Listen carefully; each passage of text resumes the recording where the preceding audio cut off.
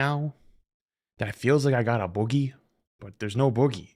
And so every time I breathe in, I feel like a little boogie move. And then I go blow my nose and nothing happens. So I've been standing there for the last 5 minutes just trying to fucking get this thing to pop out, but it's not coming out. And it's fucking pissing me off. It's a ghost boogie.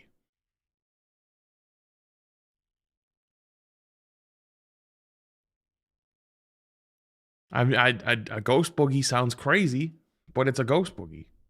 I don't know how else to describe it to you.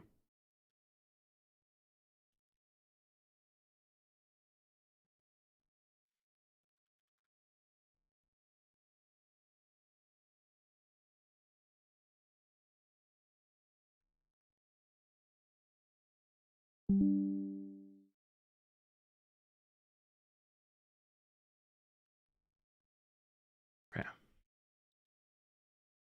Launch this. Yeah, Phantom Boogie is wild, but it is what it is. It's a Phantom Boogie.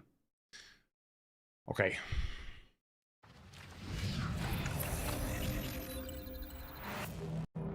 I have a serious question. That is fucking terrifying.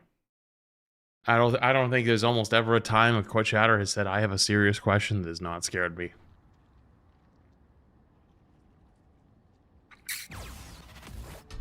By the way, regular Tony style. I think we're prime for 23 months. Long ass time, dude.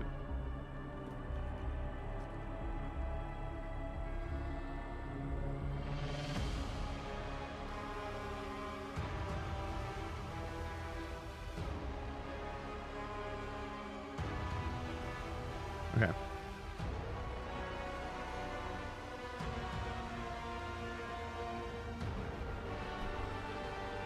I want your thoughts because it's very deceptive. Deceptive? Bro, is the government after you? What?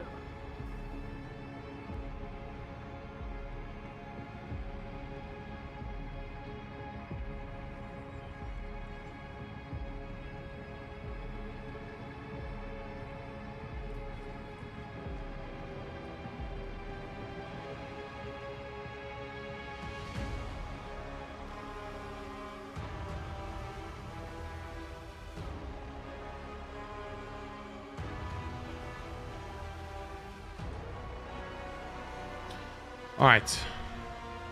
I'm here. What's up? Oh, you're talking about rivals.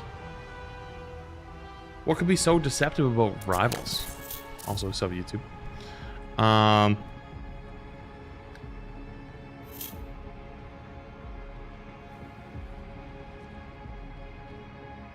What?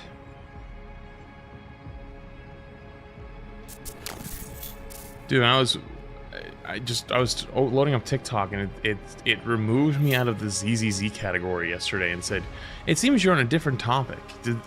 We've removed you from this one."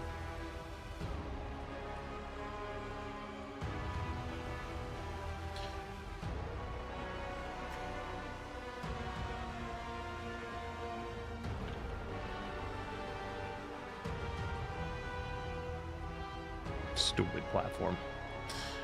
Okay.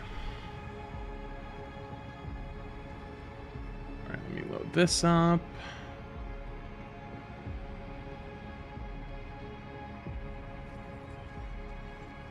Cool. AI in quick play, estimation instead of actual people. Yeah, there's been AI in quick play. That's been a thing.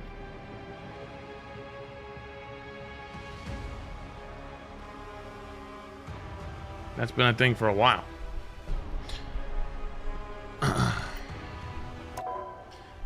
Consider playing after a long break. I played in Season 1 made to gold. Is it a good time, or should I better wait for Season 4? I mean, the best time to play is when you want to play, I think. It's not like the game's bad right now. High level meta, I think, is a little boring, apparently, from what people were saying, but I honestly think a lot of people that have been saying that have just been playing too much. Because every time I hop in, I have a pretty good time, and then the second I'm not having a good time, I'm like, okay, I'm done with this. Where's the... Oh, it's this one. There we go.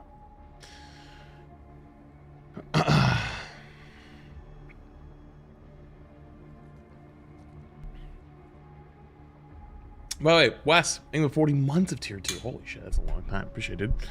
CZ, thank you for 5 months as well. What's up? Hello? QB first? No.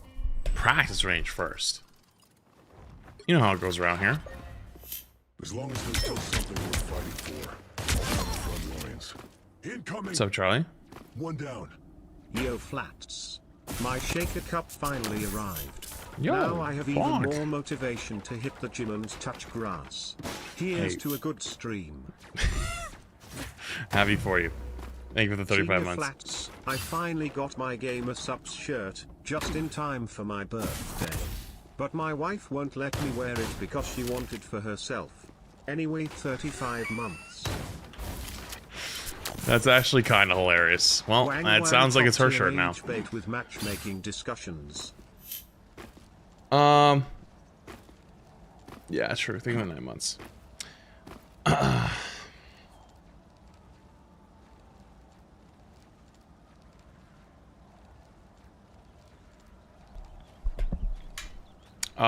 You should play whoever you want to play. If you've literally never played ranked before in your entire life, I'm sorry to tell you, but you are not going to be the next ranked demon. So it's better to pick something you're actually having a good time with, and you'll learn more, because you'll actually be interested in it.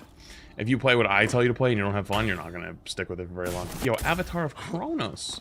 Thank you for the gift of memberships on the YouTube side. Appreciate you, appreciate you. Much love, dude. What was your opinions on Zenless? I thought it was actually really good. I do plan on playing more of it. Not today, probably. Today I'm probably going to farm some Rivals content, because I haven't played much recently. And then there's also some Gamescom stuff. I don't know if it's like... I saw it's like... I don't know if there's more showcase, you know, kind of like there was the last couple days, or sorry, yesterday, or if there's just like longer segments now. But yeah, I'll probably drop in and out of Gamescom for stuff, depending on what's going on. One down. This isn't warm up. You misconstrue. This is me yapping. Fun fact for the class, I had a client make me cry at work yesterday, and then my car got hit when it was parked. Nothing personal. I'm sorry, what? What? I'm sorry. What the fuck? Hang on, like, were you in the car? Or is it like parked in a parking lot and someone hit it?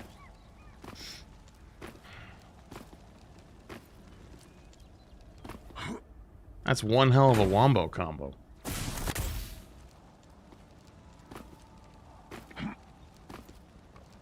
you see the Xbox handheld price is like $800 USD for the premium version and $600 USD for the standard version? No, but I did see that PlayStation raised the prices of their, I think it's PS5 Pro or whatever, to like $750. I thought Gamescom was yesterday. Gamescom is a like 4 or 5 day long event. That was just the opening ceremony.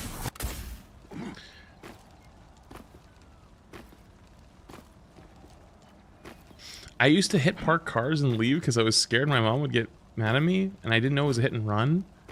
I thought a hit and run was when you ran somebody over. Hang on. Target neutralized. You say that like it's plural. Hit parked cars. How many parked cars did you hit?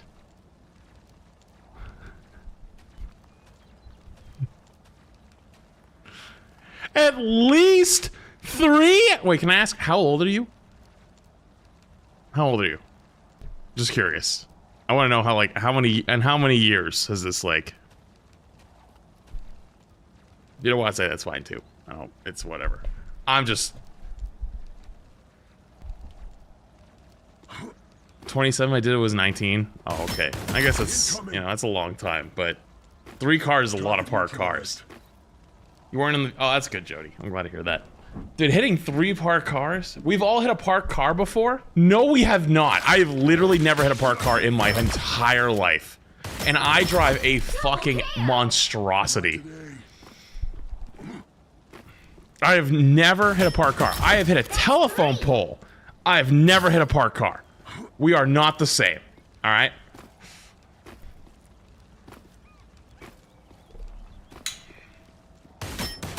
Target neutralized. That's basically the same. No, not the same. Park car is you're driving through a fucking parking lot or down a side street. I did a fucking burnout of a parking lot with bald tires, trying to beat a car that was coming in the rain, or it just finished raining. Completely just hydroplaned, went off the road, went over like a gigantic fucking boulder of a rock, and then hit a telephone pole. I was like 16, and I was driving a literal death trap of a car. I didn't realize how bad it was, but like, I realized later that it was not normal if you went around a rotary, which is like a roundabout, whatever the fuck you call it. If I was going around it, like the big ones, like above a highway, if I went around that going anything higher than I think like 26 miles an hour, the tires would squeak. So, I literally just didn't have tires. They had no treads, period. But I was dead broken, couldn't afford anything else, so I was like, fuck it.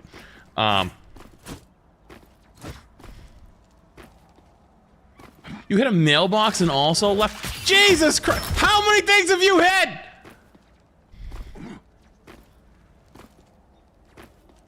My mom tried to teach me how to drive. In the middle of parking, she yelled at me and floored into a car. Not her fault. It's mine. Or sorry, it's not. So it's her fault, not mine. Yo, listen. My dad was kind of a little bit of a psycho, but he was really good at teaching shit. And I'm not gonna lie, he had me out driving on the road when I was like 15. No license, no permit, raw dogging it before I got my permit test. Because he was like, yeah, you might need to learn some of this stuff now. But we didn't go on like main roads. It was all like side streets. But I knew how to drive before I even got my permit. And I never hit a parked car. I never... You ran into a gas station door? Wait, what do you mean you ran into a gas station door? Like the front door? Or like... The context I forgot to put my car in park? Hang on, wait a minute. So you've hit 3 parked cars, a mailbox, and a gas station's front door. Is there anything else you'd like to confess now? Is there any people? Small children? Puppies? Bunny rabbits? A baby? What's going on here? No people. Why did you say and then say no people? What do you mean good with no people? What about puppies? Did you hit a puppy? Did you please don't tell me you did a puppy? Got one. No! No puppies! Or kitties. Or bunnies. Deers are acceptable. Those things are kind of stupid. No, it's just objects. Okay. Deers are acceptable. They're kind of dumb. They just kind of they do it themselves. Nothing personal. I mean, I hit a deer. So, like, yeah, it's happened. Although, to be fair, it did absolutely nothing. But, yeah. Incoming. A deer will demolish your car? I mean, I told you guys the stories of how I hit a deer, right? I mean, actually, a lot of the older chatters know it, but the newer chatters might. Like, the new Rivals frogs probably don't know it. Was the deer okay? Okay. So, basically, here's what kind of went down. When I was, like, 18, 19, I was in college, but my car that I'd had for, like, 3 or 4 years just kind of shit the bed. And I was broke as fuck. I couldn't afford anything else. And my mom wanted me to go to Thanksgiving at her fiance at the time, but now husband, family's place. And I didn't want to go because they stay the night and there's like 40 fucking people and I barely know them. And I'm like, I'd rather stay home for like my Thanksgiving break, right? I want to play video games, whatever, blah, blah, blah. And I didn't have a car. So I didn't want to go. And so her husband was suggested, why don't I drive her car down and then he'll drive her back. Like we'll go down together and then I'll drive home at night and then he'll come back. They'll come back in the morning. My mom never had let me drive her car, ever. 0 times at that point. Even when I was learning, my dad was the one who had to teach me, and then I had to get my own car. She never let me drive a single time. And she was very vehement me against it, but she really wanted me to be there for Thanksgiving. So she eventually gave up and agreed. And so I went down, and I drove the car. What was the car? It was like a Honda Accord. I don't remember. It was like a 2008, or it was like a 2013, I forget. It was a Honda Accord. And so, drove it all the way down, and then I'm coming back, and my buddy calls me and was like, yo, what are you doing? And I was like, I'm coming back from my mom's like place down the Cape. And he's like, oh, like, you know, if you're going by my house, you want to stop by? Like, you know, we're just like doing whatever for Thanksgiving. Because I talked about how I might be going by his house. And I was like, yeah, sure. So I stopped by his house and had like dessert with his family, him and his family for Thanksgiving. And so I was out late. I was up till like 11, 12, like 12 at night, and I still hadn't gone home. And I was supposed to be home at like 8, right?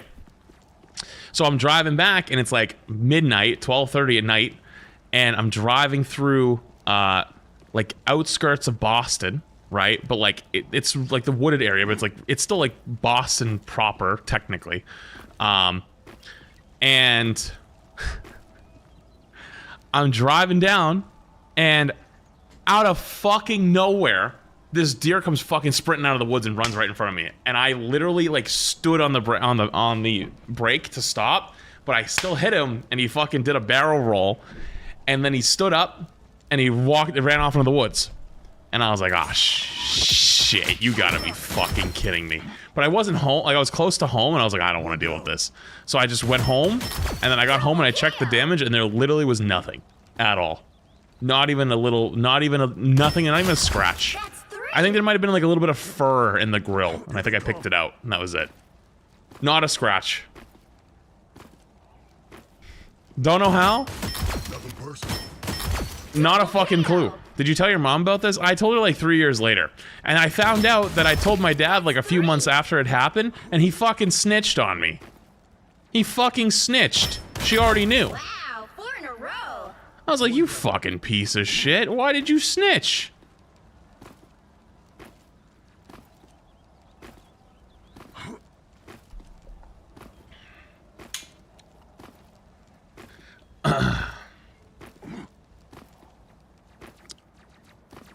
What makes your drops exclusive? Because I still have the Ignite Tournament ones. And so there's the Mantis ones, and then I have the Star-Lord ones. L Dad, W Flats, L Necros. Oh, man. That's funny. Coming.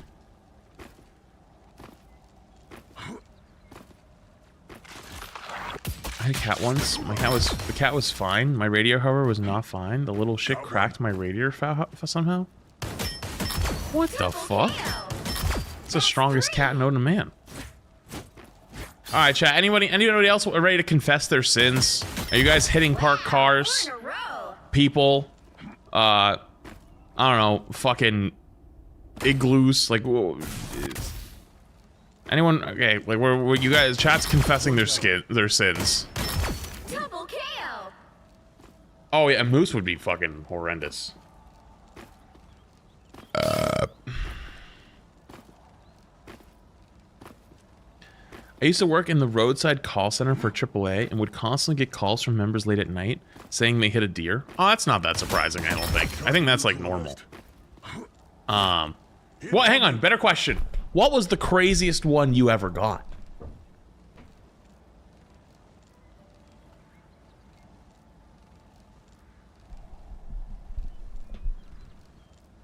I want to know.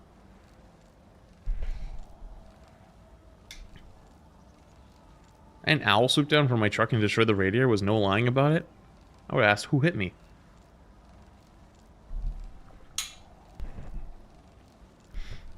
Okay, no, YouTube chat's gone off the rails with, I don't know, you guys are like confessing sins over there. You're right about, what did I just see? You're right about Adam and Luna working in 2 healer comp? You just have to have a cracked Luna. My husband and I have been running the past 4 days. Hey, happy for you. See, hey, listen.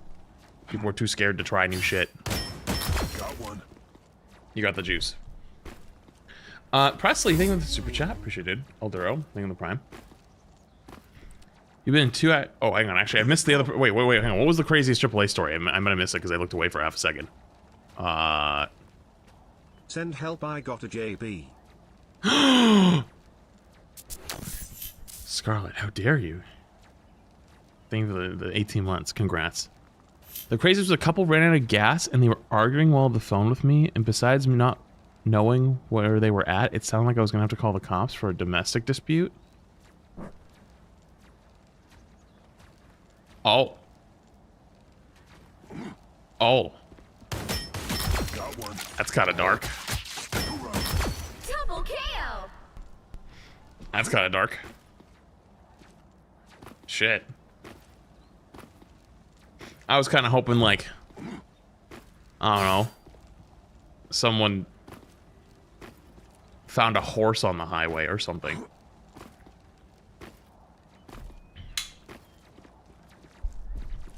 Ran into a bird on my way home a few months ago and managed to in turn lane, noticed two birds on the grass. One in the last minute jumped on the road. Oh, that's actually really sad. That's like one of my... I always get afraid of that whenever I see like turkeys and shit.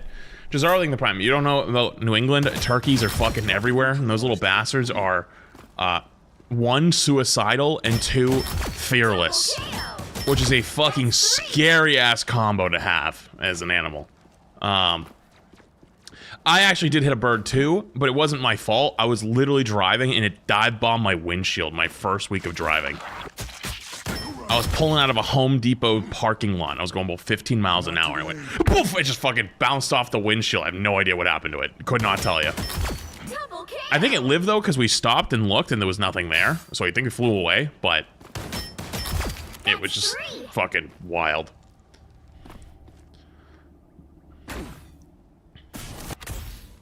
I have been in 2 accidents ever, and both were the other driver's fault. Once was a rear end into our truck in traffic. We had no damage, but they had a ball dent in the front of their car cause of the hitch. Second accident, I avoided major damage and only lost a left side mirror since an old couple turned into the wrong lane really slowly while I was on a parkway, so thankfully nothing major. You know, I hate to be that guy, but I really kind of really, and I mean really, do not like getting behind someone who's like very clearly an old person. Because not because like I'm stuck behind them driving slow, but because I just know at any given time their chances of making a horrible decision, either slamming on the brakes, sliding off the road, hitting the person in front of me, is so much higher than anywhere else. And I'm like, ah, fuck, I'm gonna be a witness, you know? Florida, we have sandhill cranes. I went to the zoo in Colorado on vacation. They have them there, and I stopped and said, wow, they don't look like they want to jump in front of your car. It's crazy. What's up, Cuddle?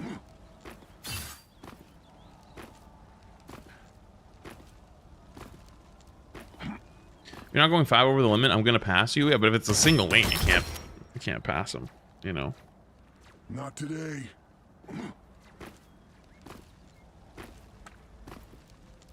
The lady who hit my car yesterday was an 80-ish-year-old woman who accelerated through the whole thing.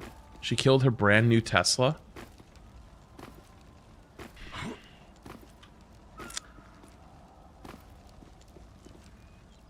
So I think you probably know. You all too well at this point. Should do we think the fresh 2-1? Appreciate it. Tom crazy stories. On my first day for working for UPS, right before my last delivery, I was crossing the street back to my car.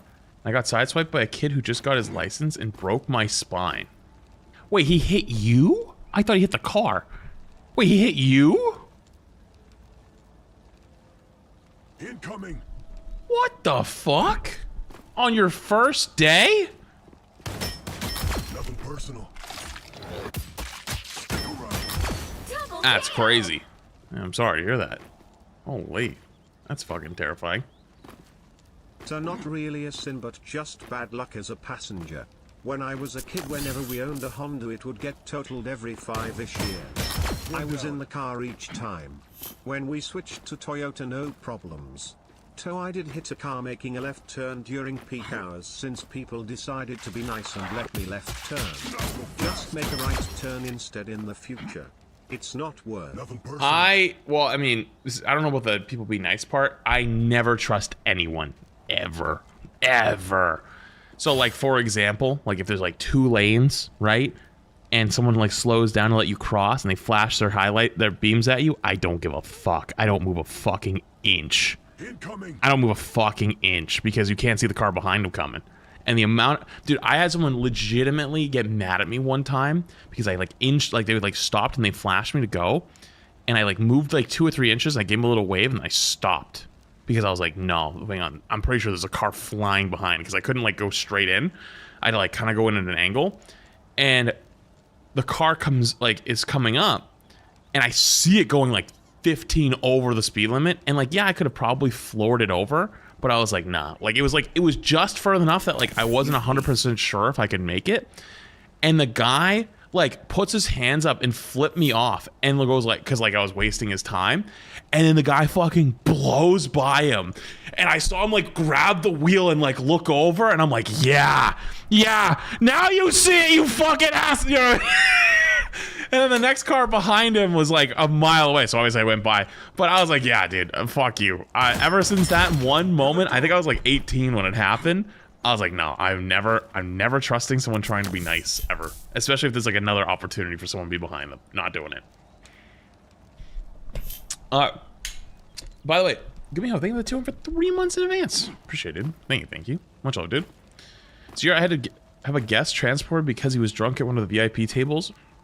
Decided to try to jump over the table full of a bottle he ordered. He didn't make the jump, and the bottle lodged in the you-know-where. Vegas tourists always do the most.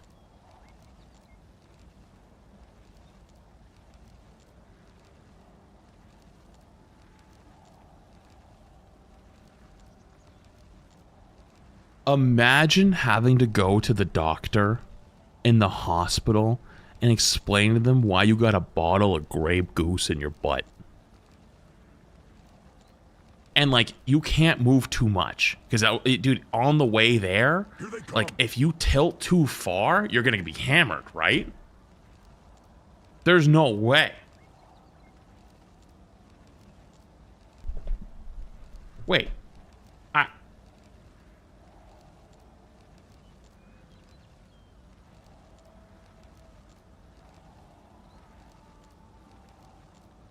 Rosh saying that 16 months. I appreciate it. They ain't believing him. I wouldn't believe him either. What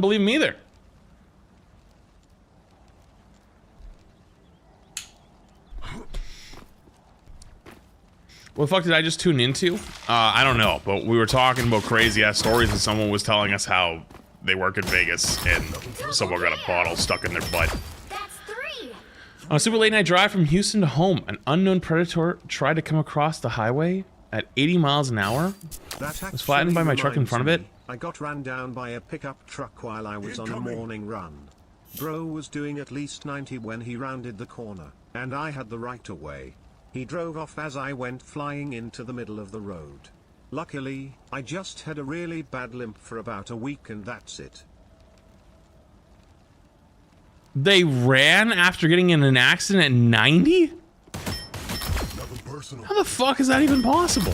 Double KO. How are you? I'm glad you're okay, but Jesus fucking Christ. Rivals Twitter released some hero updates just now. Do you have a link? No shot, you can go 90 around the corner. 90, of course, could probably be a little bit of an exaggeration, but I promise you, cars can go much faster. Depending on what kind of car it is, actually go much faster than you think. Around corners. I learned that when I went to Porsche.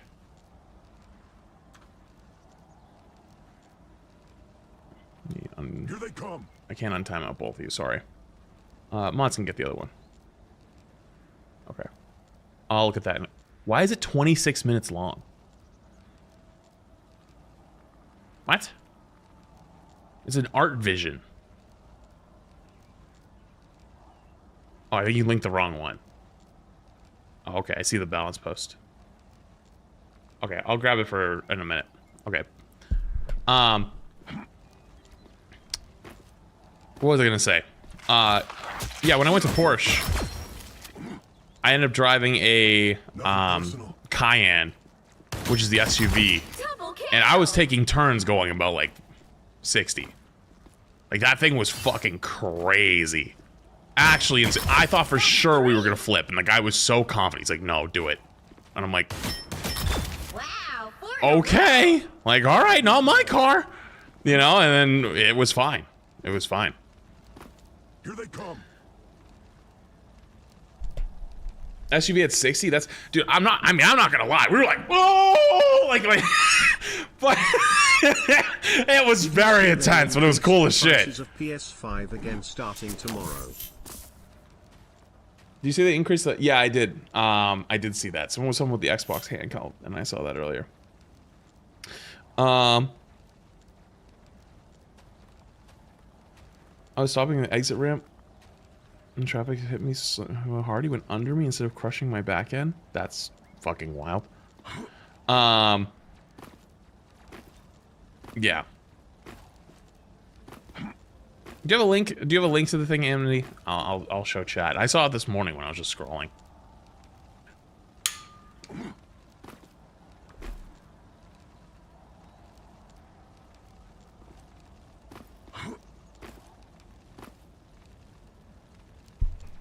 Incoming.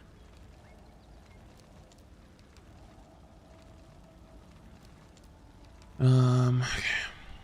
Like this.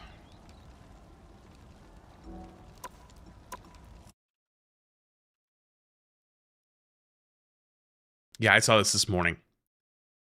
But if you haven't seen this, there's another one actually about game. Apparently, Xbox dropped their prices this morning for the new handheld as well. I don't know if anyone has a link to that.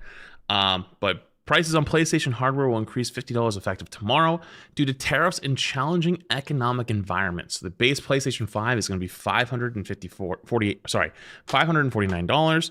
PlayStation 5 Deluxe will be $500. Or sorry, digital edition, not deluxe. Jesus Christ, can't read this morning. And PlayStation 5 Pro will be $750. Dude, imagine paying $750 for a PlayStation 5. How long has the PlayStation 5 been out? Hasn't it been out for like 3 or 4 years now? Dude, I still got mine sitting in a closet over there. Do you think it's an investment now? Do you think I've made money on that PlayStation? Dentist since he needed to have someone drive back because H was going to get sedated to have a tooth removed. He drives the 22 GMC Sierra 84 Black Widow, and let me tell you, driving on a 2-lane highway at 85 in rain was a nightmare. Why are you going 85 in the rain though? That sounds crazy. Yo, thank you for the 3 though, appreciate it. It's gonna be 5 years old in November. Dude, imagine paying $750 for a 5-year-old console. That's crazy. What would it be if you built a PC off 5-year-old hardware? What's the best PC you could put together? I bet you could put together a better PC for $750, right? Well, maybe not for $750, maybe $1,000. $750 is a little low. We could probably get like a 1080 Ti, maybe, as like a decent. Well, I don't know. I actually don't know. I haven't checked PC parts prices in a while. Yo, and Tumber, I think the super chat. Do you support it if they bring back stacking? Yeah, I was the person who literally brought it back for Overwatch. And then once they brought it back after like 6 months, all the solo queue Andes basically wanted me to fall off a cliff IRL. So I wasn't going to do that again in this game. I'm not dealing with that shit. But yeah, I'm with you. What was he saying though? Wait, was there a link that was of the Xbox one earlier too? Did I miss it? Poos are the one thing that make building a PC hard nowadays, but the rest of the PC can be built for under 500 no problem. Also PS5 Pro is 2 years old I believe, but still $750. Yeah. Jason selling the 7 months of Prime. Appreciate it, dude. Thank you. But FYI, the PS5 Pro doesn't come with a disk drive. That's kind of crazy, actually. Huh. Yo. What's up, Zeke? Thing with 5. The incoming from Bucky's new skin in the background is not as nearly as infuriating as the base skin.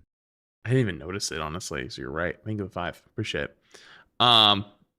This drive is like $80 or something? I don't know. What's that?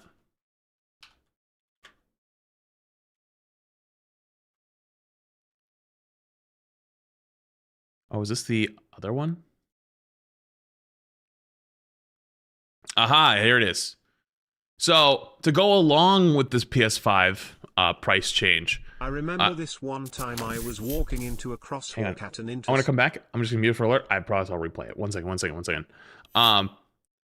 The official price of the ROG Ally or Xbox Ally. So this is the handheld. It's $550 for the normal base, and then for the X version is $900. How much is a Steam Deck?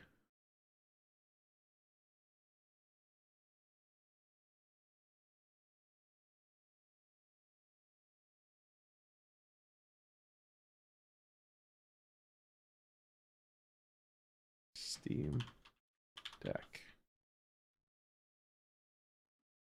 Yeah, I can get a Steam Deck for $400, or get the OLED for $500, or the terabyte OLED for $650. Steam Deck is very limited, though. Is it? Oh, maybe that's not a fair comparison, though. I don't know, though. This is kind of... Xbox really out here trying to completely kill their brand? I mean, real talk, not really. Like, okay, like, all right, sorry. Let me explain. You're right, but everyone's going to start raising their prices soon. It's already started to happen, right? Because everyone has the greatest excuse on the planet, tariffs and whatnot. And there's a lot of companies that were eating it at first, hoping that it was going to go away, but doesn't look like that's going to happen. So the industry's already been wanting to raise its prices for a while, and now they can.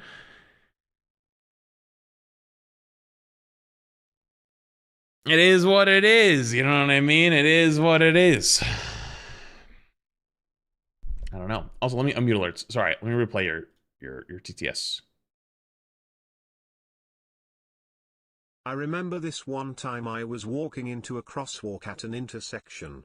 The crossing light was flashing, but it had a timer and I still had 20 seconds to cross. So I go into the crosswalk. A car pulled up into the right turn lane really quickly and then started to roll into the crosswalk where I was walking. I could tell he wasn't going to stop, so I jumped onto the hood of his car to avoid being thrown out into the street.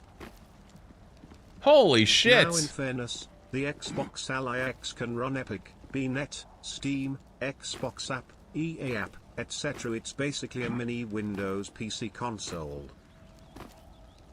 Fair. That is true. I don't know. But that's the thing, though, is I don't really know what all the limitations of the Steam Deck are versus it. I'm pretty sure EOMM has a Steam Deck, and he played WoW on it. So, That's 3. Wow, 4 in a you know, row. I don't actually 100% know, but we'll see.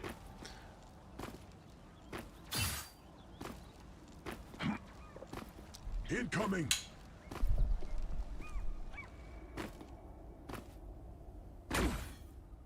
Any thoughts on Blade? I mean, I did in my better thoughts are my tier list, but I think it's still a little early to fully write him off. But he did feel weak. Oh yeah, let me look at the balance update too. I think it's pretty short. Also, this dropped. New hero balance update lands August 21st at 9 a.m. UTC, which linked to this balance post. Just a few tweaks to keep the action marvelous. Let's see who's getting powered up and who's facing the nerf hammer. Duelist Blade. The Daywalker's resilience just slightly leveled up. Blade's got more staying power for those midnight brawls. Increased lifesteal during Bloodline Awakening from 60 to 65. And reduced self-healing reduction from 40 to 35. Whoa. Whoa, that's actually a pretty big buff. Because it's only 5, but it's 5 in each direction. So 5% more healing. So he should be receiving more lifesteal because he's not getting as much healing reduction and is able to get healed up by supports more. And he's getting more lifesteal anyways. That's a pretty big buff. 10% more lifesteal. Okay. Human Torch. Johnny's heat is still on, but his flame has been dialed back just enough for the ground heroes to catch their breath. Reduce flame field. Right-click on terrain. Damage over time from 25 to 20. That's a big nerf. And reduce pyro prison damage over time from... Did my camera just die? I know why I died. I forgot to turn the fan on back here.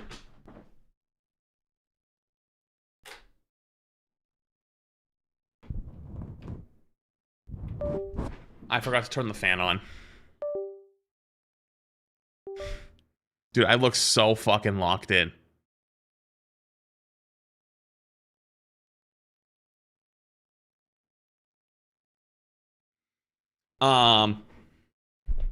Sorry, I have a little fan back there to keep it cool now because it's kind of an insane camera now.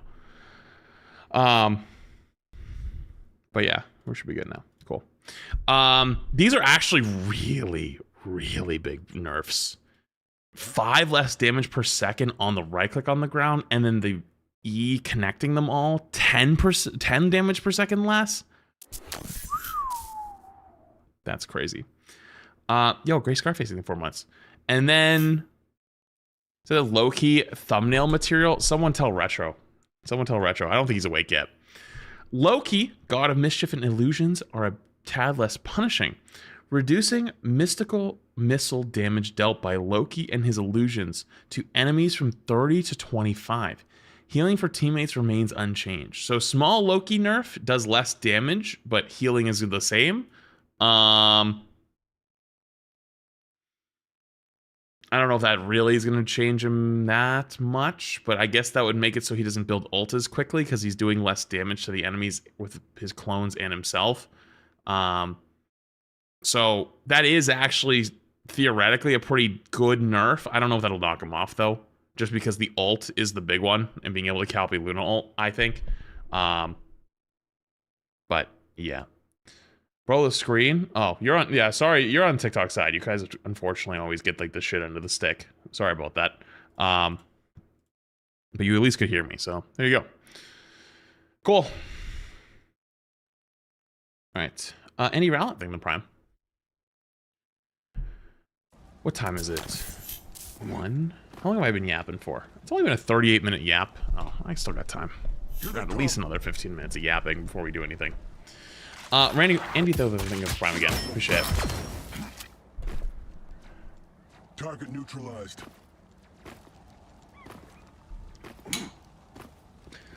What time was it? 1:17 for me. How's the apartment going so far? I moved out of the apartment. I have a house now. Double KO. And not good enough to TikTok stream? Yeah, but I stream at a much lower bit rate than I used to on YouTube and TikTok, unfortunately. Yo, that's the first thing. A fresh tier 1. Honestly, I just realized I had a mute alert still muted. Let me replay your sub. Honestly, the Loki nerf is probably coming from the surge of flanking Lokis, but tie for the sub Psycho Weave. There's a surge of flanking Lokis? I know there's one of them, at least that I've seen, and he's really not that good. It's actually really easy to turn him down, or to shut him down. Yo, Zeke thing with the super chat, by the way. Do you think they should make Loki's ult like echoes? No, I don't know, actually. That's a hard one, because then you just kind of, like, it's so favorable to copy supports. But I guess then at that point, it would make it more favorable to copy a tank. But I don't know if it would actually be that. I don't know.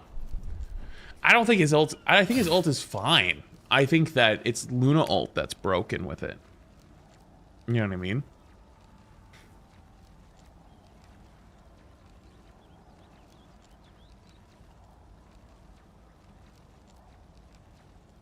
I see flank Loki almost every game in GM. It's kind of a coin toss when it works and doesn't work.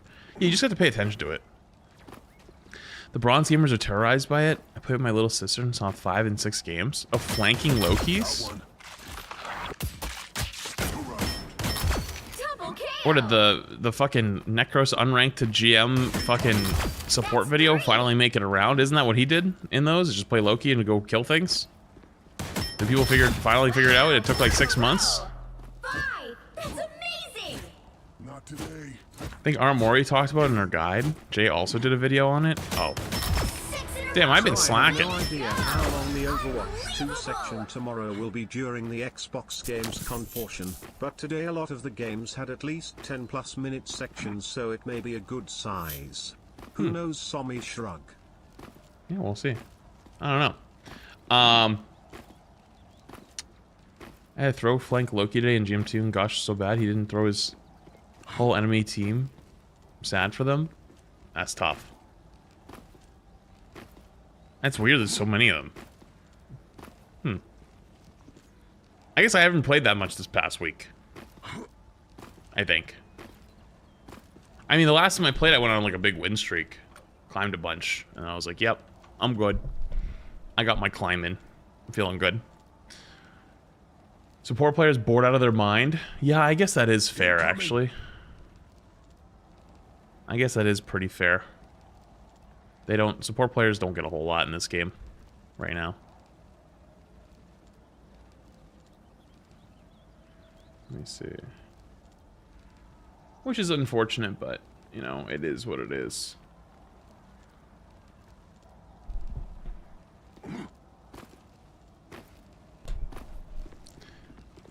I played so much ranked this weekend. This week's already, the last few days. But yet today was tough. Honestly, I've been just enjoying just popping in and out when I want, you know? It's been a good time.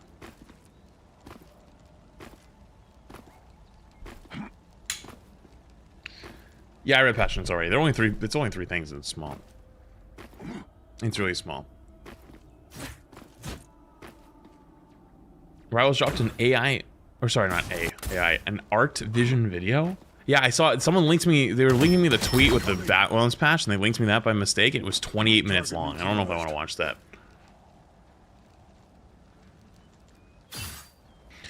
Well, after you said you watched the video, I tried out the finals last night and had a blast. Definitely wouldn't solo queue it though. Is it really bad solo queue? Nothing personal. Double KO.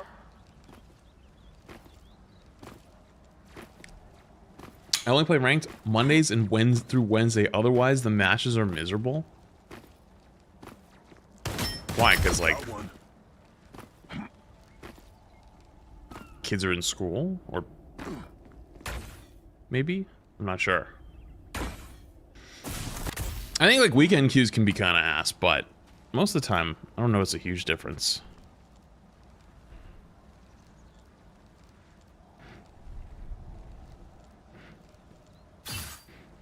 Incoming. Apex added wall running yesterday, so I've been playing pseudo Titanfall.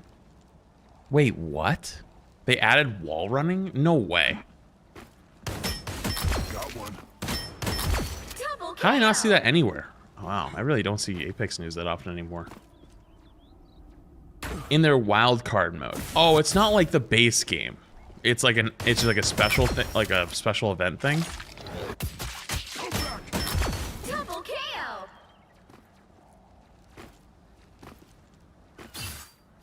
Oh. No shit. Unemployment lobbies.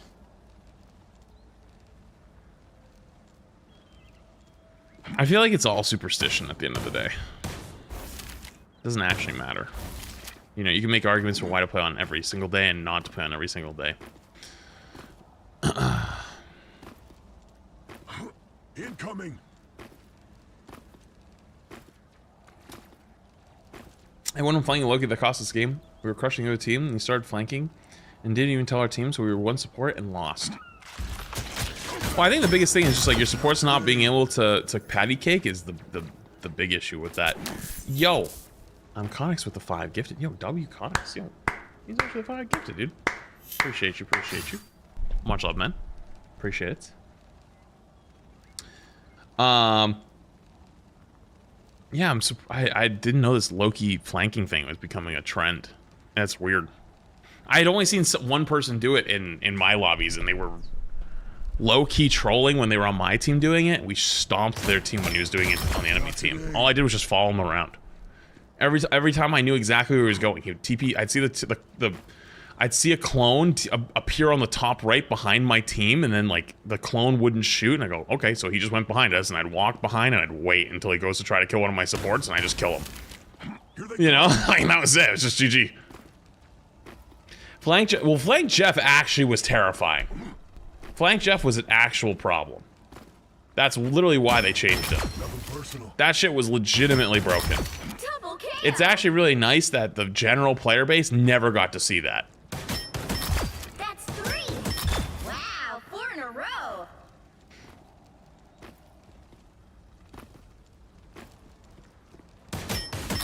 Five! That's amazing! Got one. How the fuck does flank Loki work? It's just like it's just literally what it is. Like you just go invisible, pop behind a team. I guess I can actually legitimately do it.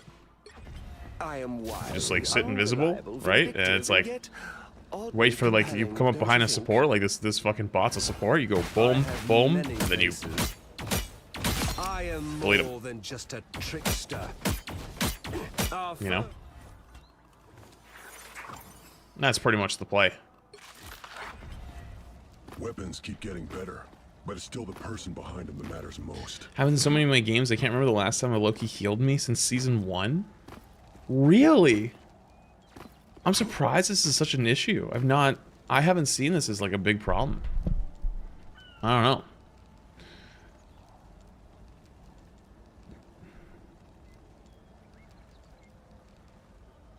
I haven't seen it as a problem like at all.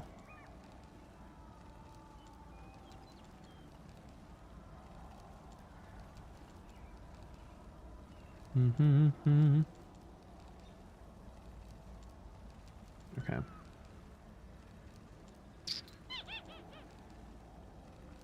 All right, I think it's content time. I think I've yapped good enough, long enough. Hang on, let me set this up though. I gotta set the scene. Incoming!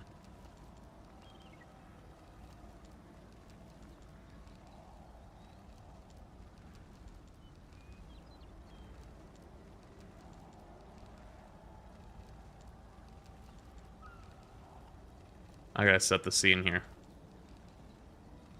Also, why did my Discord just die? Weird. Okay, let's get that.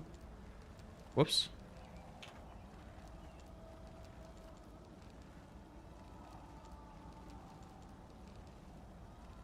Got that, and then this.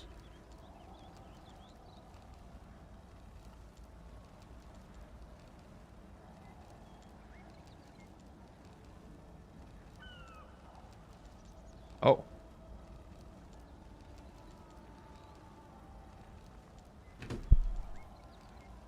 Where did it send? Here they come! Sorry, one sec.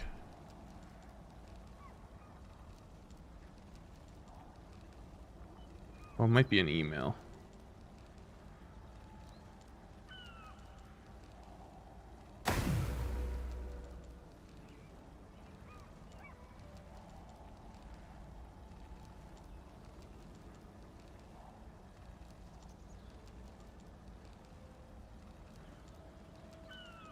Sorry, crap got signed out of the TikTok.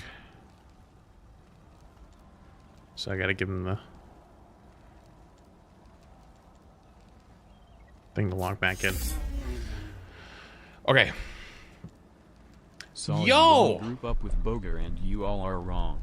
EOMM exists. I won 3 games in a row and the game decided I needed to lose the next 5. But you and your followers will say I'm the demon. It's not my fault. Conchu keeps telling me to run it down. Incoming! Yo, Jeremy, thank you for the $50 super chat. Appreciate you, our resident Moon Knight main. But you know what? Thank you for the amazing transition into this absolute cope of EOMM. And chat, I gotta tell you, there's a little story that I've got for you. We're gonna do some good for the community today. So if you didn't see, if you haven't been on Twitter, there was a Rivals tweet that went viral this past week, and I'm gonna show you it. It was a clip. It was actually particularly this clip, but it comes from a quoted tweet. Oh, hang on. I have to send crap another code. One sec.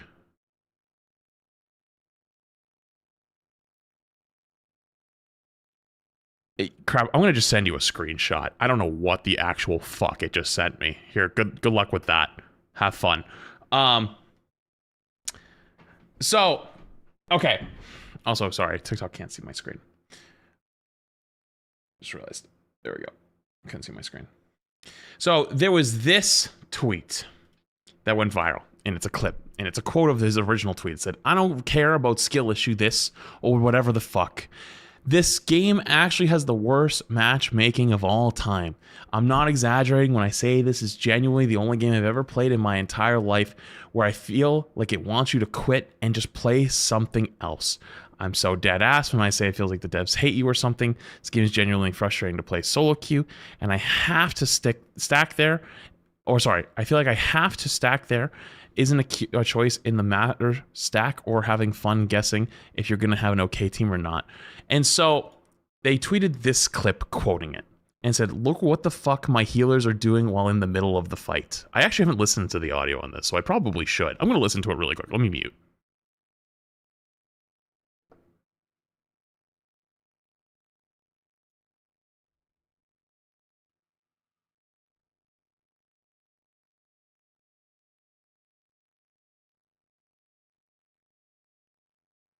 I don't know if there was gonna be like them crashing out over it or something because I didn't listen to the audio. Okay, there's no audio. There's no like audio of them. Okay, so they tweeted this clip right here, and this clip right here is of them playing Groot, and I want you to watch the full clip.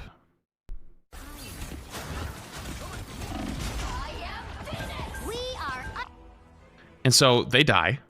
Spam I need healing after death, which by the way, giant pet peeve of mine because it's just like you're just clearing up the feed or clogging up the field. Hello? Oh, the Twitter thing broke. Okay.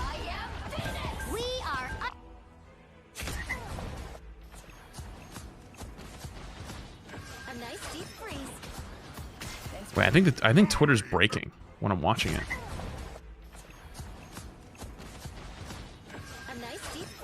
Dude, Twitter's breaking. I can't watch the clip. It keeps freezing. So right here.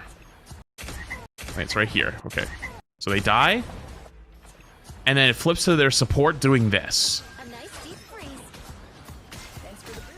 Yeah, I know. Twitter's playback quality is horrendous. I know. There's nothing I can really do about it. So one more time. They die. Spam I need healing. Oh my god, it keeps doing it.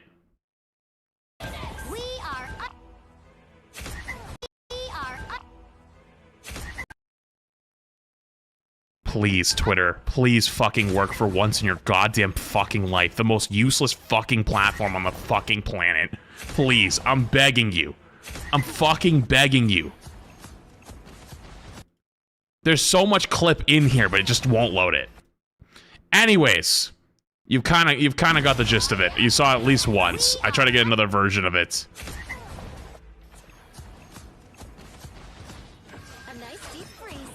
I don't know why Twitter gets stuck on the loading screen part of that, but use the replay from your YouTube stream. What? That wouldn't make sense. It's a Twitter clip. I don't have it. I never watched it on stream before. Hold control and scroll wheel. What will that do?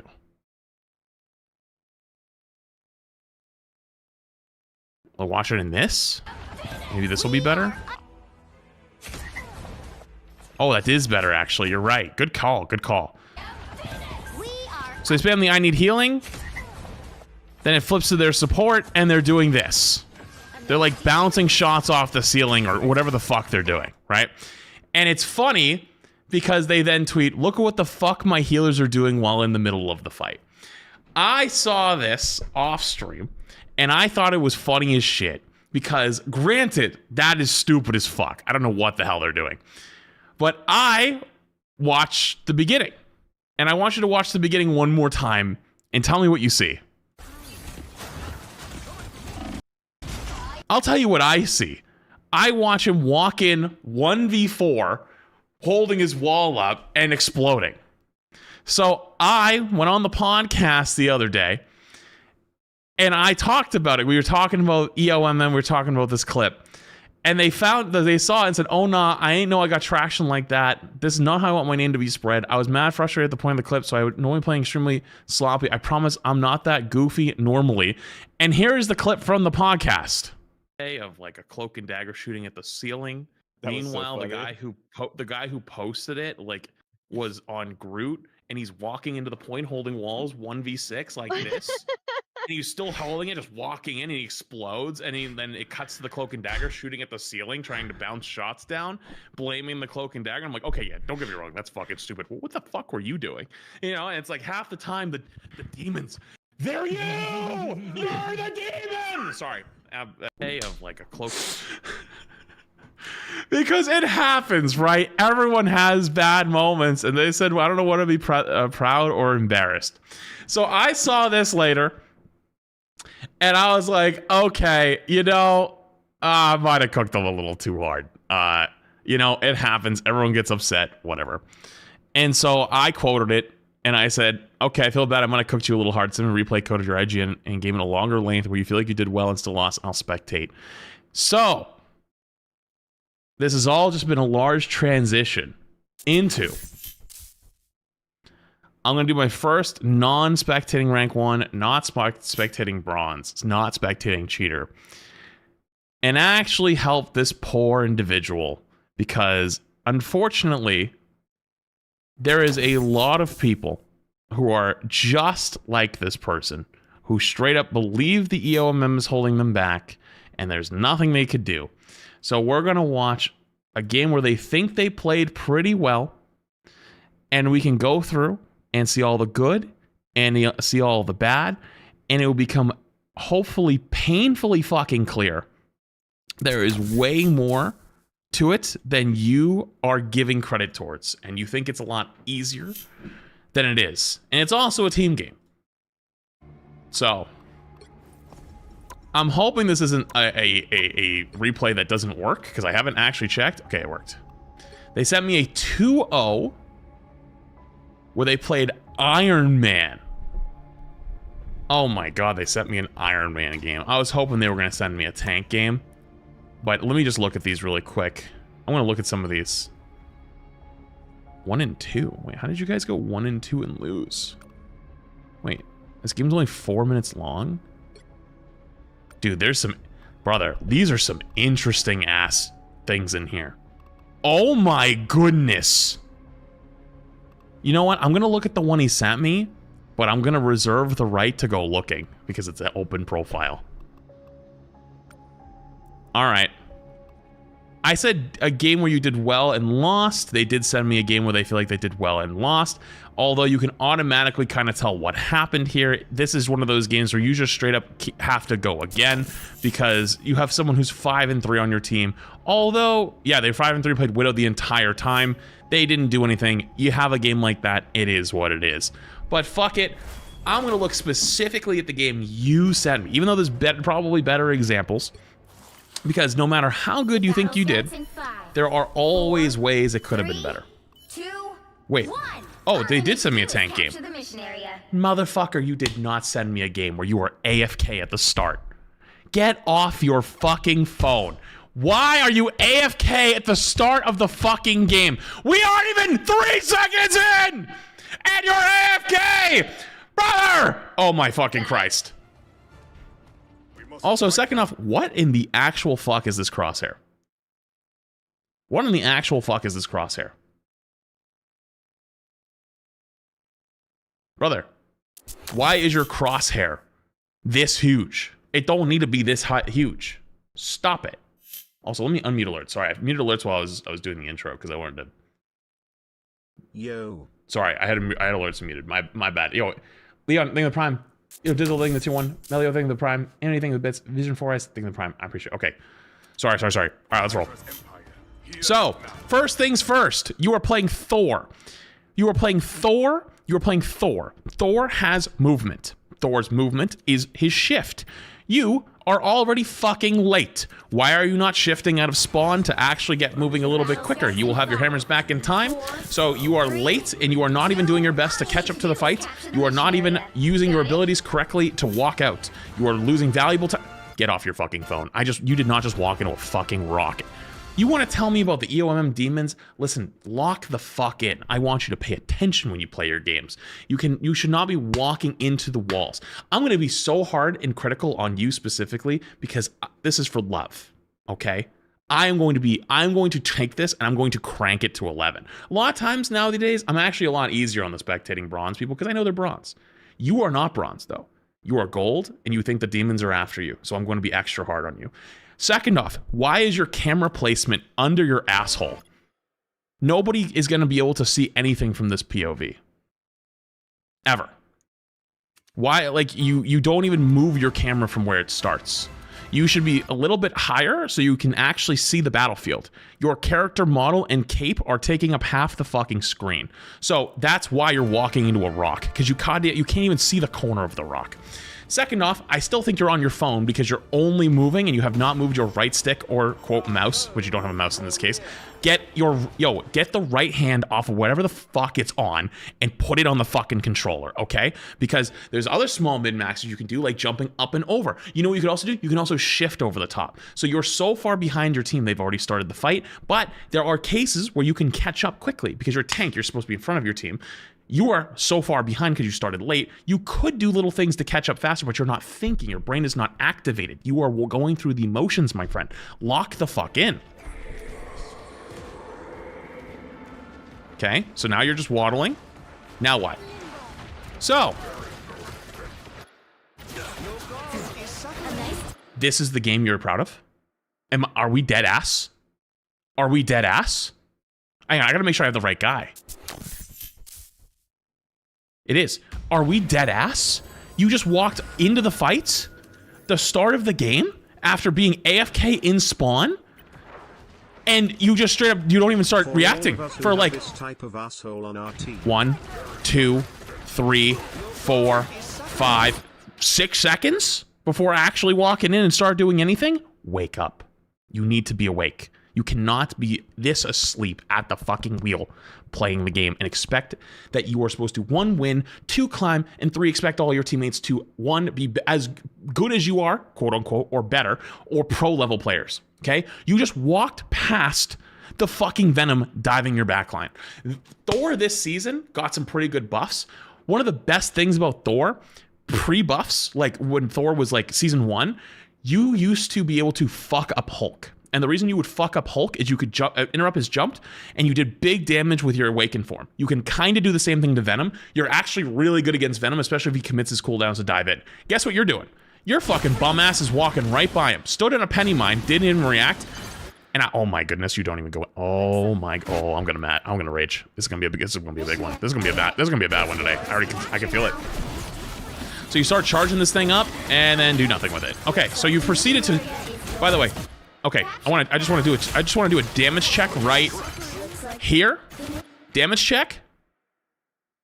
0. We are 3 minutes in to the VOD. Probably about a minute and a half into the game. There you go. Your first instance of damage. Lucky it hasn't even registered yet. You're still at 0. Just saying. Now you finally go your awaken form. This would have been great to do if you did on the Venom on your backline. For some reason though, you're walking into the enemy team doing it. You do not use cover. You do not use this middle thing.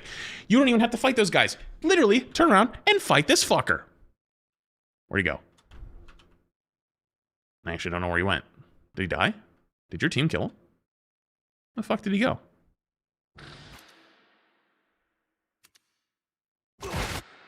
There he is. Oh, he ran away at like full HP and then dove back. He's next to you on point. Look, dude, like you talk about the demons in your games. You talk about the demons. Look at this awareness, brother. You guys literally just touched cheeks. You guys just backed up on each other and threw it back on each other. That's how close you are. You don't turn around.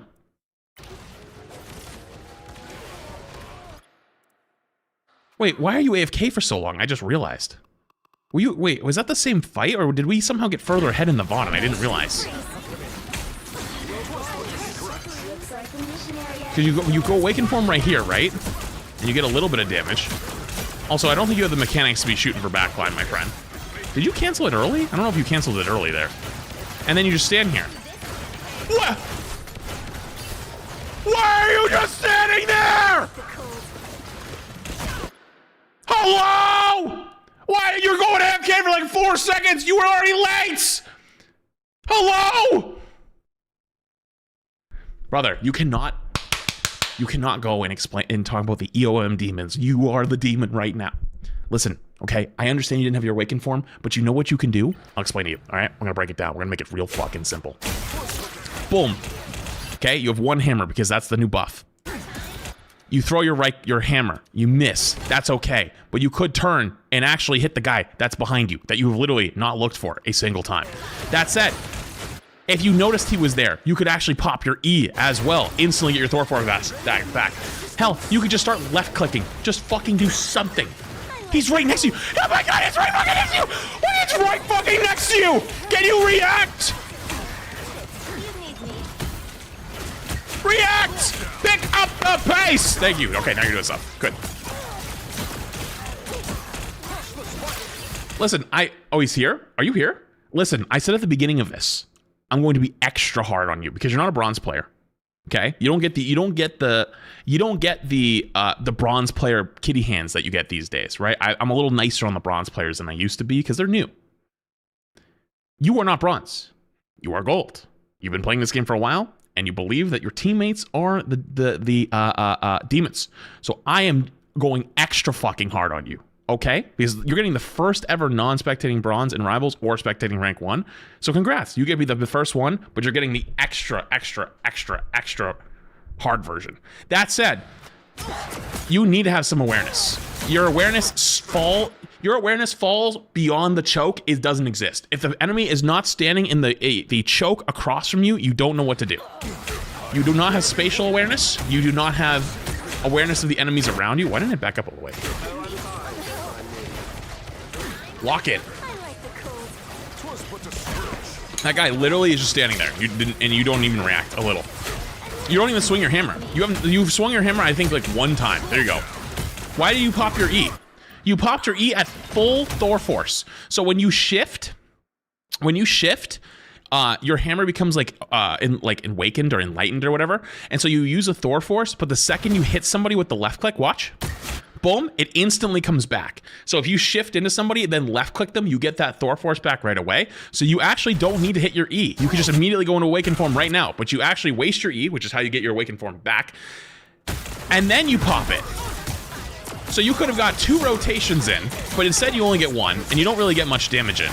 Because for some reason, I don't know why, you're trying to focus their backline, and their backlines are like Rocket Jeff. Dude, just fucking punch the penny in the goddamn mouth. I don't know why you don't shoot the penny. You have the mechanics so far of like a semi sentient, it's somewhat still alive squirrel. Okay, it's not bronze player, but it's close. So just hit the penny in the fucking nose and get your ult charge, get some damage in. Because so far, you've done multiple rotations and you're not even at 1,000 damage, and you should be pumping. Their venom is way fucking ahead of you. A venom. Okay, you're getting cooked. Okay, shift them in, that's fine. You have your awaken again, you could pop it if you wanted. I don't know why you right click there, and then before going awaken, you already had it, you didn't need to do that. Okay, so you're gonna walk into the enemy team and probably die here. No, you shifted out, that's good. And you still died, never mind. The prophecy was never wrong. So you understand why you died here? Because there's a penny that's just fucking standing there.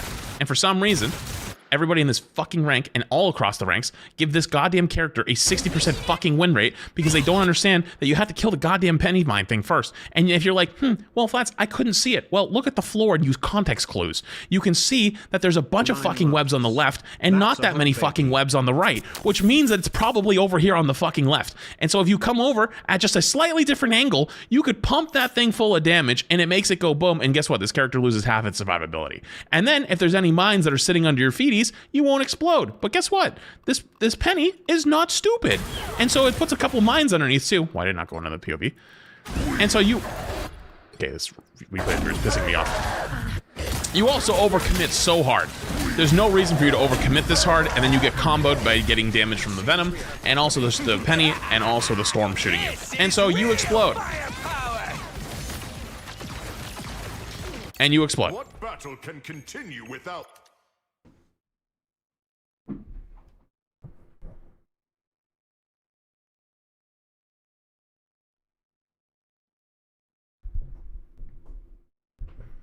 You checking the notifications?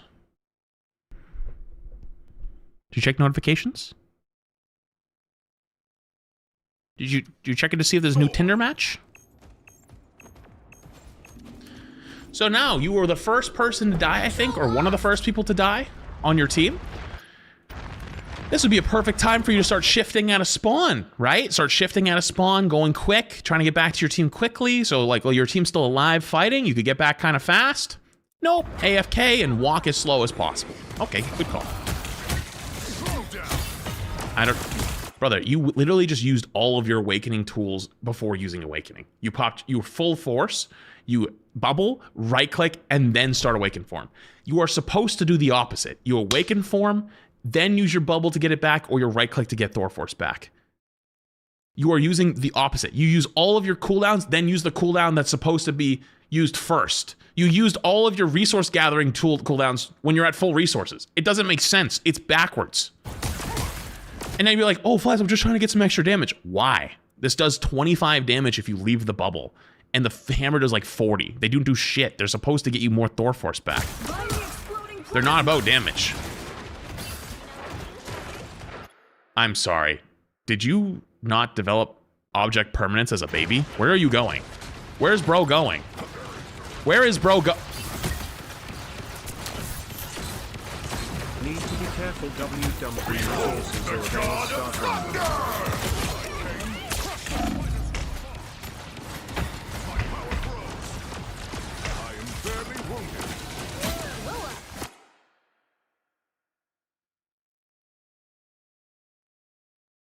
I have a question. Do you think that was a good play? Because you survived? There's a reason why it's gold.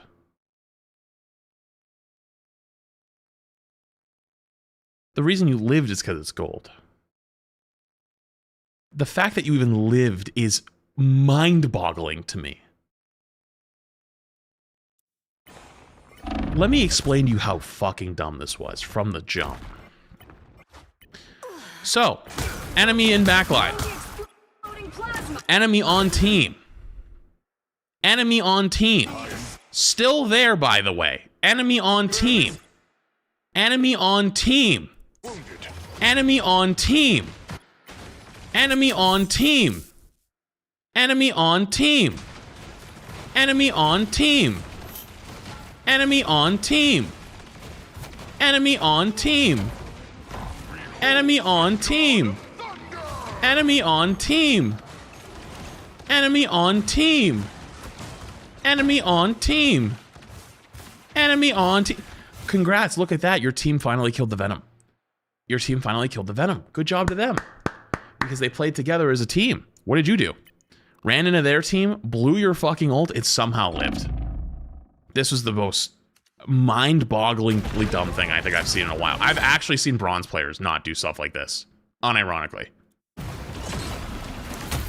Running, literally shifting into a full penny setup, 1v4, gotta be top 5 craziest plays I've ever seen someone do. And you somehow got one.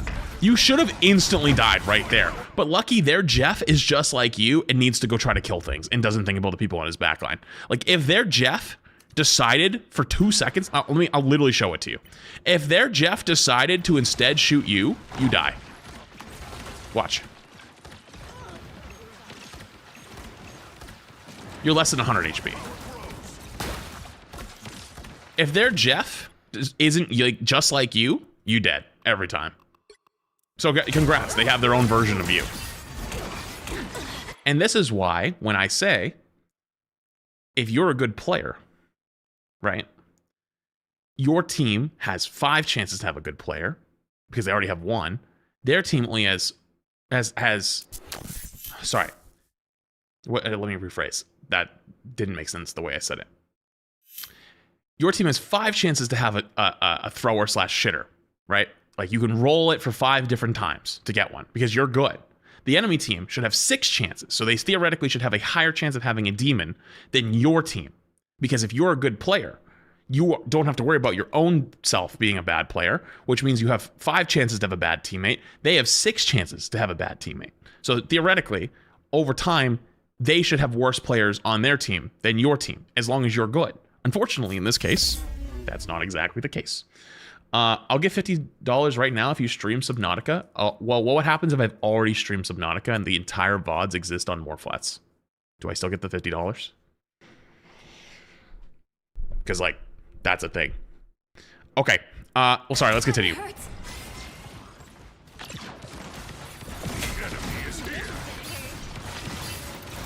Dude, this brain off shifting in thing is gonna drive me fucking nuts. What in the...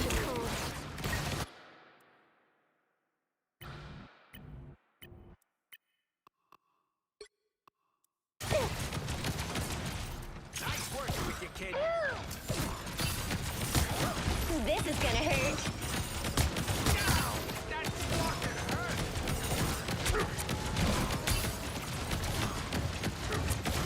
Pulse charge. Fire. You know what this, fighters? Control C. Lines in place. This should keep us safe.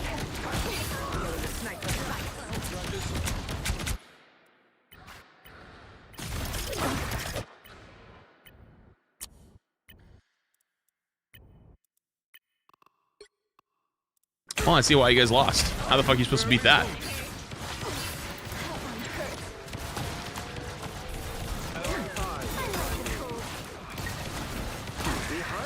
Maximum pulse! Again, you absolutely waste your E at full Thor force. Proceed to do minimal with it. You know what would be nice to have right there? Your E. Would have got Thor force back immediately and could have went a weekend again. You're gonna shift into them again. I just want to do a stats check, by the way. 3,700 damage, 1-1. I don't know how you end up with as many kills as you did. Probably just start spamming on Iron Man, I'm guessing. But my goodness, this is... You don't shoot the nest ever either. Like this, I know we already went over this, so I kind of already knew what to expect. But like, brother, like these nests have been sitting here. Wait, you missed? Did you miss? Did you miss the right click? By the way, I don't think you get Thor Force off of objects. You have to hit a person, I'm pretty sure. So, it doesn't make sense to throw that. Control lost. This is gonna hurt. Wow. What is this? Thor, the god of electrolytes? So now you go Iron Man. Iron Man should be the biggest free eats of the metal ranks of all time. 1, they can't look up. 2, a lot of people, especially on console, can't look up or shoot. And 3, you do splash damage and have an ult that insta-kills people through a support ult. So, I'm assuming that the way this is going to go from now on is you just start spamming their front line and hoping somebody dies.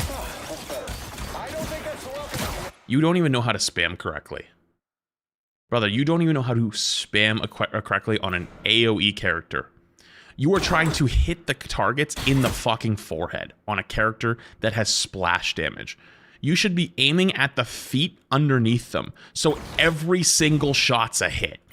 You are trying to hit them dead on and missing. Many times over. You hit 1 out of, what? 1 out of every 3 shots, maybe?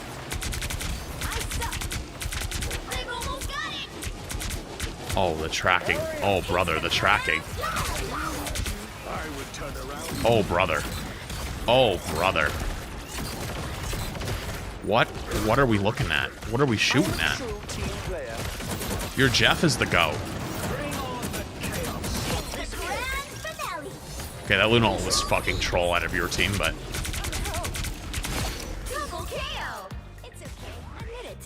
Alright. So, here's the difference between a good player and a person who wants to check their phone every 4 seconds because they can't stay focused in the middle of a game. You could go up right now after this fight ends and go poke and get your ultimate because you're at 40 or 86%. Instead, you are going to sit here and wait and do nothing. No going up and spamming, no looking for ult charge, no getting early good positioning, no forcing ults early, just staying here AFK on your fucking phone! Keep going.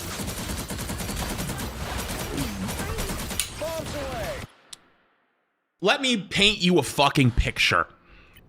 Let me paint you a picture on how you save your team, because you're going to lose this fight after this. I have a feeling. Or you don't lose a fight, it's going to drag on for a while, and then you get fucked. You poke early, you get Iron Man ult. You have ults. You should have it right now.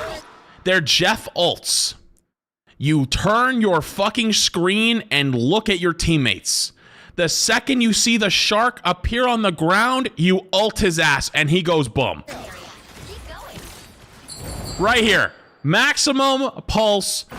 Grabbed. Dead. Instantly. Right there. GG. You save your team, and you kill the little shark. Instead, let's see what you do. You don't even turn to help. You don't even attempt to help. Oh wow, their Jeff actually ran into your... This is unbelievable. He ran into you. The Jeff ran back. Like, you know how I said earlier he's you on the enemy team? That's your EOMM demon for the enemy team. That's who you're paired up with, by the way. That's the matchmaker's version for you for them.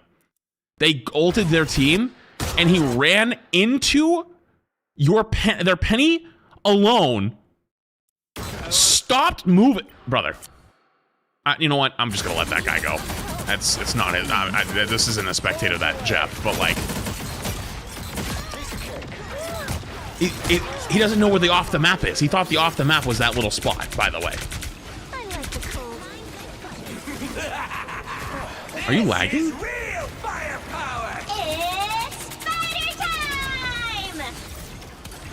So why do you stop moving when you do that? You know you can move, right?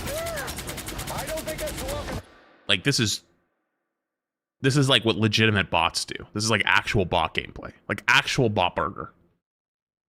You're like, brother, you are in the middle of the fucking point, sitting still in the sky. You can't do that. There's no cover, there's no game, there's no plan.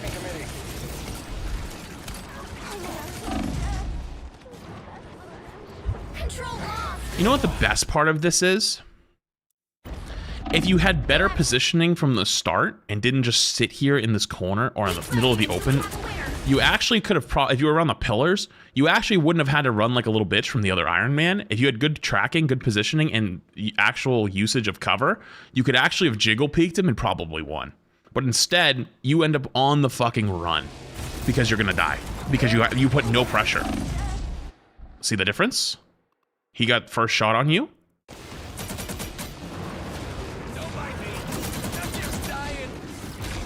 And he goes to chase you down. See the difference? He gets first shot. But you can flip that. You can flip that back on him if you wanted to. Wait a minute, hang on. So you're getting pursued. You run out of jets. You pop your E to fight back, and you don't even shoot one single time for splash damage as he's turning the corner if he's chasing you. You don't even attempt. You wait to see him. Lucky he didn't chase, but if you do this, right, and you go to, this is like a good plan to try to flip the script on him, right here, fire a shot, see if he's still there. Brother, you're 150 HP, where are you going?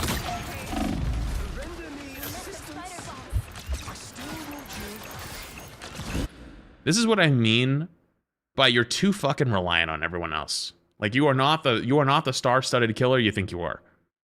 You could have grabbed a health pack, and you know what you could have done? Let me explain it. You pop your E here. Boom. Check shot. Right here, as you backed away. Instead, you kind of look for a better angle for no reason. You could just keep backing away as you shot there to check, right? Next up, after you realize that the threat has left the building, backing away towards the health pack, you could continue to fire shots towards the point. You could literally keep firing an explosive round while you're grabbing the health pack. You get health pack, you get full HP, and then you slowly work your way back while using your whole bar still, but instead, you wait to fly back. You fired, what, 3 bullets in your advanced powered up form, and then wait for healing. And now you're gonna go for your ult, right? In the middle of the fucking Jesus fucking Christ, did you think that was worth it? Hello? You literally got cooked by this guy in the same position. No joke. 25 seconds ago. He literally is in the same spot, and you go in the same spot and do the same fucking thing again. How have you not learned your mistake yet? Hello? Also, what are you ulting for? Because it's overtime? Sure, that's not a bad idea, but at least have a target lined up. You didn't have a target. You just fucking shot this thing and hoped for the best. Look at it. I can tell. You go, oh, maybe the Jeff, and then you eventually flick down, and then you flick back up, and then you somehow killed the storm. By the way, not a fucking clue how you killed that storm, by the way. I actually think that they were out of range. Regardless, though, you're in the middle of the fucking open, you get traded for. Did you really need to get traded for? Brother, this is fucking gold. You could have went way the fuck over here if you really wanted to and ulted from here. You genuinely could have ulted from here and they wouldn't have even reacted. They would still be like, they'd still be going, huh? What was that noise? As they're in the spawn room.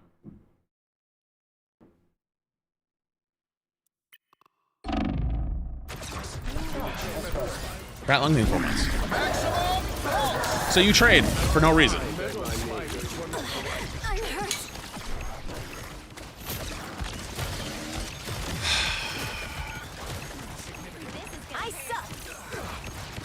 I swear to God, if you're AFK when you respawn. Okay, you're not at least. Alright, so I want you to... Why are you going right? Brother, your pathing even pisses me off. Why are you going the longest route? You can literally see where your teammates are looking, so you can see they have a sight line. And instead of immediately turning this corner, popping your E slash your like empowered form and spamming down to get damage in on the fight to help your team, you decide to take the fucking scenic route. Little shit like this is insane to me because like you're not paying attention. You're not paying attention to anything. You just have certain things that you do and you've never learned anything else. Yo, Sukuna, think of the 5 gifted. Hey. Appreciate you, Sukuna. Much love, dude. Lady Jane, thank you for the 4 months, by the way, as well. And Brachi, thank you for the Prime for 26 months. Mike for the thing for the 2 months. Appreciate it. Yo, W Sukuna. Much love, dude. All right. So you're gonna pop it? You're gonna pop it and help? Okay, you finally do. Good. Wait, this is actually good. You're actually cooking. What? He's dead. I'm not even gonna look.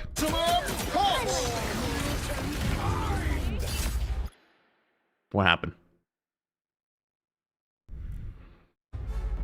I know they lost, but...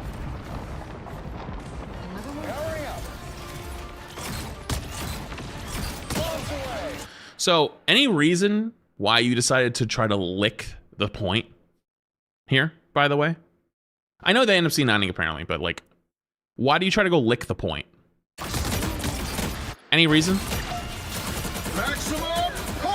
And if you answer to me, well, I'm trying not to C9, well, you did.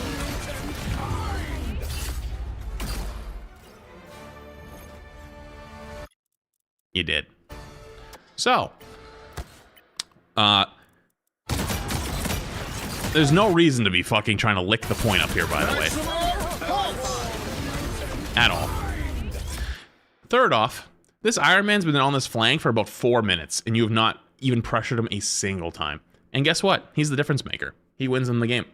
Now, that your mag ults and steps off of point, that's a bit of an unlucky. That's actually a bit of an unfortunate, but that's not something you can get too mad at. That just happens. Now, do you have the mental fortitude to not get angry at that? I don't believe it. The battle starts in 5, 4, 3, 2. All you need to do is capture the mission area. Got it?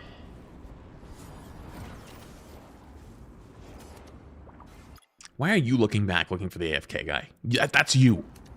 That's you most of the time. Why? Did you get activated? This was the gameplay you were proud of? Brother, I asked you to send me a VOD you're proud of.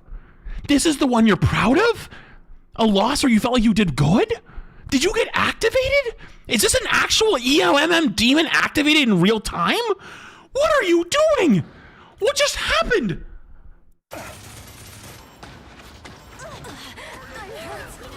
Why are you over here AFK?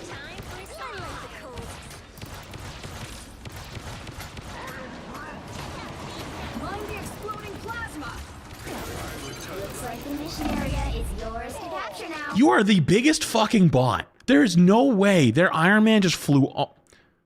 You know what the difference between someone who's fucking AFK and someone who's not AFK? This. Plasma burst! Looks like the mission area is yours after now. Guy hits the flank and gets 2 because your fucking AFK ass is insane.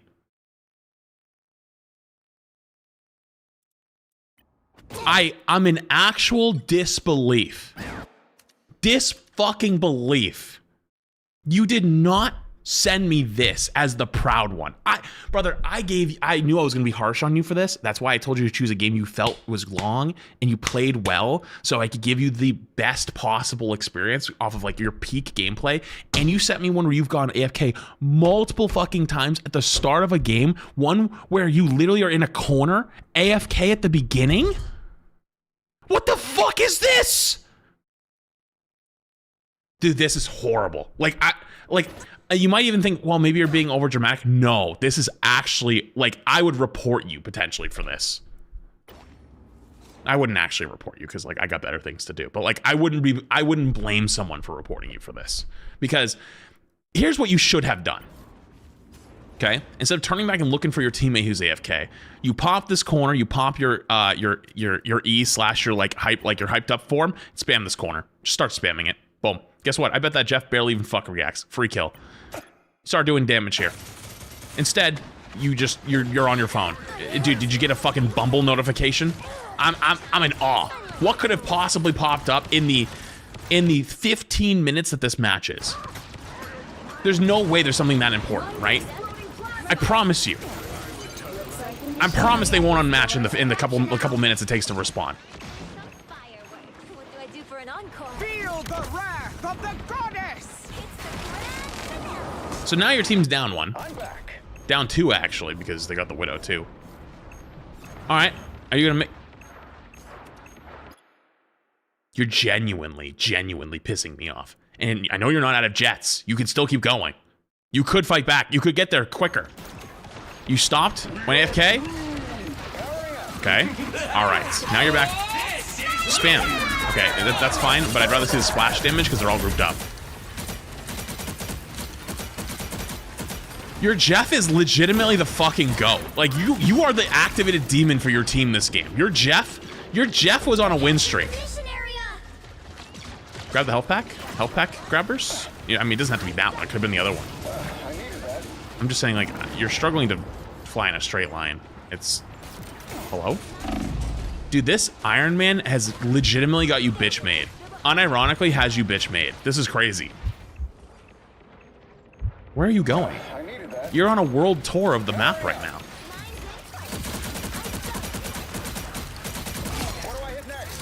Finally, fight back.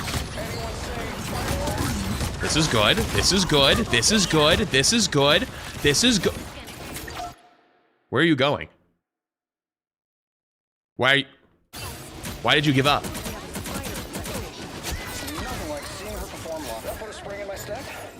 If somebody leaves your line of sight, you just forget they exist. You need me. Help cap the point, please? Thank you. Okay.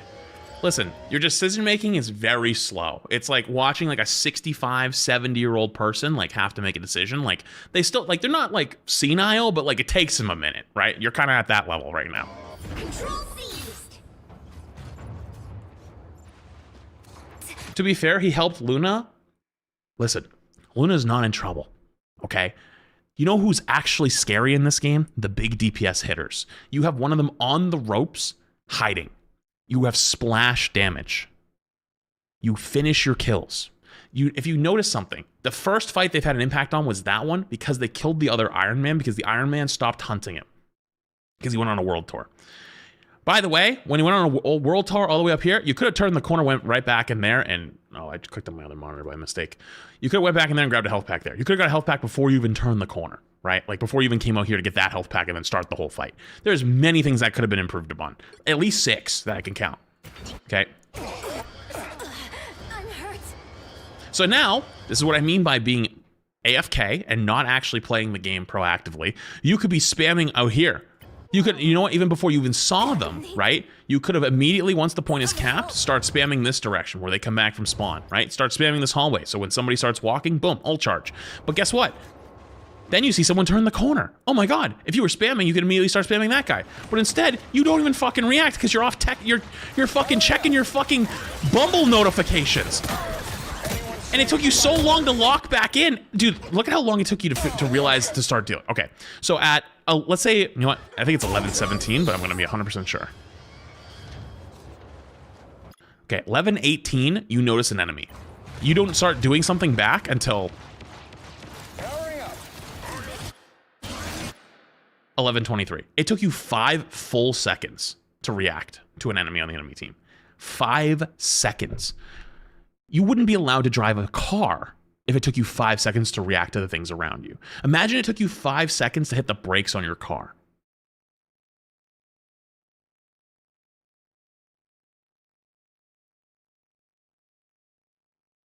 Insanity. Insanity.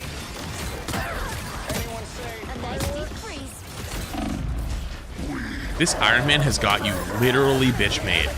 So you kind of hide. You do the same thing where you always, whenever you're in trouble, you just hide and you go like, help me, please. You don't fight back. So yeah, you're 1 HP here, right? But you're getting healed and you've given up completely. You don't continue to just try to keep fighting at all. Oh, you actually finally did turn back around after getting healed, thank God. So the way you would have probably wanted to do this is right here, like what, after you got healed, immediately start fighting back again. But it takes you so long to make any decisions that like I thought you were gonna keep running. But you know what? When you actually fight back, you have a chance. Last map. So this was almost perfect. You actually almost did a really good job here, okay? Right here, I don't know why your team gave up point, but here's a good example of you shouldn't have just like immediately just went, like you could have started backing away and shooting while looking for the health pack, but you should have made a decision right here to ult, instantly. Look at them all grouped up. This is a freebie. This is so free. This is a big one. Boom, all dead. But instead you decide I'm gonna start doing damage first, and you give time for everyone to split and run away. It takes you too long. You lose your opportunity. If you're gonna make if you're gonna make an opportunity, it has to be instant. Otherwise, you need a game plan. And by game plan, probably kill a support ult. A support ult like Cloak and Dagger, who's coming up soon. But it's okay to make a read on the fly and change the plan. That's fine, but you have to be quicker. You're too slow. Now you should cook that guy. Yeah, you were the empowered state. You almost lost that. Jesus Christ. Okay, you know what though? So far, this is actually pretty decent. You know, all of a sudden, now you're getting, hey. And you're back to AFKing again. Okay. Listen. Yo, turn the corner. Yo, hello. Go stand the fuck over here. Look at this free damage. Look at all this free damage. Look at all this free fucking ult charge that's sitting here, ready for the taking. And your ass is just fucking picking your butthole on point. Looking at the Widow behind you. Why are you beaming in a small choke? Hello? You're gonna piss me off. So Iron Man has no fall off, right? You could go to this pillar. I wouldn't advise it. I'd go to this pillar. Go back here. Guess what? You sit right here on this fucking angle, right here, spam. Then you have cover, boom, boom, boom, boom, boom, boom, boom, boom. They all get fucking annihilated. You get your ult in like 20 seconds. And then instead you're back to beaming. Why are you beaming on grouped up targets? Why do you keep doing it? I loved the stream. Huge fan. Keep TH grind up, bro. This is a demon-possessed man. This is a demon-possessed man that went on Twitter and said that all the demons were in his games. Wrong! Wrong! You were always the demon, and that's okay. There's nothing wrong with that, but you have to realize that you're the demon. And if you want to climb, you have to realize that. If you don't want to climb, that's fine too. There's nothing wrong with that, but... The point is, stop blaming every other person. Because, like, yeah, not everyone's gonna have a perfect game, but neither are you. Even the games that you think are good. That took you so long to react. Oh, your mag just popped off, by the way. Your mag just saved the whole fucking game. Holy shit, your mag just went crazy. Why did you just... Yo, you have the tracking skills of a fucking walnut. What the hell is this?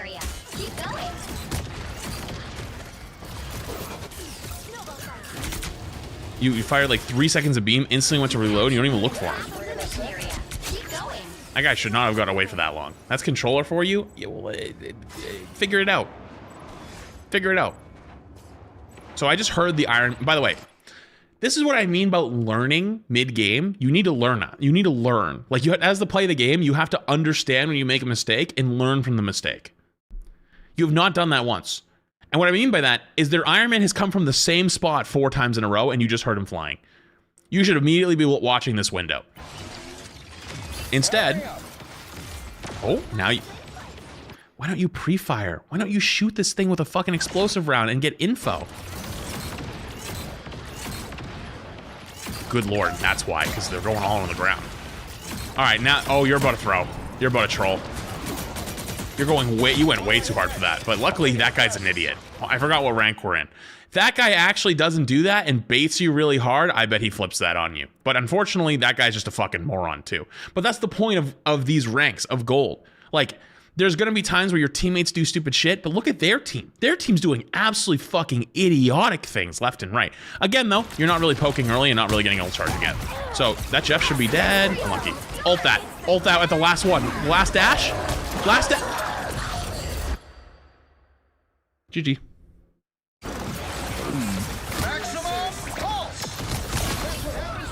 You did get him. Nice, you got the Jeff. But if you actually went for the cloak and dagger, you would have killed both. Not even on purpose. You would have just got lucky and got both. You almost missed too. So, 4th, you should be timing your Iron Man ult to land on the 4th dash of cloak and dagger. Instantly kill her. Ult's over. So right now is when you spool it up because she's at 3, and then you look for the last dash. You see she's dashing. You aim right here. Boom, she dies. Guess what? Jeff then goes for ult 2. You would have got a 2-for-1 deal. You would have got a 2-for-1 deal. It would have been like, BK, have it your way.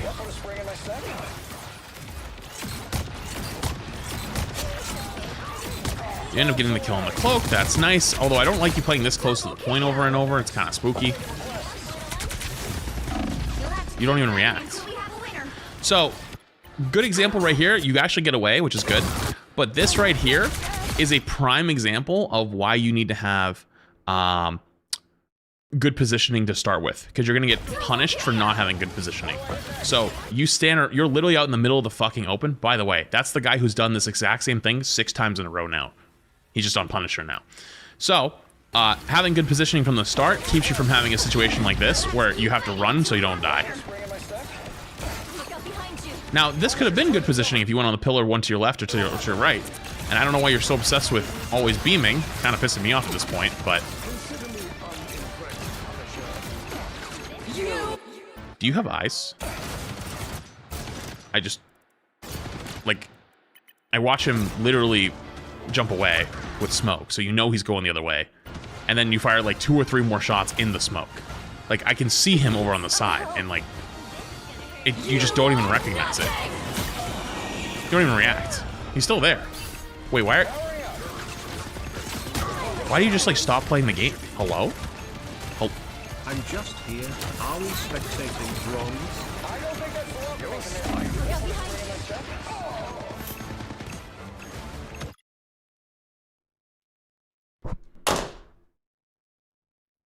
You know what? It is real. EOMM might actually be real. You got activated. You are the actual unironic EOMM demon. You just got activated. NetEase just flipped your switch. What the actual fuck was that?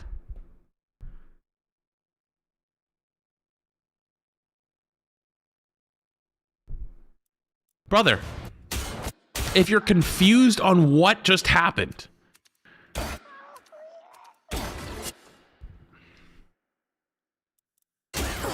getting pressured out here is fine, okay? But you stopped fighting back entirely. Why am I getting why is TikTok calling me? What the fuck is this? Unstable internet connection? Yo, hello? Yo, hello? Is it back? I had to solve a puzzle. The fuck is this? Jesus Christ, dude.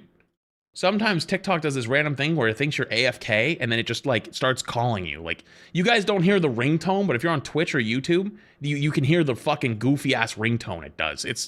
gotta be the stupidest. Okay, whatever. Point is, where's my cursor? You stop fighting back here after you get to half HP. Dude, you're like, you know, like skeet shooting, how they shoot the disc and they fucking fire it? That's like you. You're the skeet shooter. You're the fucking disc in the sky. It doesn't fight back. You're there just to die. Why do you not fight back? Hello? Spam damage. Fucking jiggle peek, shoot this wall, shoot the floor, shoot this way, fucking go back and forth, fight for your life. You have 100 HP still. Why are you AFK waiting for heals in overtime? And then you decide, fuck it, I'm out. And you actually go into the line of fire and die. Like, that's so fucking-otic. And the best part of all, is your pathing on leaving is so dog shit. It's so dog shit because you know where this guy is trying to kill you from, right? And just basic angles. I'm gonna show you it from his POV. Basic angles. Look where he can see. If you go down and take a right,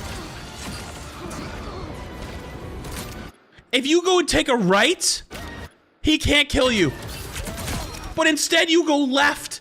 There is literally a fucking line of sight that he can still see you on. And you go left. Why even go left? There's no health pack over there. Why not go right? There's a health pack. Do something. Fight for your life. And the best part is you weren't even in trouble. You were okay. I'm hurt. Among the exploding plasma.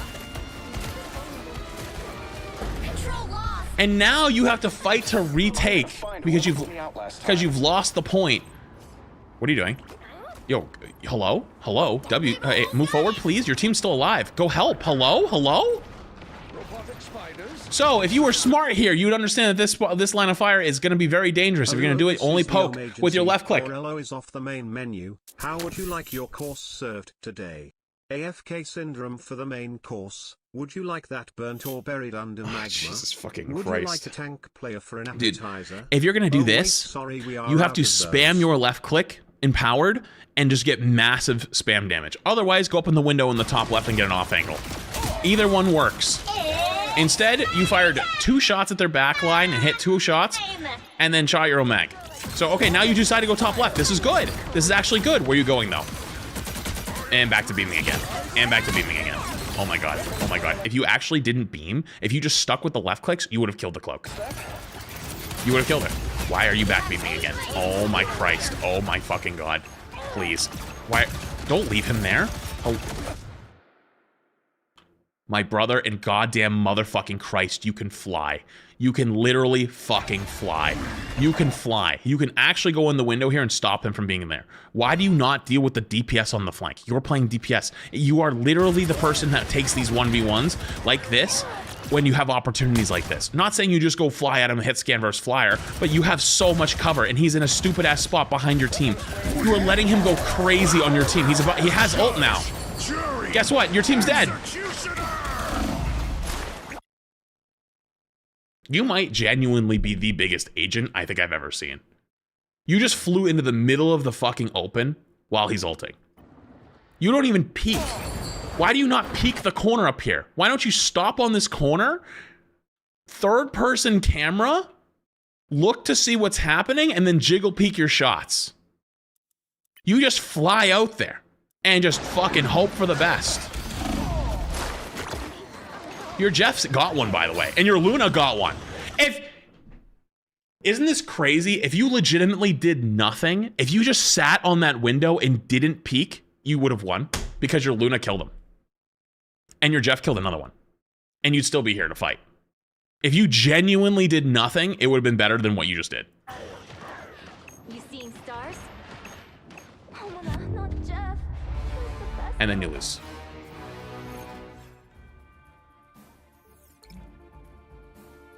And that was the best game you could submit. I can only imagine what the not as good games look like.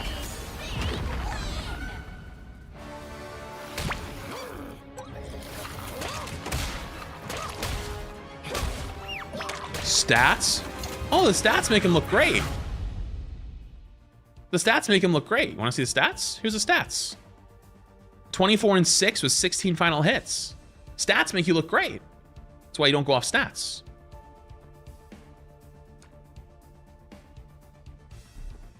This guy, the rat guy, who was 14 and 12, was the difference maker on their team. I'd argue this guy won them the game. This guy had an Iron Man ult that forced a C9 on the first point. Is this aluminium free? Stopped the Iron Man on the flank in the overtime retake on second, and got behind them, forcing them to use ults, setting up a turret, and went crazy.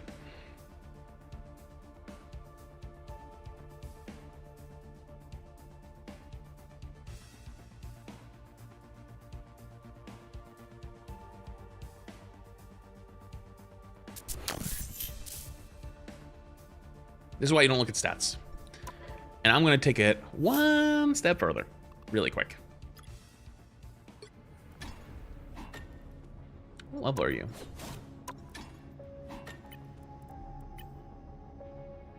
Highest is Diamond 2? What season was Diamond 2?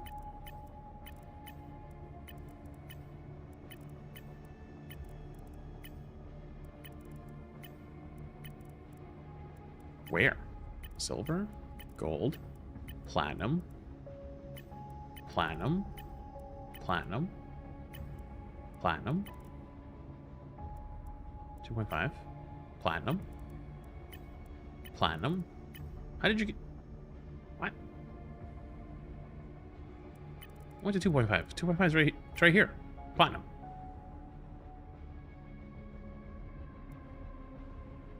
Chad, it's 2.5 right there. Platinum. Highest. Diamond 2.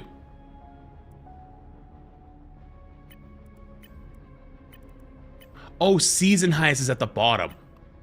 Oh, I thought, wow, I actually didn't know it did that for previous seasons. I thought it showed your highest up here. Oh, my bad. I actually didn't know that. I didn't see it down here. My bad. Oh, what? Wait, you've been playing Blade? What's the win rate looking like? I'm sorry. Hold on. I need to do some math. I'm sorry. Does that say what?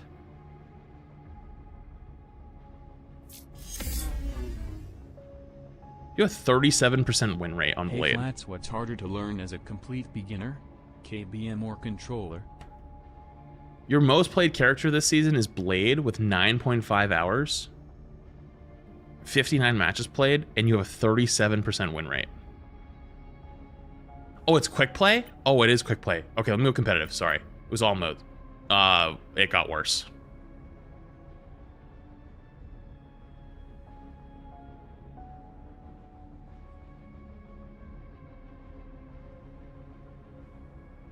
It's 34 now. Shouldn't have pointed that out. It got worse.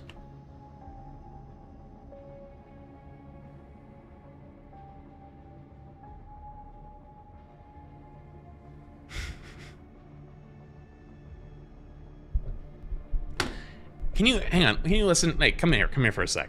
Come here. Sit here. Listen to me. This is okay, okay? This is the beginning of the journey. This is where you stop buying into online rhetoric. Because unfortunately, people on the internet are fucking stupid. That's the truth. And even though you cannot beat the internet hive mind, it doesn't mean it's always correct. And that's okay. And so you have been led to believe that EOMM is real and led to believe that the game is stacked against you. And don't get me wrong, the matchmaking in this game is not perfect. It actually is pretty buns. But it's not keeping you from climbing.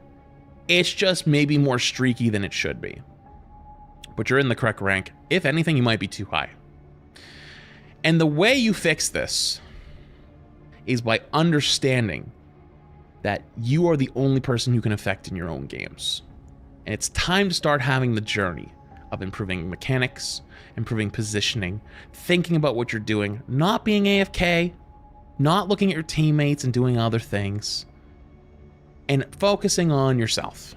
Because that's how you're gonna get through it. And that's how every person can get through it. Now, you don't have to do that. You can just play the game for fun. Honestly, I think that's the way to do it. Honestly, you probably shouldn't even try hard. Like, play for fun. That's actually the better way. But don't believe everything you read. Don't believe every fucking internet, fucking Reddit, Twitter post, or YouTube conspiracy. Don't get me wrong, sometimes it ends up being right. And a lot of times those are like the big whoa moments. But I just want you to know that it's okay. It's okay. And you're going to climb and you're going to improve. Things are going to get much better for you. Hi! Hi, I didn't know you were here. Hi! Hi, buddy. What's going on? I missed you. I thought you were coming later. Hi! Hi!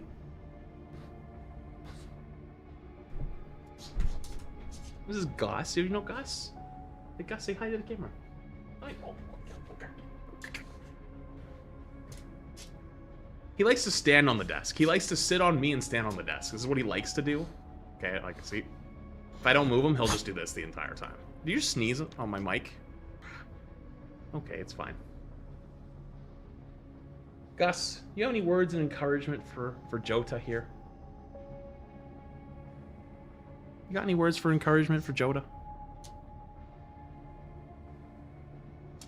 Nothing? He's sliding because my mouse pad's glass. Hi. Hi. Nothing? You think he's a lost cause? he's a lost cause. Yeah, me too. No, that's not true. I think he's got a chance. He's gonna have to lock in. Okay. Well, now I can't be mean anymore. How am I supposed to be mean to him? How am I supposed to give him a reality check when I got this? You know? Yo, John Man's thinking of the tier 1, by the way. Appreciate it, dude. 72K, by the way, I think the super chat earlier. I think either of them could be difficult. Oh, you wanna get down? Okay, have fun exploring.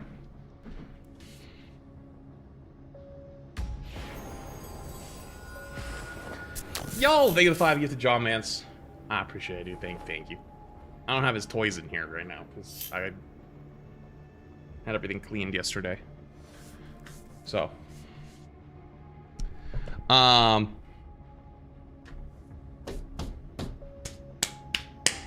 anyways, now I'm covered in pug hair.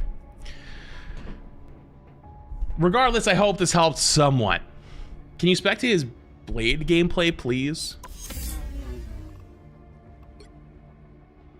And actually, his wins are on Thing, Wolf, Feast. I actually won a Blade game there.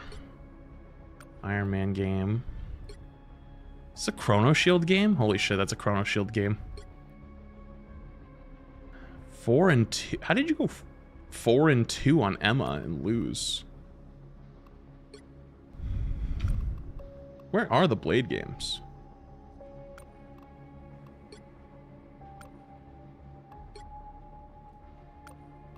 Wait, maybe he's swapping in them? Holy fuck, he played 5 different heroes that game. Is it actually a Blade game in here?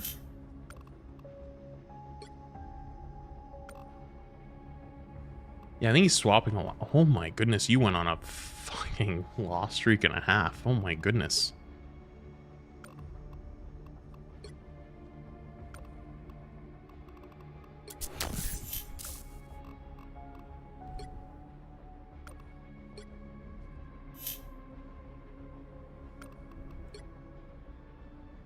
Nine and 7? How long is this game? 9 minutes? Alright, really quick. I want to see some of the Blade really fast. Really quick. I have a question anyway. I can get my gameplay roasted. 3, Nope. 2, all you need to do is capture the mission area. Got it? It is only bronze and only rank 1. This was a special occasion. So was that your girlfriend's dog? What the fuck?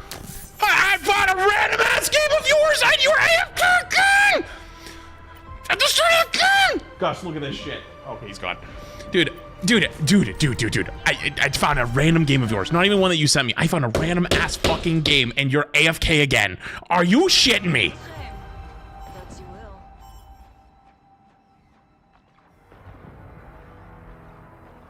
Brother. This is insane.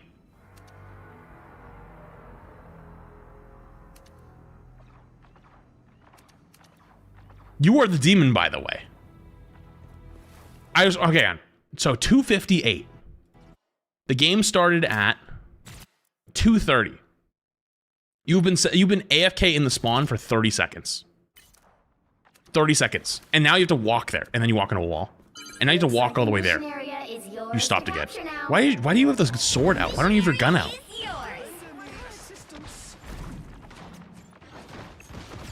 What are you doing? One hell of a boost. Brother, you are literally the bot. Brother, this is actually unironically worse than the Twitter clip that you tweeted out. I'm not joking. The Twitter clip is worse than this is worse than that. One hell of a boost. Who will help? Yeah, are you trying to activate a cheat code? Up, down, left, right, circle, square? Like, what? Hello? Why are you sitting here with the sword out? Are you aura farming? What the fuck are you doing?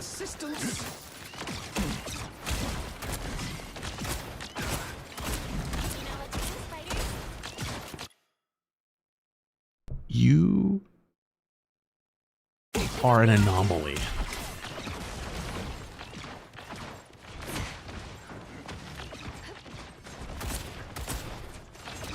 I think you're too close, by the way. It doesn't do max. Slice and dice.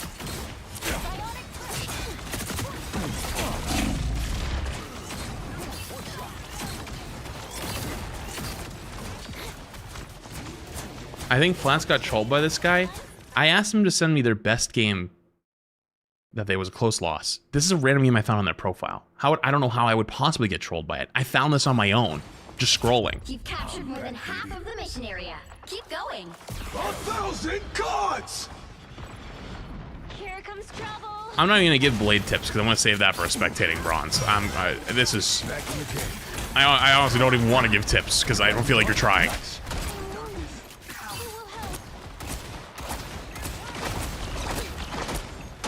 Dude, brother, you have to be a certain distance for the shotgun to actually go off. You're doing literally melee damage. If you're too close, the shotgun doesn't do damage. You have to back up. You are taking 19 shots to break the fucking Groot wall because you're too close. Go into the practice range and figure out how far the range is for it to actually do damage. This is why you've dropped from plat to almost silver. You are the agent. Dude, we are 82% into the first point, and I feel like we've barely played the game. You have 600 damage and 1 death. We're about to be done with round 1. Look at it. We're about to be done with round 1. And you have 600 damage and 1 death.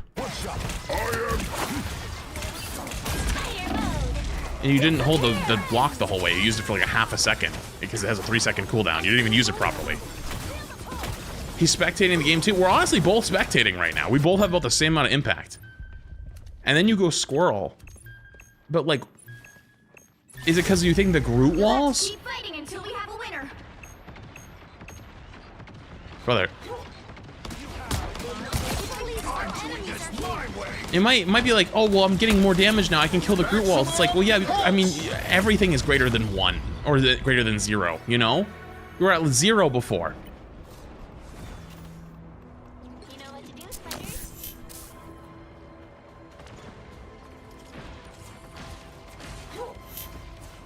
Can you at least spam? I want to watch like 2 seconds. Can you at least spam a choke, right?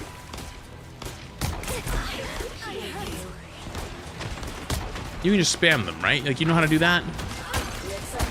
Okay, at least you kind of know how to do that. Ult. Look for ults. Ult. Ult. A little late. And you missed. They're kind of all gone now, but at least you got something with it. You also just let them capture the point for free. I know your penny could walk forward, but so could you. And you just get spammed out.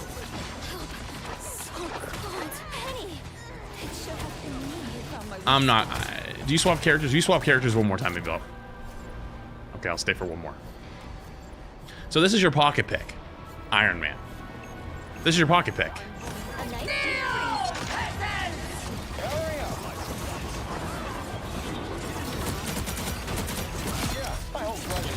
Okay, you kill the other Iron Man. That's good. You had the awareness to understand. Turn around. Go get a health pack, though, maybe. You're gonna... Brother. Just get healed up all the way first, okay? And then you're dead. Wow, you lived at 1 HP, didn't you? You're literally 2 HP. I looked away for 2 seconds and you went down below and almost immediately died. Brother, just wait till you're full HP and then get a good angle. Spider mode.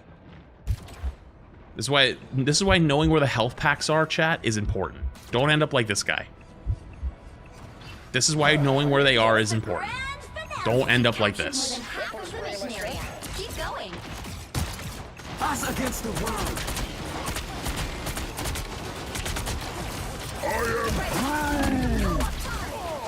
This is unbelievable. This is bad. Honestly, I think the last game was an ego VOD now. This is brutal. This is actually brutal.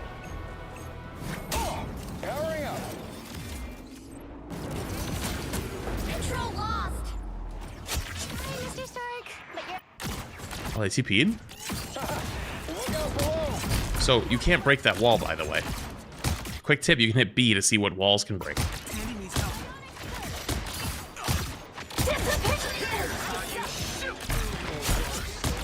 This is actually good spam. I'd like to see you do this more often, with a better angle, though. You're gonna get cooked, aren't you? Oh my god. How the fuck did you just let that happen? That one hurt. Your reaction speed is so slow that when you're in trouble, it takes you forever to figure out that you're in trouble. Also, you're on 36 ping. Dude, your ping's like way better than mine right now. Like, I need to fix my ping. Okay, so you understand he's out there, and you're gonna go deal with that, right? Ah, that was actually a good shot. Finish him off. Okay. Alright. Okay. Okay. You know what would be nice if you just shot the normal shots, by the way. You also have Luna Snowflake. Why are you afraid? You have Snowflake. There you go. Yeah, unfortunately, sometimes you just kind of bitch out. For some reason. I don't know why you do that.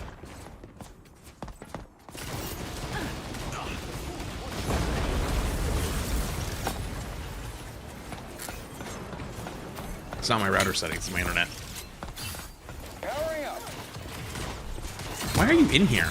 This is such a dangerous spot to be in. And you're dead. You're so lucky you had Snowflake. Why are you down here? You know, your left click shots are actually, on the air targets, are actually pretty good. If you just did them more often, I think you'd be in a better spot.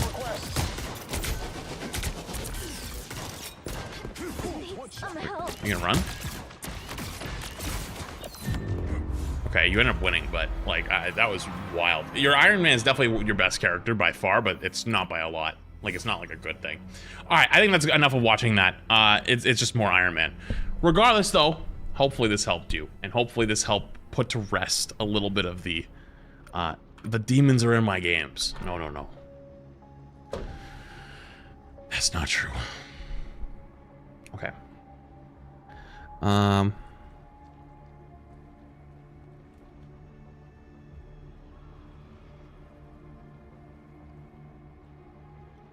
Let's see.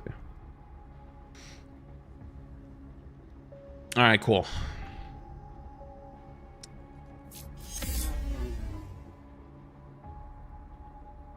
John Cena, where am I? Nurse, Aiku John Cena, no you can't.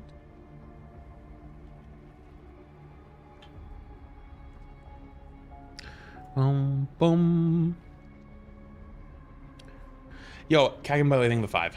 Appreciate it. RG plays, thank you for the fresh, or the tier 1 for 5 months. Appreciate it as well. Thank you. Oh, that was fun. Hopefully we disproved a little bit the demons. I have another one, but I'm gonna save it for tomorrow. Honestly, that was a lot. What was I gonna say? Oh, Gamescom. Is there anything good at Gamescom?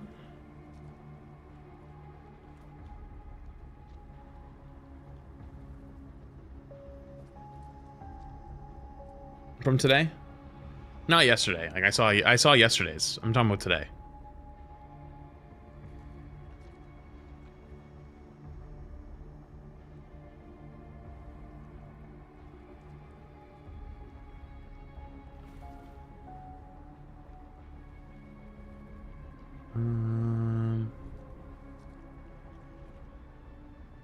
Where is it?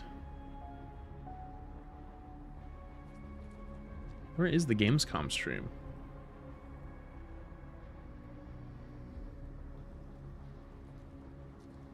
I don't see it. I see everyone co-streaming it. Is it? Oh, Future Game Show?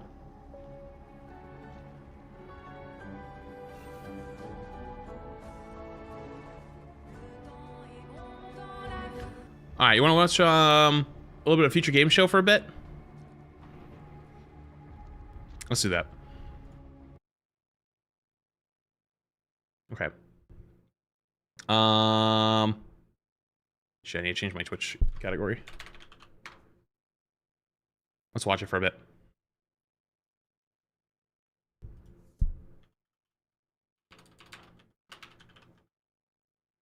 Special events.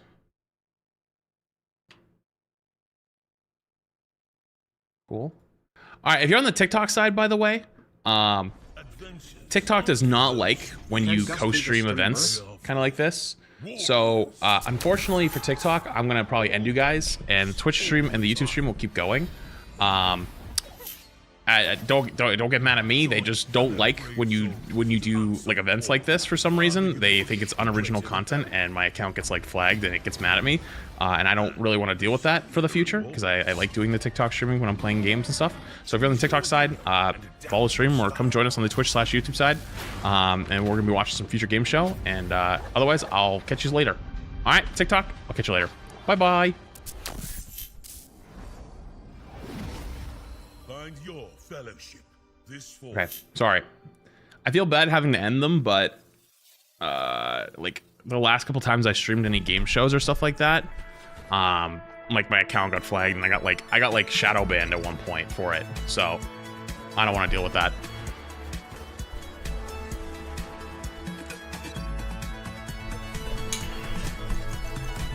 World of Warcraft looking. Apparently, I've seen Shade play that game before. It kind of like, I think it's like just like if you just did the dungeon or I don't know if it's dungeons or raid aspect of WoW, and it's just like the whole game is just that. And then can you just turn off the stream? Well, that's what I did. I ended their stream. Locals have staged a boycott of the new Discounty supermarket, leaving its aisles nearly empty. Just weeks ago, an upstart out-of-towner rebuilt this failing shop into a thriving supermarket. Oh. Locals and commuters alike were lured in by its attractive displays and low prices, as it quickly became central to the local economy. I was doing more business than ever selling a discounting. But I don't know. Well, I locked in Diesel thinking in 7 months. Or Denzel thinking in 7 months. Chubb's thinking in 2 months. Which is well, RG plays in 5 months. Damaging the town's cultural heritage. Can Discounty find a way to meet protesters' demands? Or will they be forced Stardew to Valley go plus some capitalism? I was actually thinking Stardew Valley too, actually. Stay tuned. Discounty launches August 21st on PC and consoles. Welcome back. Maggie is just ironing something out. Oh, Razor, thank you for the membership on YouTube for 2 months. Appreciate it. You come onto my stage. I watched your recent group of podcasts as well. How polar opposite the two were in terms of stability. True. Skimmed milk.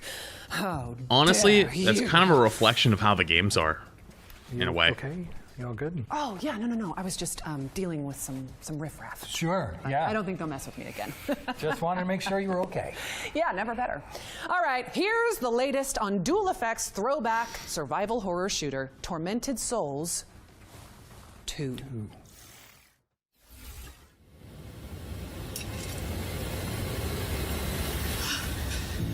My name is Caroline Walker.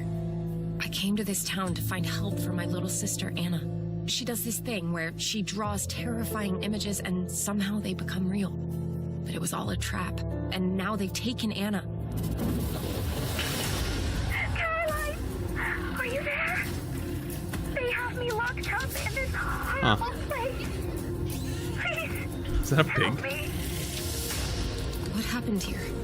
This damn place can bring out the darkness in our hearts. Probably think it's 6 months. How powerful it is. I don't think this is my type of game.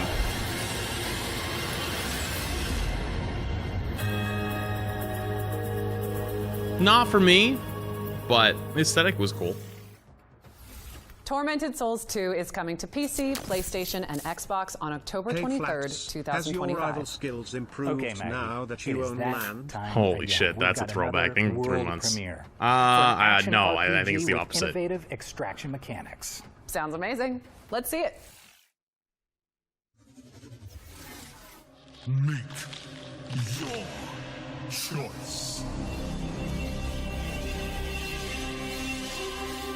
I am told this stings somewhat.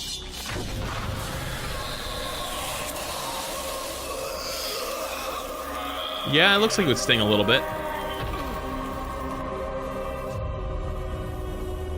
We have a lot of work ahead of us.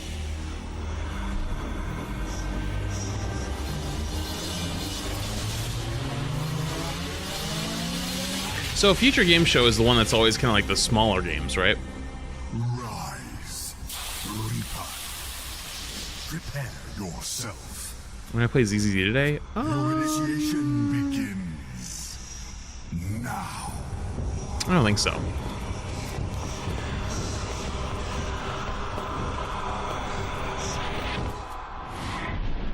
Not today. The realms. So it looks like Diablo. The slain are fraught with danger. For you, of course. Loot as you please. Strip these dying realms bare.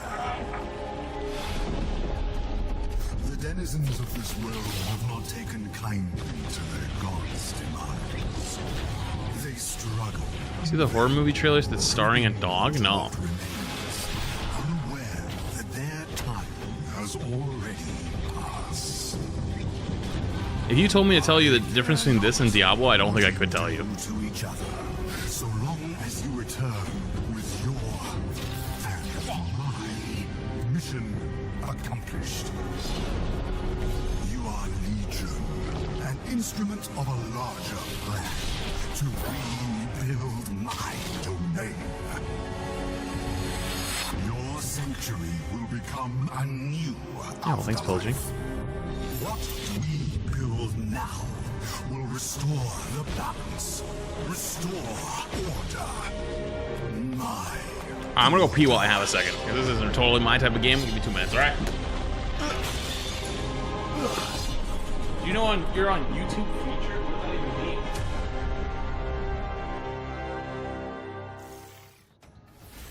Gods, Death, and Reapers is launching into early access next year, but you can sign up for the playtest now via the game's Steam page. All right, eyes up, stealth fans, because we've got gameplay from the next game in the Stick series. So, let's see what that cheeky goblin has been up to. Quartz. Everyone's going crazy for a taste of its power. But it also happens to be my favorite flavor. And that means I gotta get to it first. What the fuck are you doing? Can't you see I'm working here? Ugh, just try to keep out of sight. Okay. Nighty. Chat, how long does future game show go for?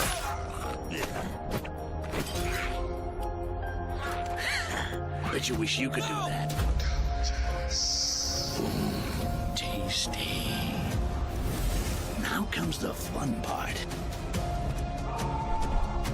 And you guys were worried. I told you nothing could go wrong. Stick, I am Grand Priest Geoffroy, and I have been tasked with recovering what you stole from us. That doesn't sound good. Styx Blades of Greed is coming to PC, PlayStation, and Xbox, so Cologne. don't Most hesitate Cologne, to that's a good sneak name, it actually. on your wish list. And let's keep things moving with a new Yeah, I missed trailer that. for Anno 117 Pax Romana, the latest installment in the legendary city builder franchise. By decree of his radiant might, the Emperor, you, young governor, have been generously relocated to the soggy, sheep-strewn fringes of the Roman Empire. While I wouldn't even put one sandal in Albion, you're braver than most. And now the choice is yours. Will you this looks protect cool. Celtic tradition or enforce Roman ambition? You are far from the marble columns of Latium, and with that distance comes freedom. The freedom to govern as you choose, to civilize the land or be changed by it. You must be starving from the exhausting boat ride over, so warm your toga and fill your You know what it belly reminds me at of? the local tavern That Manor with a Lords hearty game. meal of roast beef and beer. Oh, and their cheese pairs surprisingly well with wine. Don't ask how I know. Maintain Celtic ways to learn their myths and melodies at the Bardic Hall, or test your physical might at the recreation grounds. If you're truly craving a taste of home, Romanize and build the Grammaticus or the theatre. Befriend the Smiths, their forges, glorious. Yeah, it looks like a fun little city builder. With tin and silver flowing from these hills, no wonder Varda's army strikes like thunder. Oh, and a word to the wise. Varda will notice your Roman ways, and if pushed too far, you'll need to be ready for battle. Their gods, strange as they seem, carry weight. Epona blesses horses, making carts travel faster over stilted roads. Ken Nunos enriches forests. Learn the ways of their gods, and your rule may go more smoothly. You live in duality, but you will always be a Roman, so you can either govern like one, or be a sympathetic leader. Just imagine this marshland filled with terracotta roofs, paved roads, bathhouses. Oh, civilization. This place is wild, from wicker men to mystical Celtic Right, theme. Interesting. It is also your blank slate. So will you rule with a Roman Okay, I fist think in 26 or a months. Celtic touch? What happens next? That's up to you. You can take it. The from trailer's here. too long. I feel like if you think the trailer's too long, this is probably not your type of game, because that's going to be a very slow city builder, civilization builder grind. So I think they know their audience. 17 Pax Romana is coming to PC, PlayStation, and You know? Xbox on November 13th, later this year. Time for another future games show tradition, the Ones to Play montage. We are about to show you a series of great games that you can play once the show's over. Which is fine. Yeah, It's and probably hey, just if our not for you. elevator pitches convince you. It's not can always head for on over everyone. to the Myself Future too, Game Show sometimes. Steam page and dig right in. Let's kick things off with Aethermancer, a monster-taming roguelite with challenging turn-based combat and intricate sprites. Next up, we've got Twinkleby, a frankly adorable diorama builder where you decorate floating islands with dreamy little homes. Okay. Or how about Morsels, a creature-collecting roguelite Yeah, starring a I hungry think there's a lot of little smaller mouse games today who gains for the this transformative section. powers of a sentient fat bird. And last but not least, here's Woodo, the scene-building puzzle game with a profound Woodo. story and a unique art style.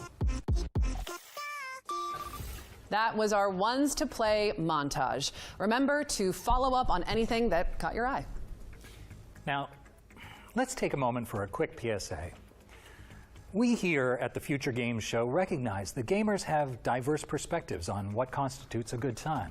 Indie games? I think a lot of them are indie I can games. attest to the unique comforts of skulking around military bases in a cardboard box. That's just me. Or running away from evil babies and vampire lords and getting called a stupid man thing. Yeah, that one. Well said, David. But for some, you know, driving a virtual big rig from Finland to Sicily is their idea of heaven. And wait. We just want to say that is totally valid. Euro Truck Simulator? Yeah. In fact, if that is you, then we think you're going to really love it, our next trailer.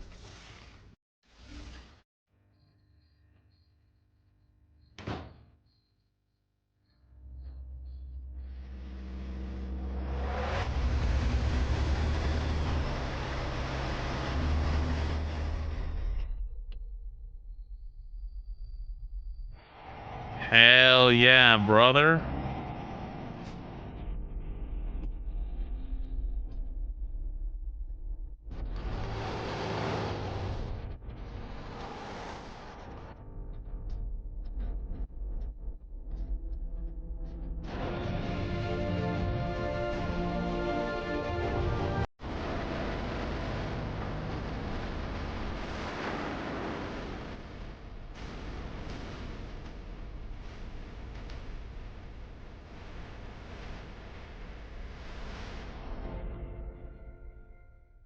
The truck sims are coming to consoles. Oh.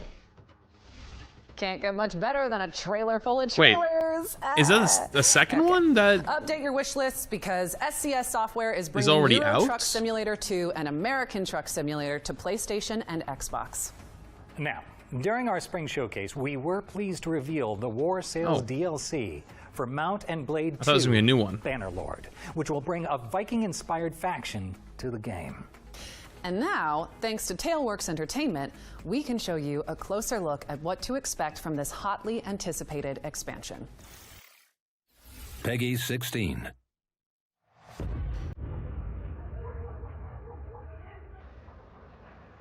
Bannerlord's bangs always? I never played it. I don't know much about it either.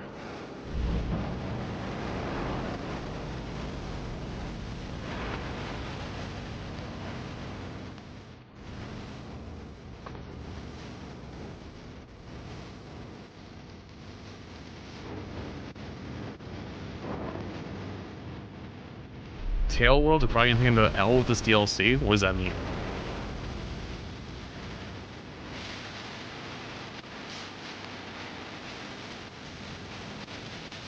Why do I feel like this is DMCA?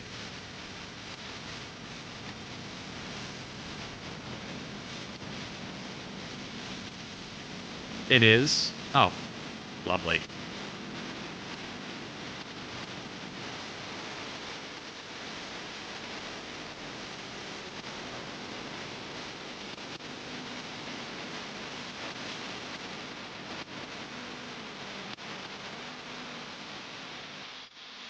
And I learned my lessons in the last section of game show stuff. There's no stopping it.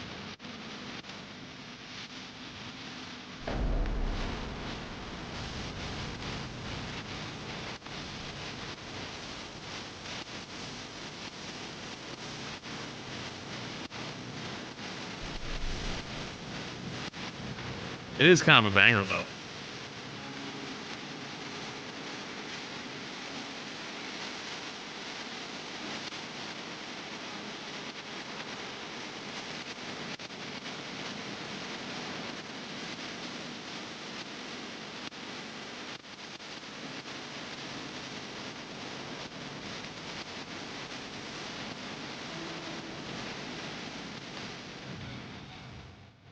Thoughts on the game? Well, I mean, I don't even know what the gameplay looks like. This is more of a trailer. Is it more Mount and Blade RTS? 2 War Sales launches on PC, PlayStation, You just saw and it? Xbox later this Well, not year. really. Are you playing as What's an next, individual? Are you commanding them all? We've got the full gameplay reveal of Wild Blue, a nostalgic on-rail shooter inspired by Star Fox 64. Do a barrel roll! It's both? Sorry. Couldn't help myself. You're any of the people? That takes me back. I guess it's alright then.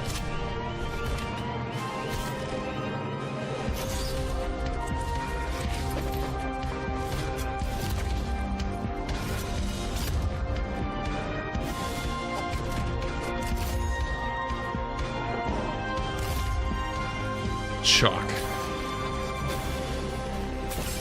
What, in the Star Wars?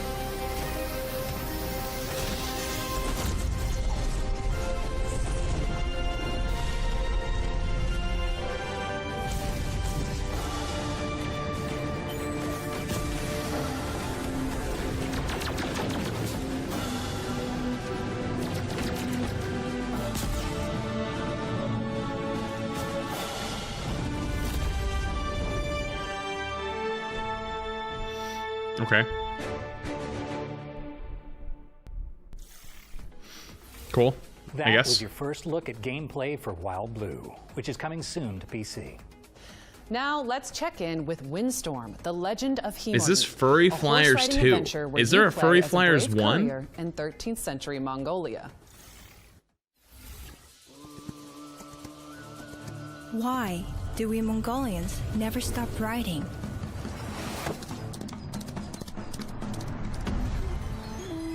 Some days, I believe I know. I write to carry out my duty as a courier. Out there, they wait for answers, for aid, for hope. I write to survive. Gathering, crafting, hunting. Out here, the cold bites deeper, the silence grows heavier.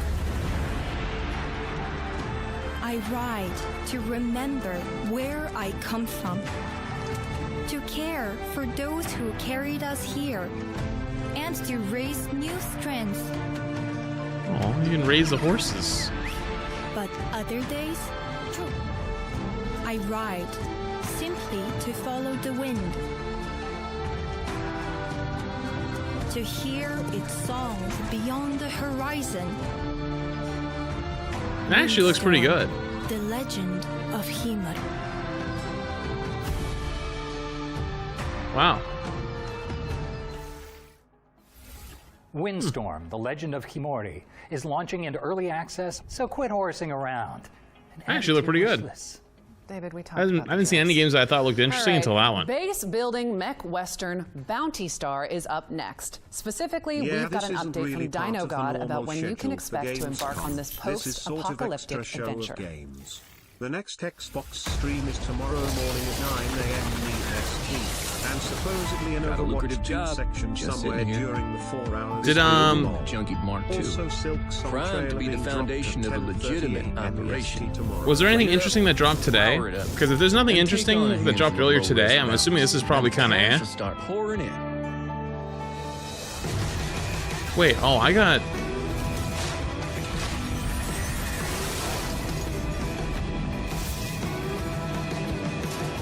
I tried to run away from the things I've done. Thought distance could bury them. Wait, is this the one? Ghosts don't care how far you ride. And I'm tired of running.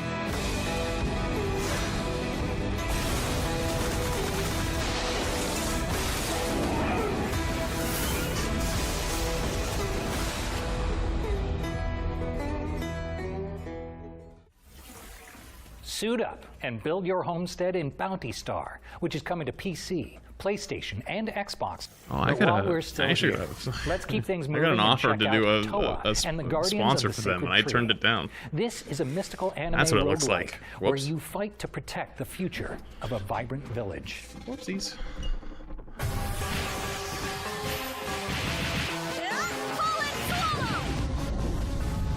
Just didn't look like something I'd enjoy. I'll go. Remember to stay lit. What's happening in there? I must focus. We shall not relent our I cause. do hope you enjoy pain. Right by your side. Time to kick some butt. Well, yeah, but by the way, before was there anything interesting earlier today? Because if there wasn't, then maybe I'll just skip this game show, and then we can do some like some roll for sandwich ketchup or something. I'm glad you like it. Good. Don't worry, I'm with you. Oh, thrilling. My heart's racing. Let me see.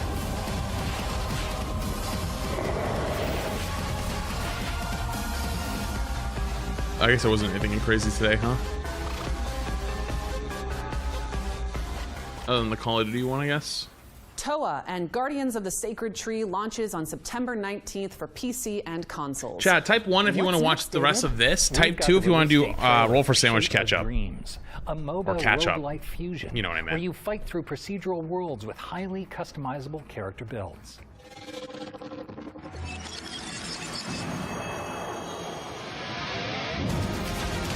Yeah, because it seems to be like the filler one. I don't know if it's actually like very interesting.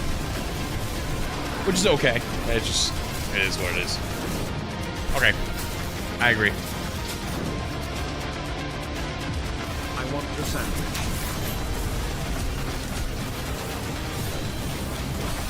Okay. Chat, give me like 2 seconds because I gotta open it now.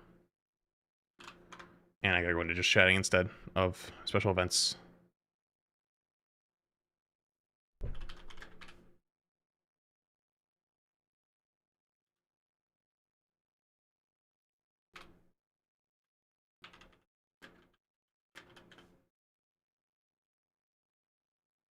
Okay, let's do that. And then what's this? Okay, that's the episode we were on, which is 327. And then I gotta scroll all the way back. I forgot how annoying it is to get there on TikTok. Oh, thanks, Valentine. Wait, the in here one says 327. I don't know if it's actually lines up.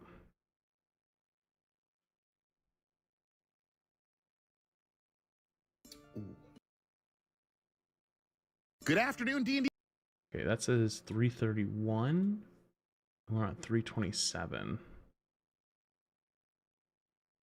Good afternoon. Is this the right one? Okay, it is. All right.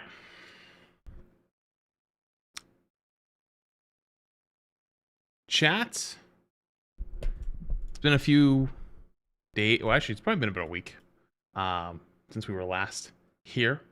But yeah, we've been trying to get caught up on Roll for Sandwich because we were like 100+ episodes behind. We got a good chunk done last time.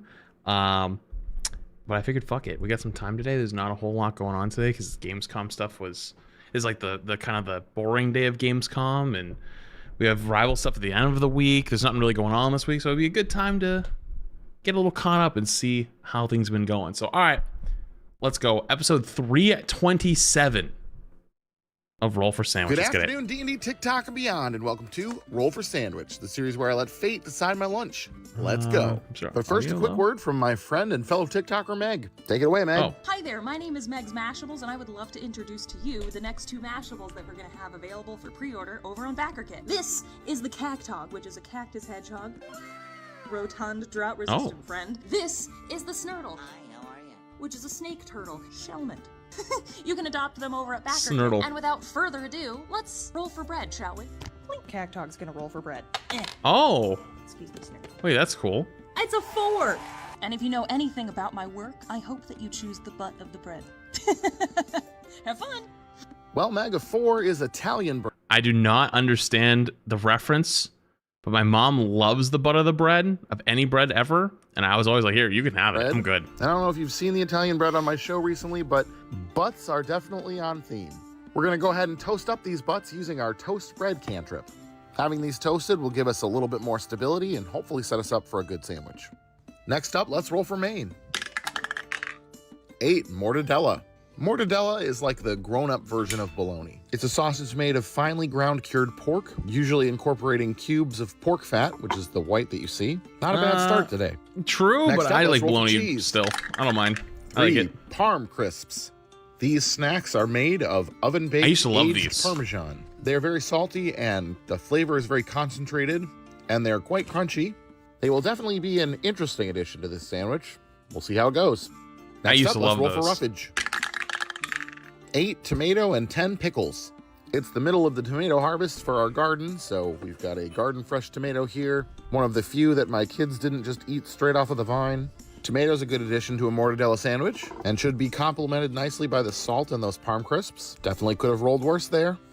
Pickles will also be a great addition here. An acidic element to cut through the richness. It actually looks pretty good so far. Was definitely needed. Other than those parm crisps, it's pretty normal so far. All right, let's get wild with the wild magic roll. 8. Dried hibiscus. What is that? Hibiscus flowers are often used to make a tea or Wait, they're added flowers? to recipes to add a tanginess and tartness. I admit that I probably should have rehydrated these first rather than just crumbling them on top, but they still ended up absorbing a decent amount of moisture straight from the sandwich. Well, bit of a left turn. Let's see how we're gonna end this one. Well, last but not least, it's the D20 sauce roll. Here we go. 19, Superpower Sauce. Superpower Sauce is one of the hot sauces created by the third wave ska band 5 Iron Frenzy. I've had their milder sauce on the show before, but this is the first For bacon bits and jalapenos and Polish hot dogs. time I'm opening this one. This one is habanero and chipotle. So a little spicier, a little smokier, but honestly, we could have done a lot more. Smokier, habanero opening. I've had their mild. I just want to take a little check. I want to take a little peek. One peek.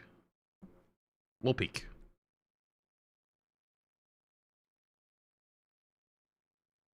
Super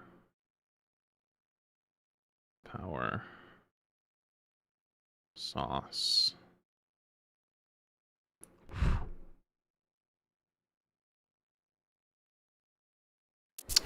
Nothing.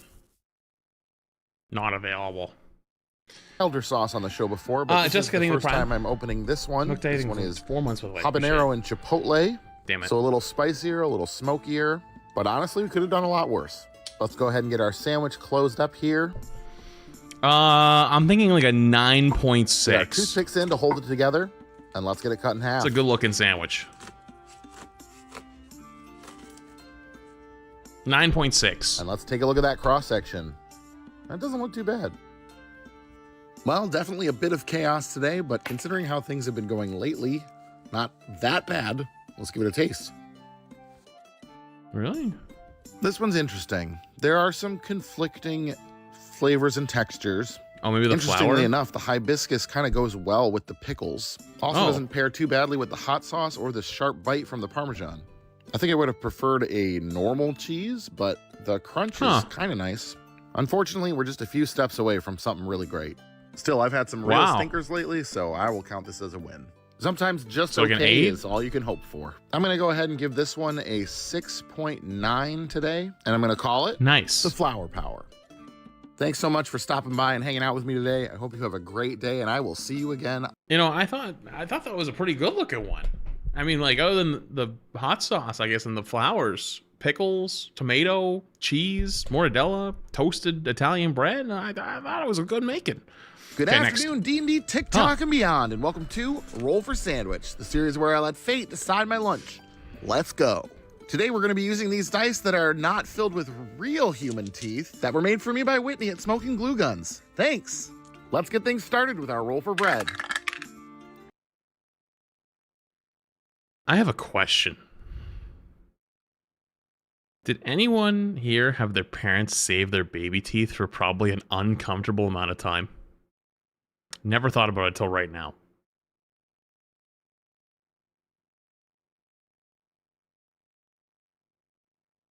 Because I remember my mom had like a little hippo. It was like a metal hippo. And she kept all my baby teeth in there for a few years. And I don't know why, now that I think about it. I never thought about it till right this moment. I think they're long gone by now. But they should be long gone by now. But I never considered it was probably kind of weird till this exact moment.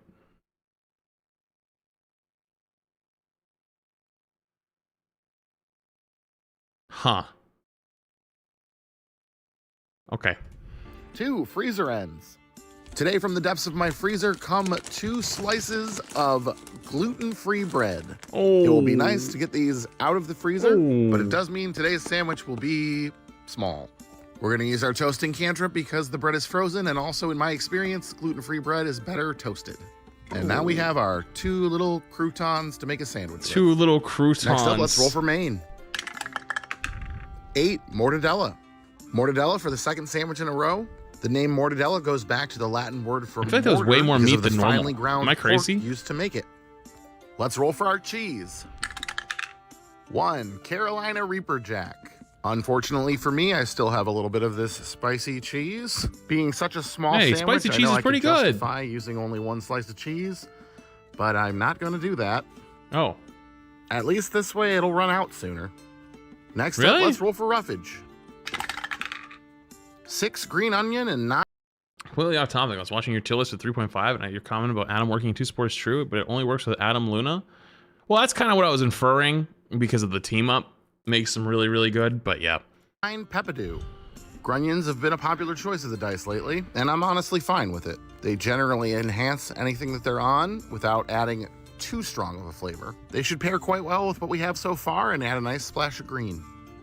These sweet pecan peppers grown in South Africa are a little sweet, a little spicy, and should be really nice on this sandwich. Not that we really need any more spice, but what is that noise? The dice get what the dice want. At the very least, presentation-wise, is that like this an is omen? Quite nice. You've got the white cheese with the very green onion and the very red peppers on top of that. Looks nice. All right, let's get wild with our wild magic roll. 17 smoked finishing salt. All right, this is actually looks pretty good. Interesting mix. This salt will be nice. That little bit of Scotch barrel smoke will go nicely with the peppers and with the cheese. And when the last but not sauce ends up least, hitting, the I think this is like sauce a roll. like a Here we go. 9.8. 17 salsa matcha. This Mexican version of chili not crisp bad. is delicious and not necessarily what I was hoping for this sandwich. I don't think it looks too bad, It's not gonna though. do anything to cool down the sandwich. Adding Oh more yeah, I might not chili like the and spice. oil, and it's nice. I it's like flavorful. spice. It's just this is gonna be hot. It's gonna be a Let's go ahead and spicy get our sandwich. sandwich closed up here. It'll be a spicy butthole later. Get our toothpicks in to hold it together, and let's cut it in half. Just a nice glass of milk. You're good to go, though. And let's take a look at that cross section. It looks nice. So small and unassuming and pretty to look at. It looks scared. It's like a velvet ant. It's gonna hurt me. Pinky's out. Let's give it a taste. The flavor profile really works nicely here. There's not really anything out of place. That cheese is just too spicy for my preferences. With a mayo or even some soft bread, something to take the edge off, might be a little I guess bit that's better, fair. But I can't complain about the taste. It's interesting, the rigid. Wait, he's allowed to have a drink cracker-like with these, right? Just structure get a of nice the cold glass of gluten-free milk. bread You're is good to go. Almost a plus with this one. It kind of works with the fatty and soft mortadella and cheese. It's interesting. With the It's pepper and hot, stuff, so I don't think it's gonna get almost that like high of a rating, bruschetta. but I would give this like one's a kind of hard to zero in on. On the one hand, it's quite 8.2. tasty. On the other hand, it's hurting me, and probably will continue to do so throughout the day. I think I'm going to go with an 8.5 today, and I'm going to call it La Moradont. Thanks for hanging out, y'all. Have a 8.5. great weekend, and I will see you again on Monday. Okay, pretty good. All right, next. Good afternoon, D&D, TikTok, and I'd beyond. eat that. Welcome to Roll for Sandwich. I don't know if I'd Here's want the where I bread, though. Fate decide my lunch. What? Let's go. We're going to be doing something a little bit different this week on Roll for Sandwich. It is Beer Week. Every day this week, we will also roll for a beer, courtesy of our friends at Revolution Brewing. We even got beer dice to use this week. Dude, Hopefully guy they're lucky. collects the sponsors All right, like let's get things Thanos started with our fucking roll for crystals or Infinity Stones. 3 white bread. Just a couple of slices of simple, soft, basic white bread. But sometimes, that's all you need. Next up, let's roll for Maine. Where's the cooking streams? 7 I'm not trying to burn my house down. salami. Salami's not a bad start. It was one of Love me my some favorites salami. growing up. Salami Hopefully the fire. dice keep being nice. Next up, let's roll for cheese. 6 smoked cheddar. This smoked cheddar is a nice sharp cheddar, though the sharpness is mellowed quite a bit by the smoke. It's got a really nice woodsy flavor to it, and I think it should go well with the spices. and the It'll salami. probably be fine. I don't know if I'd I like think that it'll pair as much. nicely with a beer too, but I guess that remains to be seen. Well, tasted, I guess. Next up, let's roll for roughage. So far, so good. 5 red onion and 7 sauerkraut. Definitely not a bad roll with the red onion. That little bit of bite should go nicely with the smoked cheddar, and the raw onion will also give us a little bit of crunch. Chad, I told you guys I used to hate onions, right? And like slowly, a little bit by a little, I'm like kind of accepting that they're actually not bad, and like if they're caramelized, they're actually like, you know, kind of decent. But like I'm scared, and like I still don't want to admit it. It's been a little while since we've had sauerkraut on the show, but I figured bringing it back for the beer episodes would be a good idea. In the past, I've gone straight from the jar onto the sandwich, but I've been told that I should try warming up the sauerkraut, so that's what I'm going to do. And now we'll add our warm sauerkraut straight for sandwich. Instant 10/10 day. to our sandwich on top of our onions. The sauerkraut will add a little bit of density and texture, It's a lot as of well as that sauerkraut. nice I don't know if I'd like sour, sauerkraut. fermented taste I don't think that I've ever it's known had for. it. Honestly, Or if I've had I'm it, it's on not board willingly. so far. All right, let's get wild with our wild magic roll. 6, pumpkin pie spice. The dice just wanted to remind me that it's fall, so I guess Hope now we're you're adding having this a great spice mixture day. that contains 20 months cotton allspice, candy. cinnamon, Appreciated. I'd say pretty nutmeg, good. all those good fall flavors. All right, and for our last roll, as far as the sandwich is concerned, let's roll for our sauce. 13, curry sauce. This curry sauce, also sometimes called curry ketchup, is a tomato-based sauce with curry spices. It's actually pretty delicious, and I'm not really a fan of ketchup. The slight sweetness and curry spices mixed with the pumpkin pie spice should prove to be pretty interesting. Let's get our toothpicks in to hold it together, and let's roll for our beer. We've got the Hero IPA Variety Pack from Revolution Brewing, and we're gonna roll to see which one we go with today. 3, Hazy Hero. That's a giant Hazy ass Hero is a fucking hazy IPA dice. with Holy shit. 7.3% alcohol. It's got a bitterness rating of 35 IBUs, which is pretty light for an IPA. It's That about don't mean 3 anything times to as me. bitter as a Bud Light. We'll finish up our pour here, and then we'll see how this pairs with our sandwich. Might be too soon to call, but I think we did all right. Let's go ahead and get our sandwich cut in half here. And let's take a look at that cross-section. Looks okay to me. Well, for our first installment in this miniseries, it seems we got off easy, which I am okay with. Doesn't look bad. Let's give it a taste. And of course, let's taste our beer. I'd say all the flavors in the sandwich work together pretty well. That smoked cheddar paired with the curry sauce is pretty good. And that pumpkin pie spice doesn't even stand out as weird. The beer has nice grapefruity citrus notes from the hops without being too bitter. And I think they work pretty well together. I'd say we're starting off. I feel like this is gonna get like a strong. 9-3. We really ended up with a nice, cohesive, and pretty tasty situation. I'm thinking a 9-3. Hopefully the rest of the week treats us just as kindly, but I guess we'll see. I'm going to go ahead and give this one a 9.3 today, and I'm going to call it a hazy shade of autumn. Thanks so much for hanging out with me today. I hope you have a great day, and I will see you again right here on Wednesday. I'm getting it back. It took a while, but it's starting Good to be afternoon, realigned. Next. TikTok and beyond, and welcome to Roll for Sandwich, the series where I let fate decide my lunch. Let's go.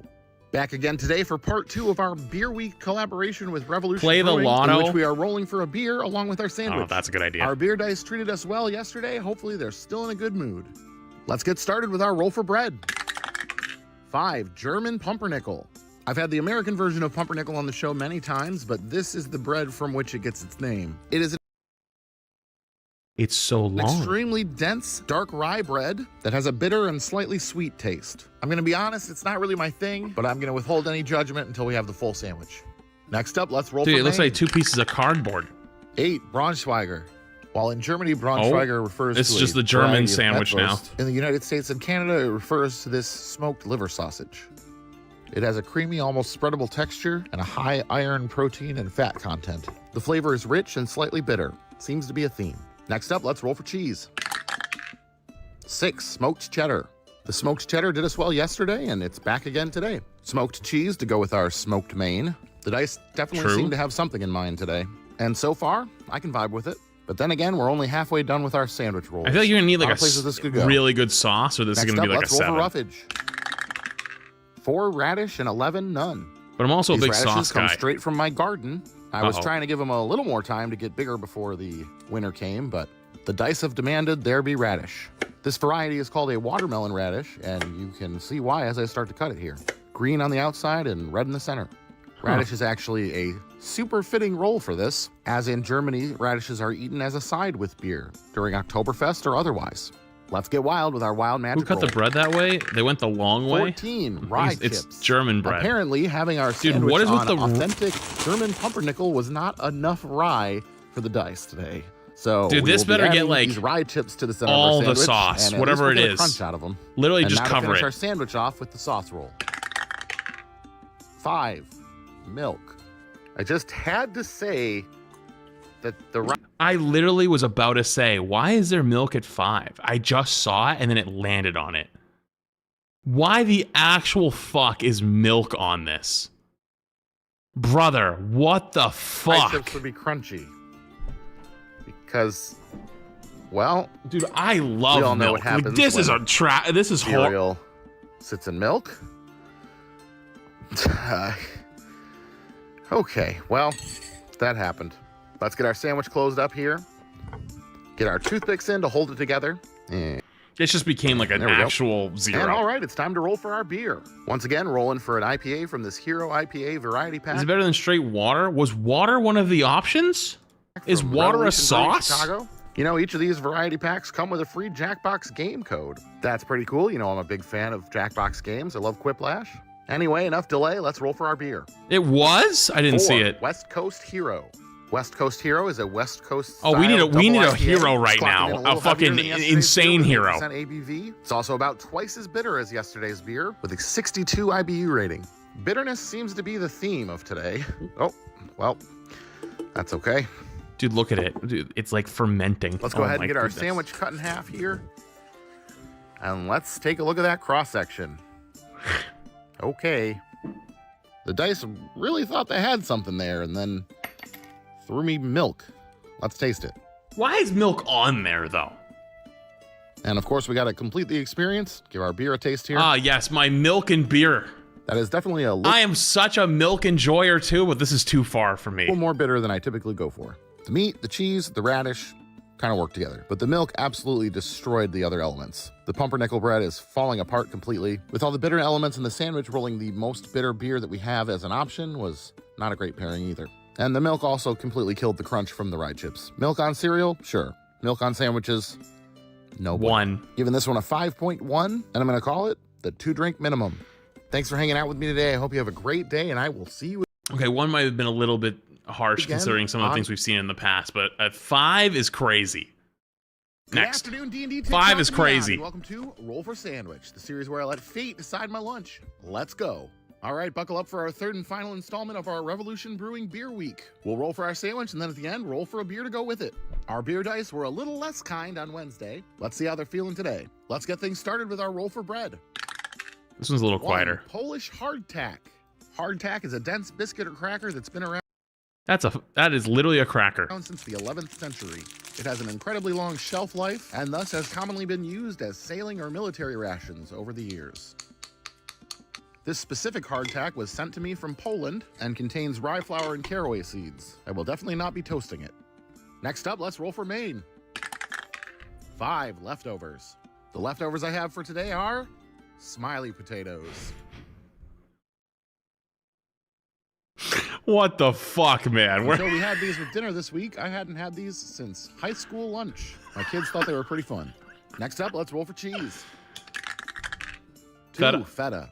This Greek cheese is what is known as a brine. I was just thinking to myself it's going to be feta too. Sometimes called a pickled cheese, which is allowed to mature submerged in a brine. This gives the feta a very salty and tangy taste. I'm a big fan of feta. It makes everything better. Next up, let's roll for roughage. Real feta is actually fire. Double sevens, double sauerkraut. Holy fucking Christ. To brined cabbage, and extra at that. Maybe the dice gods are trying to soften up that hardtack. It is recommended to soak hardtack so you don't chip your teeth. Oh, Jesus. With one more scoop here, I think I would call this 1 roll. So now to the horror of many, we've just got to double it.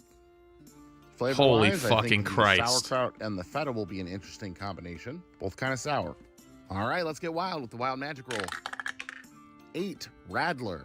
Well, this wild magic roll actually modifies our beer, so we'll do that in a little bit. All right, and finishing up the sandwich with our sauce roll. 17 Salsa Matcha.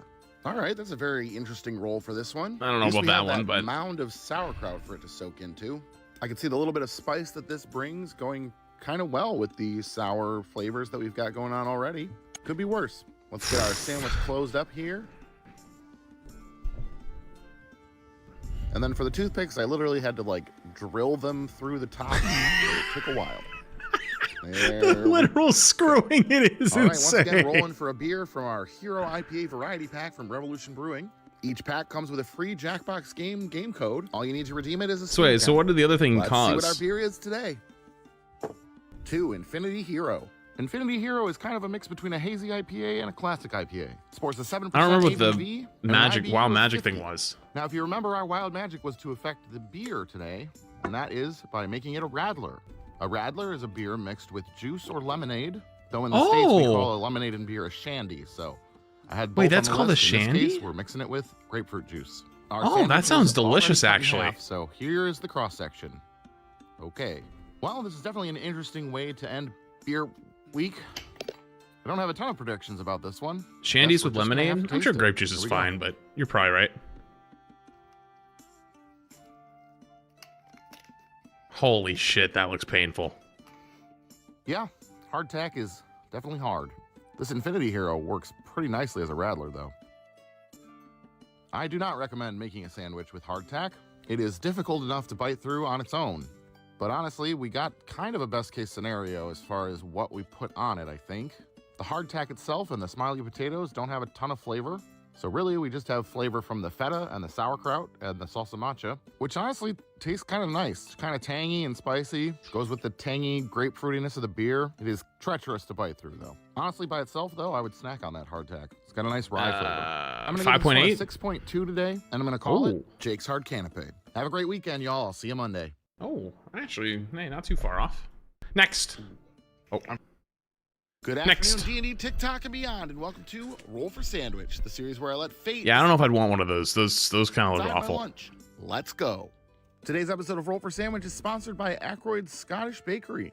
This woman-owned small business has been operating out of Redford, Michigan for 75 years and continues to serve up great Scottish food. They're one of the biggest producers of haggis in the United States, and they ship to all 50 states. They've provided some fun Scottish ingredients for today's show, and if you'd like to try some, you can use the code ROLLFORSANDWICH What are those? at ackroydsbakery.com. They look like little to get mac and 10% cheese off your bites. purchase. Without any further ado, let's roll for bread.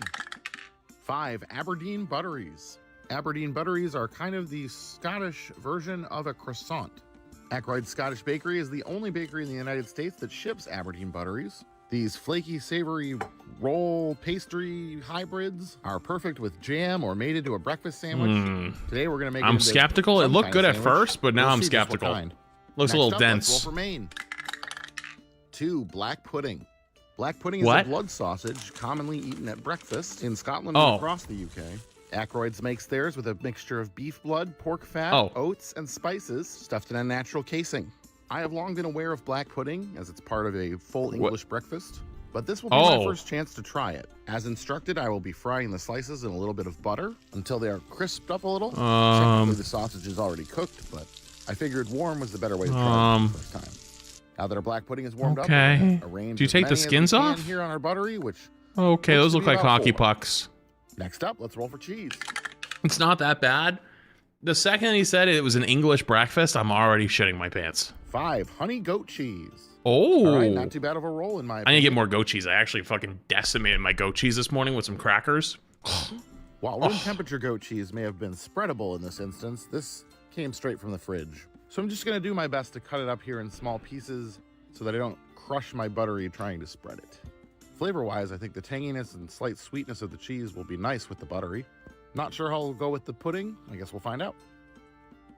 Next up, let's roll for roughage. Blood is unironically delicious. Okay, Freeze, vampire. double You don't have to cucumber. out yourself Honestly, of the roughage just like that. options we I'm not have, inviting you to my house. the cucumber will give us a nice crunch without having a overtly strong flavor. It'll work well with the goat cheese, and I think that it's a pretty good option for us today here. Stay outside. I even don't mind having to put extra on. And let's get wild with our wild magic roll. Nat 20, I get to pick. So in this Chippy mayo? situation, I can pretty much do whatever I want. I don't Chippy want to do mayo? anything too crazy because I think we're on track for something good. Oh. So I'm just going to add some coarse sea salt Wow. on top of our cucumbers here. Help give them a little more pop, but not take the flavor in any crazy direction. And last but not least, it's the D20 sauce roll. Here we go. 11, honey mustard. Oh, that was... You know, I think we have a winner. That here. wasn't This honey sauce. mustard is definitely honey forward, which I think will go The American version of black pudding is called scrapple, I believe. I've never really had well that. with our honey goat cheese. I will say, chat, I'm going to put you on game real quick. You see that honey mustard and how it's so thick? A lot of Americans know honey mustard is something very different. It's like a sauce that's like very watery, where you get it from like a McDonald's or something like that. It's almost like a dressing as opposed to actual honey mustard, which is like thick. You should look for it. Like if you have a Wegmans near you, there's like Wegmans brand, like the store brand honey mustard. It's actual honey. Change your life.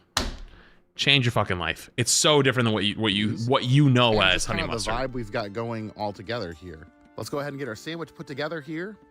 Get our toothpicks in to hold it together. And let's get it cut in half. Does it taste the same? No, it's so different. Like honey mustard, the sauce is like a watery, sweet but sort of maybe tangy. But like the honey mustard honey version, like the thick one, is much more potent. It's like much sweeter, but in a good way, not an overpowering way. Oh, it's so good. It's not as good for like dipping though. And let's take a look at that cross section. All right, interesting. Well, I know some of you are disappointed we didn't see any haggis today. Don't worry. Is it cheaper? They did send me some haggis. It's very similar. Hey, this is our sandwich. Let's taste it. Yeah, use it the same way. The only difference is like if you were like dipping a chicken nugget in it, you know, like if you dip it in like honey mustard from McDonald's, it'll just go straight in and come out almost like ketchup. This one is like almost like a thick texture. You'd have to like scoop it a little. Whoa, wow. Whoa. I did not expect that to be so good. The black pudding pretty much just tastes like breakfast sausage. And then we've got a sweet and tangy combo from the honey mustard and honey goat cheese, and just some mild crunchy cucumber in there. And the Aberdeen buttery is rich and flaky and honestly perfect to go along with the sweet and tangy. Well, even though the ingredients are a little out there. I accidentally read the comments, so I know it's a 10. It ended up being a relatively simple sandwich, and that worked in its favor. I can't think of any reason not to give this one a 10. And I'm going to call it pure dead brilliant. Thanks so much for hanging out, everybody. I hope you have a great day, and I will see you again right here on Friday. You know, maybe I should try that actually. The sausage. I don't know. Yeah, I should. Okay, next. TikTok and beyond, and welcome to Roll for Sandwich, the series where I let fate decide my lunch. Let's go. Think about it. Today I'm going to be using these ghost face dice that I've had on the show before. Let's hope they're lucky today. Let's get things started with our roll for bread. 5, baguette. All right, we have a nice section of baguette here with its characteristic crispy. I've never thought about using a baguette this way. I always just cut them into little pieces and use like a charcuterie board or like little individual bites. Crust? If we were to assign I don't know if I'd like it D&D as like to a sandwich though. I'd have I feel to like go it's with too either barbarian hard. for its thick crust and soft I guess if you get innards, fresh one, it'd probably be wizard, fine though. Because baguette means but wand. Even if you get it in, like in the afternoon, it's Next like up, let's roll already for kind of main. hardened a little, you know? 5, leftovers. What a day to roll leftovers. What I have is this homemade broccoli cheese soup. Well, I guess this is best case scenario for putting soup on a sandwich, being that it is a thick, not very runny soup and a very hearty bread. Basically like a bread bowl. Yeah, just a bread bowl. All right, let's roll for cheese. 2, Swiss. Okay. All right, so we're adding you know a little what? more It's not cheese looking to too our bad broccoli so cheese far. Soup. So far, nothing Is it to hot? complain about. Do they heat other up the than soup though, or is it cold the soup? obvious. Should taste good though. Next up, let's roll for roughage. It looks cold. 3 pickled asparagus and 10 pickles. I'm not the biggest fan of asparagus. I can tolerate it, but I typically won't choose it if it's an available side option for a meal. These pleasantly surprised me. They have a nice mustard flavor. And the pickling has softened them up a little bit so they're not quite as fibery. Pickled asparagus. So got that going for them, I guess. For my pickles today, I'm going to finish up these hot and zesty pickles that I've got in my fridge. So far, it's a very green and beige sandwich. All right, let's get wild with our wild magic roll. 4, freeze-dried candy. I just had to comment on the color of the sandwich. Well, here's a lot of color. These gummy nerds clusters dehydrate into gummy nerd puffs. They kind of have a Cheeto texture. And last but not least, it was going so roll. well Here we go. too. Nat 20. QP I mayo. get to pick. Well, great. Not sure a sauce of my choice will be enough to fix this one. I guess I'm going to go with a cayenne-based hot sauce, Heckler hot sauce. Kind of sticking in the vein with the sourness from the pickles and the everything else and the spiciness. I honestly think it's going to be fine. Now we're going to I know that's obviously going to be throwing it off, but I actually think it's going to be okay. Maybe I'm crazy. Pretty poorly. If it actually gets toothpicks together. in to do something. It's too thick. Yeah, it's a mess. And let's get it cut in half. It's gonna be a mess. It's too thick, but like taste-wise, it might not be awful. That's well, that is a sandwich, I have a feeling. I think, Maybe. Technically, I'm starting to lose faith. Actually, immediately as I look at it paying more. for my 10 out of 10s. Uh-oh. Let's give it a taste. Oh yeah, that bread is nice and hard. That is a chewy baguette, slightly softened by the soup. Probably could have used more soup, honestly. When I taste the soup by itself, it's actually pretty good. It's a nice homemade cheddar and broccoli soup, but it doesn't need to be accompanied by asparagus and pickles and freeze-dried candy. I think the bread is ruining it more than anything. Compromises the texture and stability of all of it. Not the best way to experience the leftovers.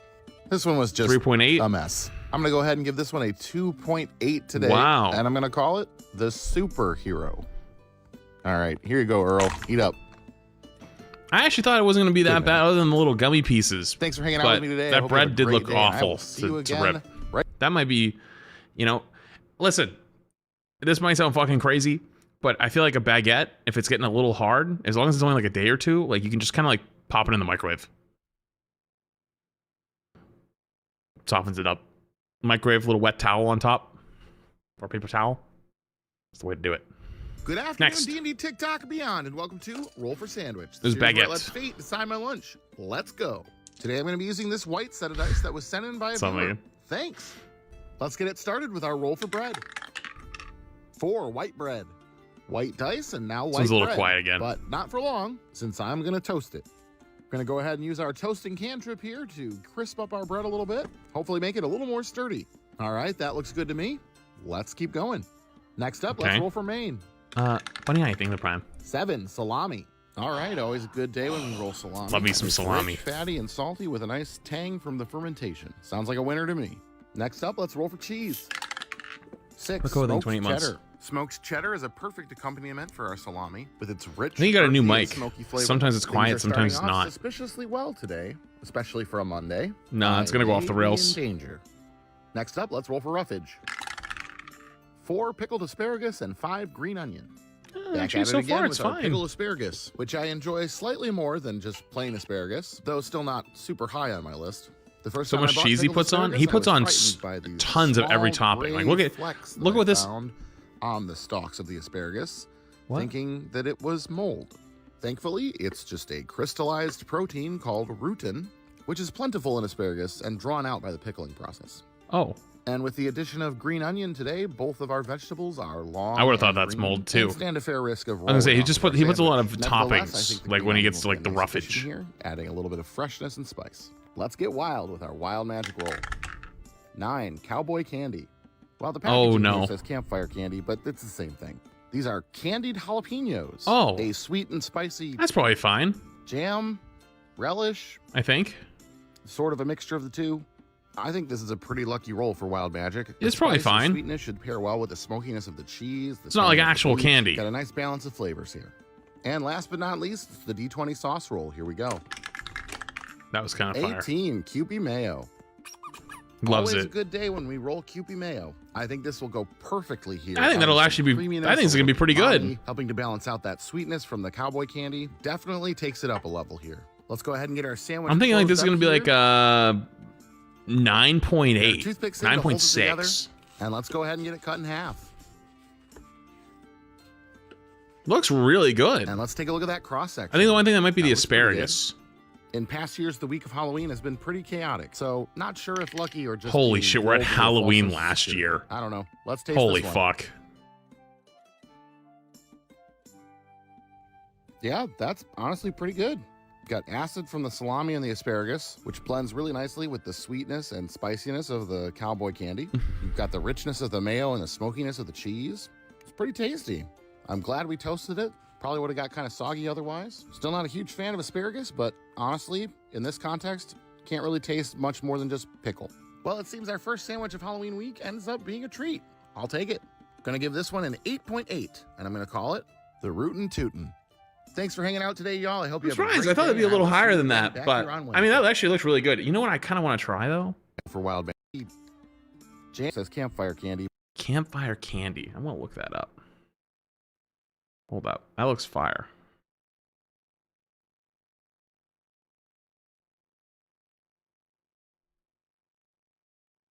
Found campfire candle.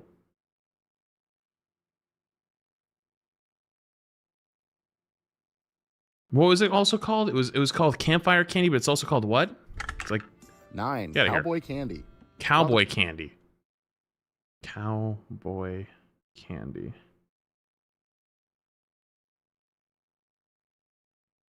It's cowboy candy jalapeno, right? Oh. Nope. Candy corn. I literally filled it in as a potential option, and then I hit that, and then it became candy corn. Hazelnut butter. How the fuck did you find... Dude, Instacart be stupid sometimes.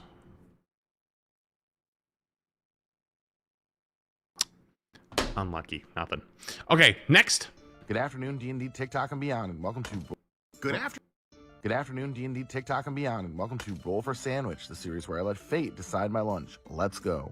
Today I'm using these orange and black dice. Oh, it's a throwback. Okay, we've already seen that one before. Good afternoon, Next. D&D TikTok and beyond, and welcome to Roll for Sandwich, the series where I let fate decide my lunch. Let's go. Today's episode of Roll for Sandwich is sponsored by Dietz & Watson. They've supplied all the meats, cheeses, and some other goodies for today's episode. Cornabees is the Let's see what kind of brand? sandwich they'll make. I'll And look since that up. tomorrow is Halloween, we've got these Halloween dice to roll today. Hopefully they roll us a treat. Let's get started with our roll for bread. 4 white bread. Bread as white as a Cornabees. bedsheet ghost. At least for Nothing. now, before I toast. Using our toast cantrip on white bread seemed to work out well for us yesterday, so gonna keep that going. Starting off pretty good. Next up, let's roll for Maine. 8 buffalo chicken breast. This buffalo style chicken breast is a nice way to spice up a sandwich. It's got a nice cayenne flavor. I like chicken a lot, but I don't think I like chicken on a sandwich like this. I feel like it's just too dry. And isn't dry like You have deli to- chicken can often be. Oh, never mind. Next I up, guess let's it's roll not for dry. cheese. 5 steakhouse onion cheddar. This rich and creamy processed cheddar has caramelized onions inside of it, and it's delicious. Oh. This cheese tastes like French onion soup, but cheese. I don't know if I like This will that. be a nice pairing with the chicken. The richness of the cheese will be cut a little bit by the spice. Next up, let's roll our roughage. 10 pickles and 11 none. I've said it before and I'll say it again. These sour garlic pickles from Dietz & Watson are my absolute favorite pickles. I'm not just saying that because they're sponsoring the show. They're delicious. They're very crisp, have an awesome snap to them, and the flavor is just a really nice sour pickle, garlic. Cutting pickles the long way. I will never complain about having to put these on a sandwich. All right, let's get wild with our wild magic roll. 12 pepitas. I was really wondering if we were going to hit candy since it's the day before Halloween, but I will take the pumpkin tie-in instead with these pumpkin seeds. That's a lot of I'm pumpkin okay with seeds. that. Still on theme, but not going to ruin the sandwich. And last but not least, it's the D20 sauce roll. Here we go. 15 sweet red pepper mayo. Wait, why is there 3 dealer's choice? All right. No complaints there. Oh, that Fresh looks creamy so mayo good. Incorporates roasted red pepper. Feel like it's a little more subtle of a flavor that might get lost. Oh, that in looks the good. buffalo and the sour garlic pickles. But Oh, not gonna this- ruin the sandwich. this might Get be a our sandwich banger. Closed up here. Get our toothpicks. Other in than to the hold seeds, together, and let's get this might be a cut in half. banger. I'm thinking And let's take a look at that. 9-1. That looks pretty good. Remember, kids, you always want to have your parents check your Halloween sandwiches for swords. Let's give this one a taste. Well, despite getting a little bit saw of the mayo sauce on my strip. shirt, it's a pretty good sandwich. I think my only complaint is that there is a little bit too much acid going on. Like I said, those pickles are my favorite, but pairing them with buffalo sauce makes them a bit intense, and there wasn't quite enough to balance that out in the end. Still, not a major issue. I will happily eat this one. And the crunch of those pumpkin seeds every once in a while, it's kind of nice. I don't know if I like the Whatever pumpkin malicious seeds. spirits normally haunt me are taking the night off for Halloween. And I don't mind. I'm going to give this one a 9.2, and I'm going to call it the good Witch. Close. Thanks everyone for hanging Actually, out with really me today. I close. hope you have a great day, and I will see you again on... Have you tried QB Mayo? Okay, so I told this story before. I'll just say it really quick. I used to think QB Mayo was garbage, and then I realized I was buying the knockoff brand. So you want to buy the one with the baby on it. I was buying the one with the panda on it, but they're both called QB Mayo. The panda is like a knockoff American version, but you want the tiny baby. The tiny baby is the one that's correct. Good afternoon, D&D, TikTok, and beyond, and welcome to Roll for Sandwich, the series where I let fate decide my lunch. Let's go. Today I'm going to be using this set of dice with little blue penguins inside that was sent in by a viewer. But they're both called QB Mayo, so like they look like they're going to be the same thing, but Thanks. they weren't. Let's get things started with our roll for bread. 4 white bread. Again? 2 slices of white bread toasted up with the help of our toast bread cantrip and ready to hold whatever the dice have to throw at them. Godspeed, boys. Next up, let's roll for our main.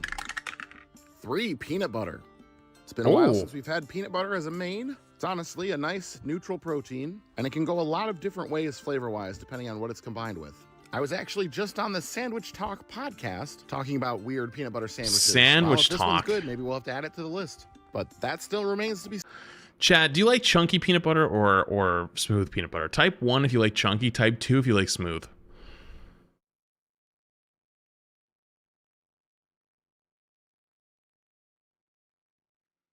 Wow, there's a lot of chunky enjoyers.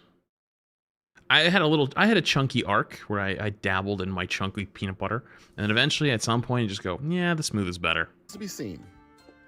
Next up, let's roll for cheese. 2 Gouda. That's a pretty Gouda roll if you ask me. The Gouda has a creaminess and nuttiness. I don't like Gouda slices. Gouda like little pieces for like crackers, fire. Next Slices up, of cheese, not my thing. 7 olive tapenade and 11 none. Olive Interesting. tapenade? Well, my olive tapenade is a black olive, basil, yo, thank you and for the 5 super cheese chat. Appreciate it. tapenade. Much love, the man. cheese is Parmesan, so it's kind of like a pesto, but with olives instead of pine nuts, which is interesting because we're getting the kind of nut element from the peanut butter. So, yeah. Let's get wild with our wild magic roll. 14 kimchi seasoning. This kimchi seasoning brings in a little spice. There's also some funkiness from mushroom. It's an interesting seasoning. I like it on a lot of different things. Ramen, pasta, and yes, occasionally sandwiches. It'll be interesting to see how much of that flavor comes through or if it'll be lost in the tapenade. Well, last but not least, it's our D20 sauce roll. Looks okay. Here we go. 14 bunker sauce. Well, we've got another Rock Band's hot sauce today. Nashville's Howling Giant sent me this bunker sauce, and the ingredients just read peppers. Not specifically what kind of peppers, which... Is that legal? Scares me a little bit. So forgive me if I don't go whole hog on this one. Still, we'll make sure we have an appropriate Go what? amount here for our sandwich. I just don't want What'd you say? completely burn out my insides if this is very spicy. All right, let's get our sandwich closed up here. Get our toothpicks. You're gonna be in, hold it unloading together, scrap after this sandwich. and let's get it cut in half.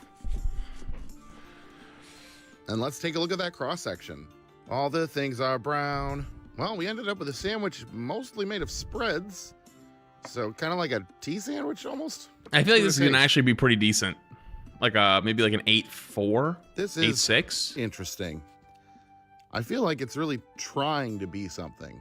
There's a lot of nuttiness, not just from the peanut butter, but from the black olives and from the cheese, both the Gouda and the Parmesan and the tapenade. And the other main element is spice, both from the kimchi seasoning and the hot sauce. I feel it's like 2/3 of a concept here. It's not bad, there's nothing off-putting about it, but it's missing something. Potentially some kind of brightness to cut through that. Maybe a 7-3? Really close to having something 2? interesting. When it comes to this 7-3? show, though, I will take a perplexing and somewhat boring sandwich, especially on a Monday. I'm going to give this one a 5.9, and I'm going to call it the brown coat. Wait, wasn't this lower? Wait, wasn't the milk sandwich higher than that? Thanks for hanging out with me today. I hope you have a great day, and I will see you again right here on Wednesday. Bye. That is too close to the milk Sandwiches sandwich. that make you go whole hog. These sandwiches are unloading scrap. 10/10ths video titles. Okay. Milk was a 5.1. Okay, still a little crazy. It'd be a crazy twist if the creator knows Flash and watches and throws in a little Overwatch jump scare here and there. No, they do. They do know who I am. Hang on. I'll prove it. Holy shit, this has 50k views, bringing it back. So I brought it back, this series, after not taking a break, and he said, "We back, baby." That's it. I was reacting to this series like 2 years ago. So he actually does know me. And so it's cool. I never met him though. Yo, thank you for the super chat. Hey, Appreciate the review. I am apparently way worse than I Wait, thought. it's him! I'll take all this and try and grow from it. Thanks a lot. Yo! Hey, thank you for the 5. Hey, I was extra hard on you, by the way, just as like a heads up. Hopefully it's helpful. Yo, thank you for being a good sport. Appreciate the 5. Thank you, Joda. Actually, let me make a quick note.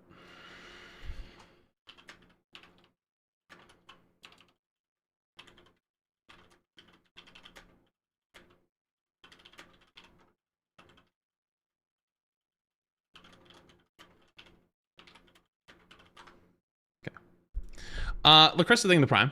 Appreciate you. Thank you. Is that the Iron Man guy? It is the Iron Man guy. Okay, next. Good afternoon, D&D, TikTok, and beyond, and welcome to Roll for Sandwich, the series where I let fate decide my lunch. Sorry, I don't know. Let's go. Today's episode of Roll for Sandwich is sponsored by Die Hard Dice.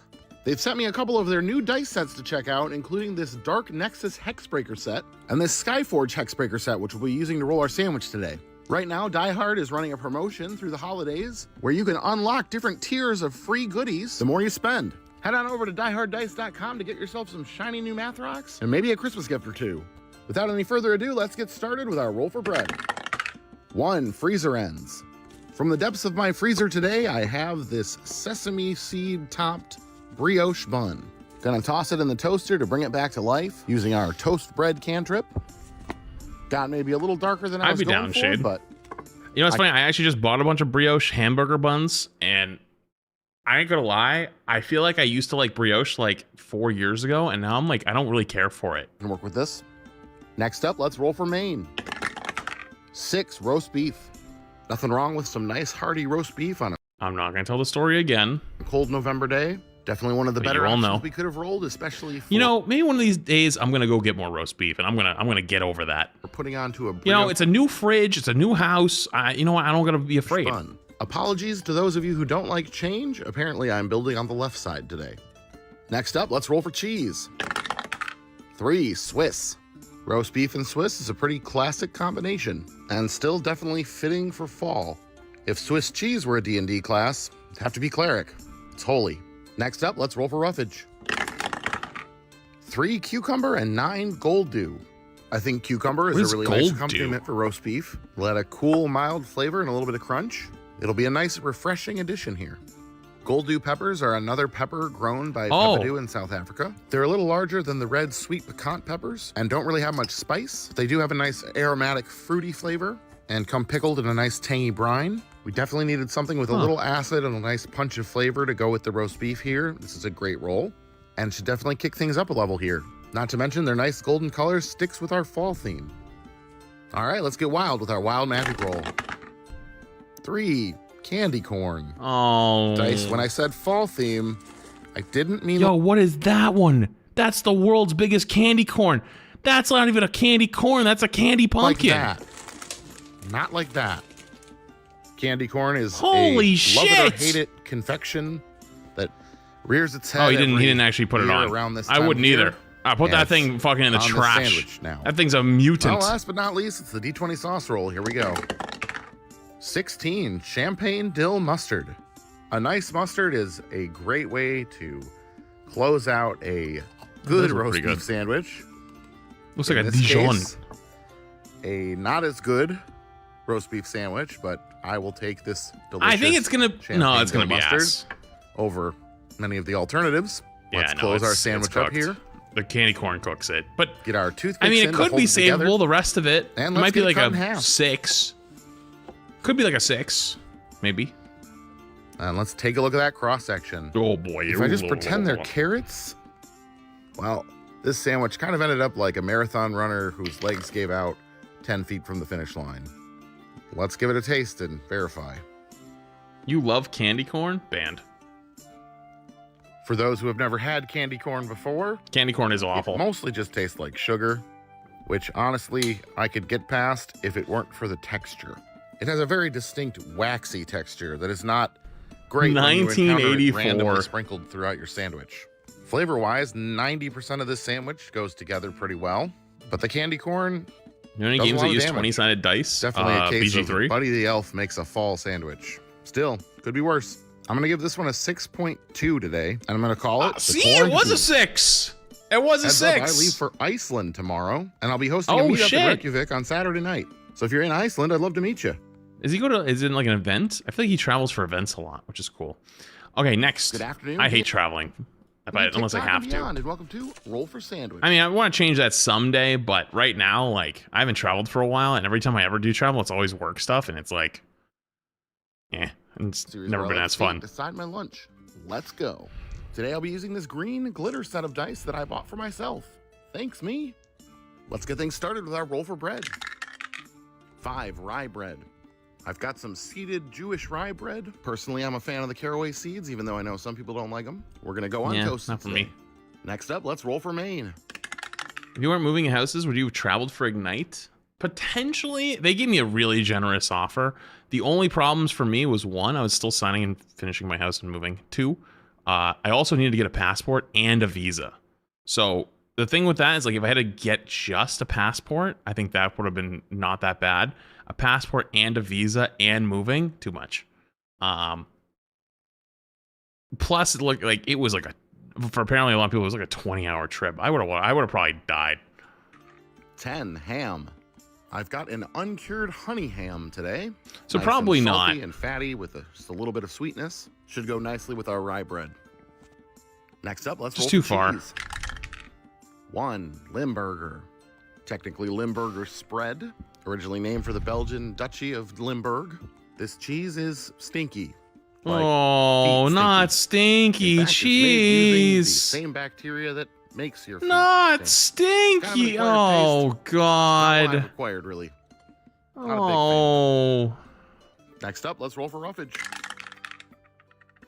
5 green onion Speaking and of 8 stinky, tomato. where did he go? Green He onion must be is probably a just best downstairs. case scenario roll here. The bite of the onion will help offset the cheese flavor and kind of makes it a little bit similar to like an onion cream cheese.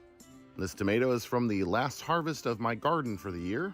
We made a lot of them into tomato sauce. Who's stinky in your house? got a Wait, have you couple seen left. have you This seen one Gus? Is a little bit mealy, but should be fine. Seems like a good opportunity to use our summon salt and pepper cantrip. We'll grind up some pink Himalayan salt fresh from my lamp. And also hit it with some fresh ground black pepper. Despite the cheese, it's looking pretty good. All right, let's get wild with our wild magic roll. 11, Slap Your Hold up. Mama. Huh? Slap Your Mama is a Cajun seasoning that is salt and I ain't gonna pepper, lie, I wasn't. red I was pepper, half paying garlic. attention because I was reading chat. And I just heard These are "slap ketchup your mama" after. out of. And last I but just not got real least, the D20 confused. sauce roll. Here we go. 10, Clotted cream. Clotted cream isn't really something we have in the US, but in the UK, they put it on top of scones. I would say it's mostly akin to butter or whipped cream. It tastes a little sweeter than unsalted butter, but has 65% milk fat, so it is rich, and I have nowhere to spread this because both halves of my bread have stuff on them, so this is the best I can do. I mean, all right, let's get our it doesn't look like sandwich it would be closed up bad. It just, I don't know, toothpicks not the in best to hold presentation of together. it, maybe. And let's get it cut in half. And let's take a look at that cross section. I mean, it doesn't look bad. Well, Limburger definitely smells worse than it tastes, and we got some decent things to go with it. So let's give this one a taste and see how it is. I'm thinking like a 5, maybe a 6. This is interesting. The gobs of clotted cream kind of make the Limburger creamier and less Limburger-y, but is also just kind of a lot. The tomato and the onion both help a lot. Could have used probably something with even more acid than tomato, especially since we added so much fat with that clotted cream. The salt and pepper and Cajun seasoning give it a nice bump as well. It's not terrible. It does get to be a bit much though. I feel my tongue is like coated. This was a weird week of almost cohesive sandwiches, though none of them entered into truly abhorrent territory. I think this one's actually gonna get a 7 from me, and I'm gonna call it the Salty Mama. I'll be hosting a meetup tomorrow night in Salty Reykjavik, Iceland. Mama. If you're in the area, I'd love to meet you. For everyone. Okay, that was pretty good. The Salty Mama. Okay, John, I'm going to the bathroom real quick. I'm gonna go see where he is too. He might have to go outside or something. I'll be back in 2 minutes. Be right back.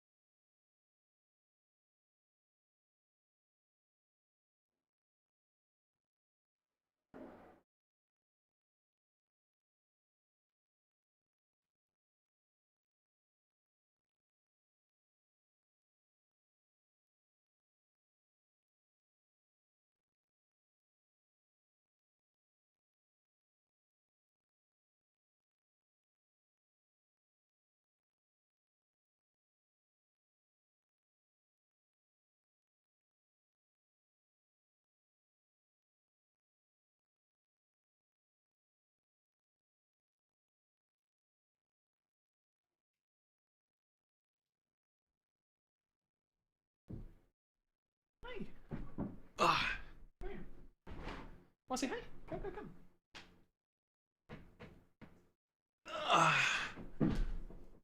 Oh, man.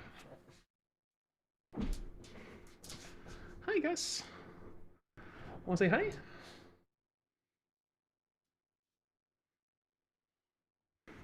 Hi. This is Gus.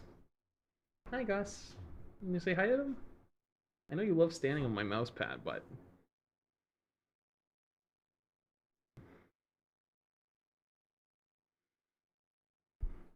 Hi, what's going on? You having fun downstairs? Are you having fun? You having a good time? You playing with all your toys?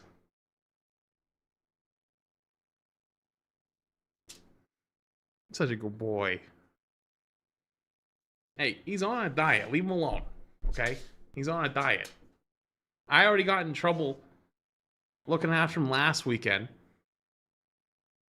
And I gave him a treat. Isn't that right? Yeah, I got in trouble for giving you tweets. Pug Zempic is insane. That is insanity.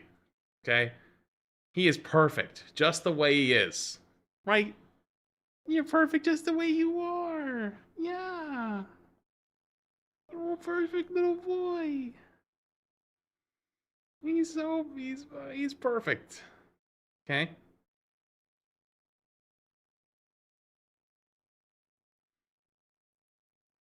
Yeah, you are. You're a perfect boy. Yes, you are.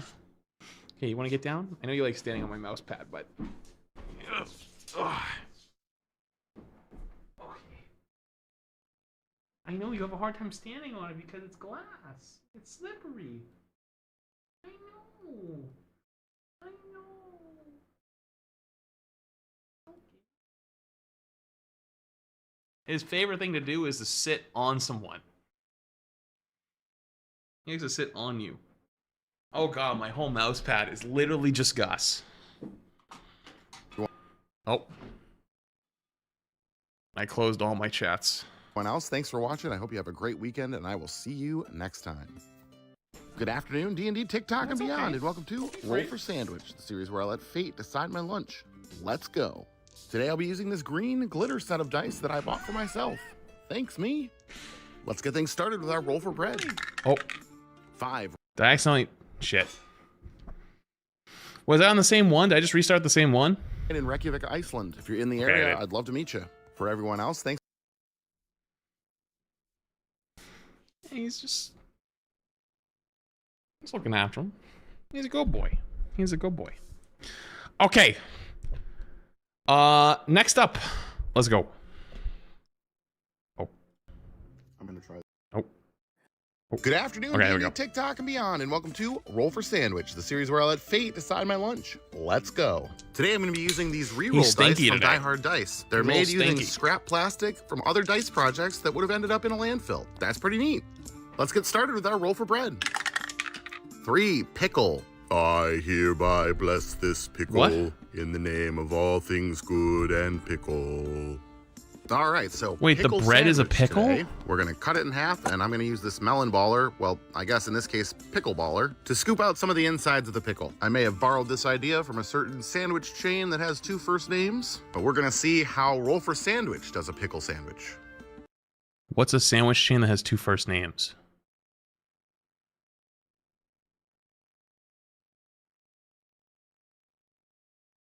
Jimmy John's.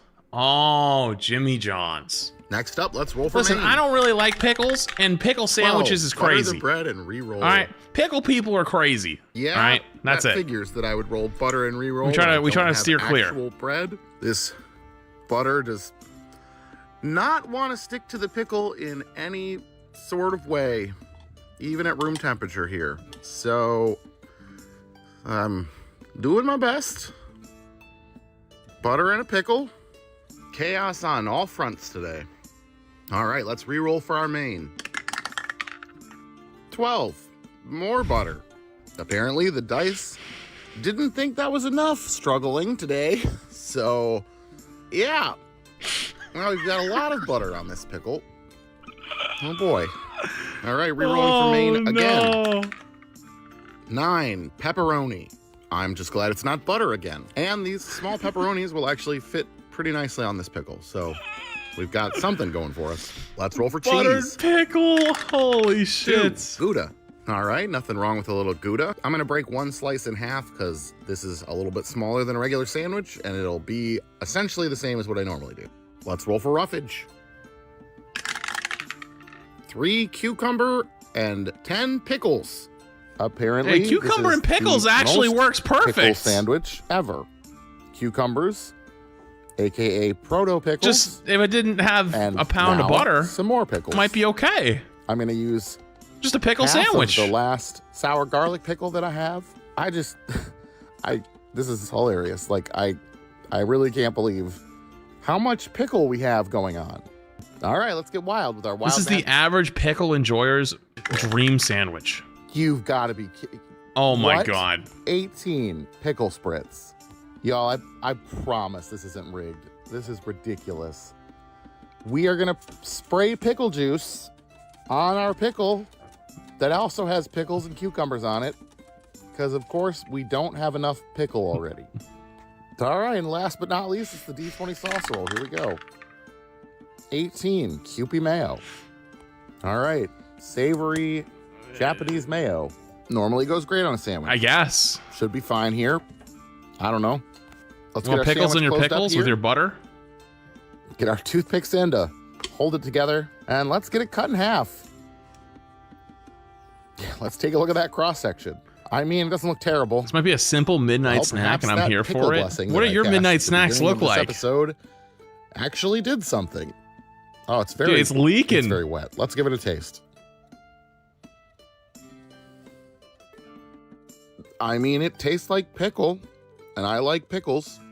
It's incredibly Oh my God, messy. it's everywhere. The pickle juice basically liquefied the mayo. Probably would have been a better sandwich just on some bread, but it's not bad. It's just, I mean, if you like pickles, there's a lot of pickles here. I think I'm going to go ahead and give this one a 6.7, and I'm going to call it the Pickle Priest. A 6.7 is today. crazy. I hope you have a great day, and I will see you again on Friday. Good afternoon, Dean. A 6.7 for the pickle sandwich with the pickle fillings. Good afternoon, D&D, TikTok, and beyond, and welcome to Roll That's for Sandwich, crazy. the series where I let fate decide my lunch. Let's go.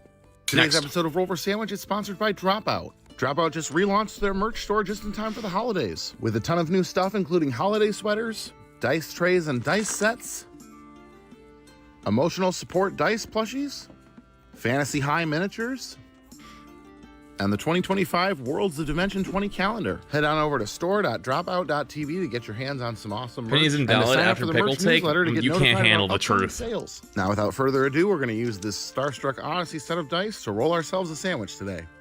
Let's get it started with our roll for bread. 6, sourdough. Sourdough bread. Bread so delicious, it's worth lacerating the roof of your mouth. We're going to toast it up today using our toasting cantrip. Make sure it's extra sharp. That looks pretty good. On to Maine. All right, rolling for Maine. 3, reindeer pate. I was gifted this reindeer pate on my recent visit to Iceland. Reindeer is a very lean meat, and as is typical of lean meats, this is cut with pork and pork Why fat. does it look like someone Flavor-wise, threw a reindeer in a fucking blender? A little gamey. Honestly, I much prefer a reindeer steak to this pate, but I still appreciate it. We'll get a nice layer spread out here on our sourdough. It's a good thing we toasted our bread, and there we have it. Reindeer pate. That's exactly what pate is.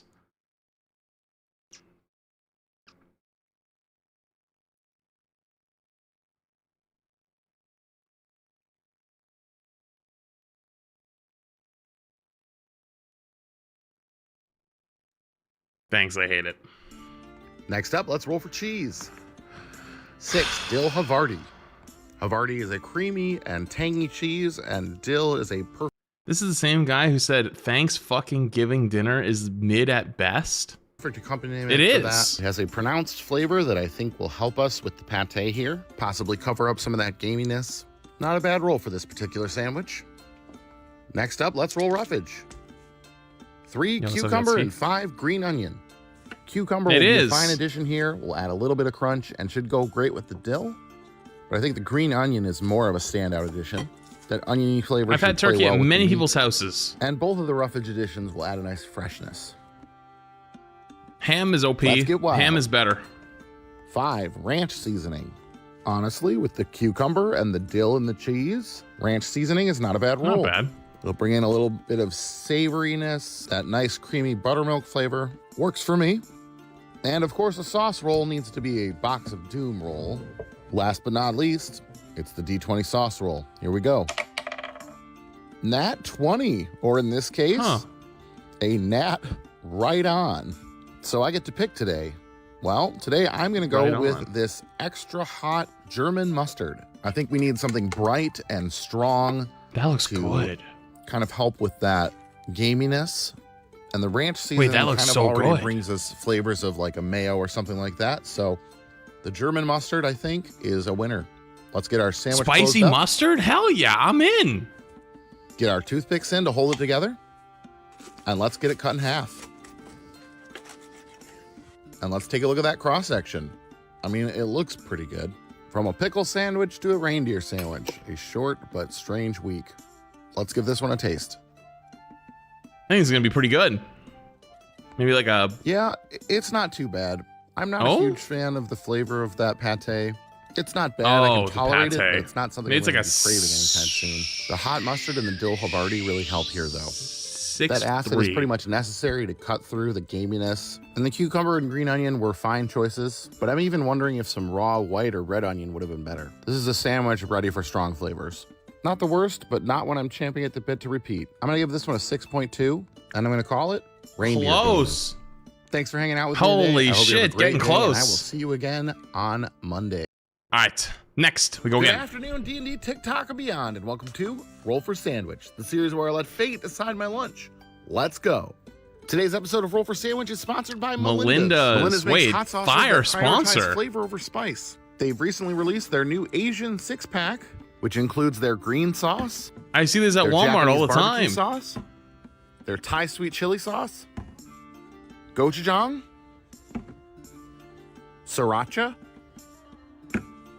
and their Polynesian sauce. This 6-pack of Asian-inspired sauces includes sauces all on the milder side, and it can make a great holiday gift. Head to melindas.com to snag your own, and now we're going to use one of these sauces to make an Asian-inspired sandwich of our own. Without any further ado, let's roll for bread. 6, sourdough. Sourdough remains our most used bread on the show, and of course it's better toasted, so we're going to use our toast bread cantrip to get some nice color on there. Slices are a little big for my toaster, but worked out all right. Next up, let's roll for Maine. 5, dumplings. I've had these microwave soup dumplings on one previous sandwich when we rolled leftovers. But Chat, I don't know about microwaved, but chat, have you ever had soup dumplings?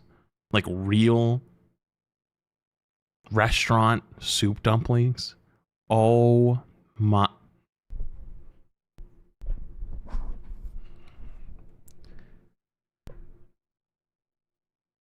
I'll put you on some. Okay. I don't remember the name. I gotta remind me later. I gotta look it up. I went to this restaurant in Boston a while back.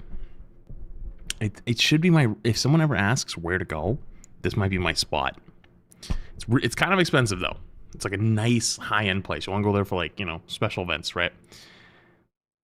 I went to this place in Seaport.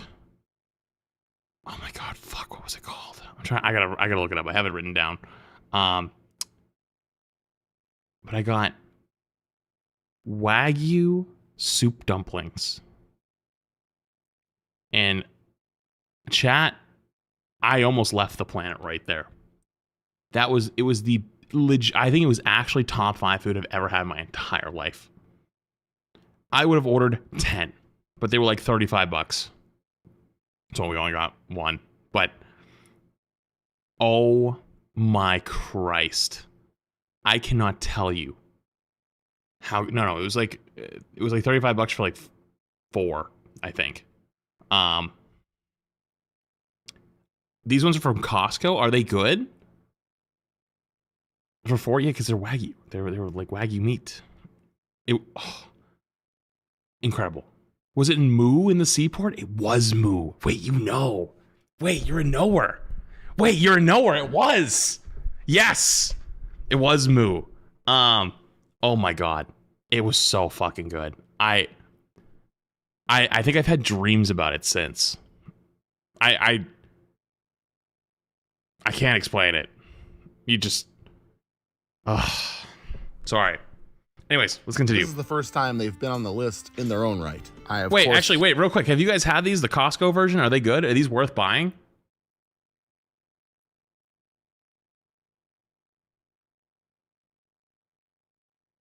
Yes, mid, eh. Oh, okay. I'm guessing like restaurant ones would be better though. Fresh is way better. Yeah, fresh is probably going to be better. It is fancy as hell. It's like a special event type of place. Heated them up and we're going to add them here in a nice layer before we move on to cheese. All right, rolling for cheese. I do got the Costco. Chat, I filled up half a tank on my truck the other day and I spent $40 because of gas, Costco gas. Absolute fucking cinema. 1, no cheese. Well, you hate to see it, but I guess it's appropriate for an Asian sandwich to not have cheese. Oh well, let's roll for our roughage. 1 water chestnuts and 9 gold dew. Not water a fan chestnuts. of water chestnuts. I pick them out of any stir fry that I end up having with them in it. I don't know what it is. Ew. Just don't like the taste. And so I'm going to use a level 2 spell, Relish Rebuke, where I can replace one of my roughage rolls with a pickled element of my choice. Oh. And sticking with the Asian theme, I'm going to go with this pickled ginger. Usually Nice. eaten as a palate Not cleanser bad. between bites of sushi and as a digestive aid, I will be putting some of this pink pickled ginger directly on top of my dumplings. Definitely better than water chestnuts. These gold dew peppers are a mild variety of peppadew peppers from South Africa. I've been working through this jar in my fridge. It's not really an Asian ingredient per se, but I didn't replace everything on the list with Asian ingredients. I think the acid and slight sweetness from the peppers might go well with these dumplings. Either way, they add some nice color. Let's get wild with the wild magic roll. 18 crunchy chow mein. All right, so these crunchy chow mein noodles will bring a little bit of crunch to our This sandwich. kind of reminds me of like snackable ramen. You know what I'm talking about? I was at Costco the other day, and there was a little sample of snackable crunchy ramen, and they hand it to you, and you take a bite, and I was like, really good. Walked around the corner, fucking threw that thing away immediately. So that's good. The toasted sourdough itself may have been enough crunch, but I guess we'll find out. And last but not least, we've got the D6 sauce roll. 6 Japanese barbecue sauce.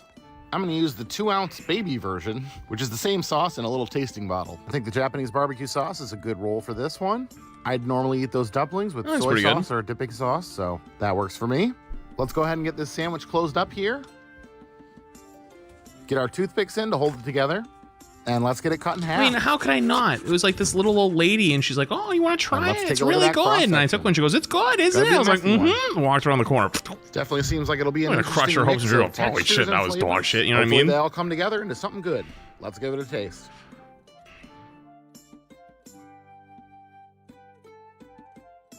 Well, for one thing, there's a lot of inconsistency between each bite here. The sauce is nice, doing a lot of heavy lifting, but overall as a sandwich, it's kind of falling flat for me. I feel like the peppers and the ginger together is kind of overkill. I think it would have been good with one or the other. And honestly, it might have been better with Maybe a cheese. 7-1. This one is kind of just less than the sum of its parts. Taking all this and putting it between 2 slices of bread didn't really make it any better. I'm gonna go ahead and give this one a straight 5. And I'm gonna call it the ugly dumpling. Wow. Thanks for hanging out with me today. I hope you have a great day, and I will see you again on Friday. Okay, I didn't think it was gonna be that high. Or sorry, that Good low. afternoon, D&D, Next. TikTok, and beyond, and welcome to Roll for Sandwich, the series where I let fate Below the decide my milk lunch. sandwich is kinda Let's crazy. go. Today I'm going to be using this glassy blue set of dice that was given to me by a viewer on my recent trip to Iceland. Thanks. I'm also going to be using one of my new wooden plates made by fellow Michigander and woodworker Hexwood. Go check out his stuff. That's cool. Without any further ado, let's roll for bread. 4 Icelandic flatbread. Seems these dice prefer a taste of home. This traditional unleavened flatbread is made with rye flour and dates back to the settlement of Iceland in the 9th century. It is soft and thin and similar to other unleavened breads like pita bread. Next up, Okay. let's roll for Maine. A little interesting, but it's probably like pita bread. So 7 salami. All right, Ooh, salami isn't the weirdest thing to put on this bread. One of the ways it's typically served is with butter and a thinly sliced smoked form of mutton. Next up, let's roll for cheese. 1 Limburger. Oh no. Well, we've swapped our butter for stinky feet Not cheese. the stinky Hooray. cheese. This is a spreadable form of Limburger cheese, my which gets goodness. its name from the Duchy of Limburg in Belgium, Dude, not the province you think there's of the people that Netherlands. actually like I've done this my research. unironically? They both exist. They are both places. So you can stop commenting about it. Okay, bye. Next up, let's roll for roughage. Double 10s. Extra pickle. Extra pickles. Having some That's a big ass flashbacks pickle. here. Not that I'm sad that we rolled double pickle. I like pickle a lot. Pickles are great. Just have had a lot of pickle recently. We'll see how it works out here. You like the stinky cheese? Let's get wild with a wild magic roll. Not the stinky cheese. 17 smoked finishing salt. Now we're putting something smoked on top of our Icelandic flatbread. After He gets all. this finishing Just salt in all this the time, case, I it's feel some like. Salt. The cheese, the pickles, and the salami are all very salty already. So maybe a little bit. Some say the too much stinkier salt. the better. I disagree, And to be last honest. but not least, the D20 sauce roll. Here we go. 15 best Me too. worst hot sauce. Full disclosure, I Oh? did not notice until the edit that I actually rolled a 14, but that was just another hot sauce, so I'm not that worried about it. Mustard this specific hot sauce? is a mustard-based hot sauce that kind of gives you the vibe of what you would put on bratwurst. Let's go ahead and get this sandwich closed up here. Get our toothpicks in to hold it together, and Not let's get bad. it cut in half. And let's take a look at that cross section. That looks like the Lot of pickle. flimsiest, Well, our sandwich least is a filling relatively sandwich I've flat ever one seen. today, but let's hope the flavors don't fall flat. Let's go ahead and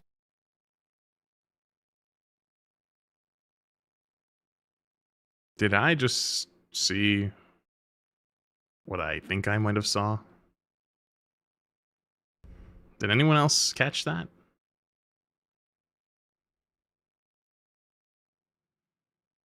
go ahead and give it a today. Well, our sandwich is a relatively flat one today, but let's hope the flavors don't fall flat.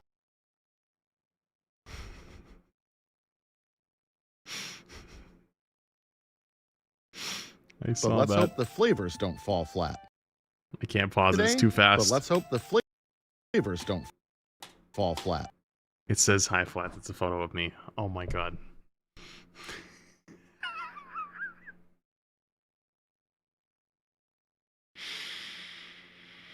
That is crazy. Dude, I'm a year behind right now. There's no way. Okay.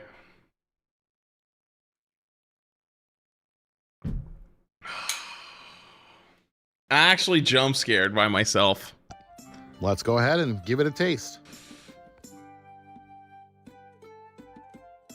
Man, this one is intense.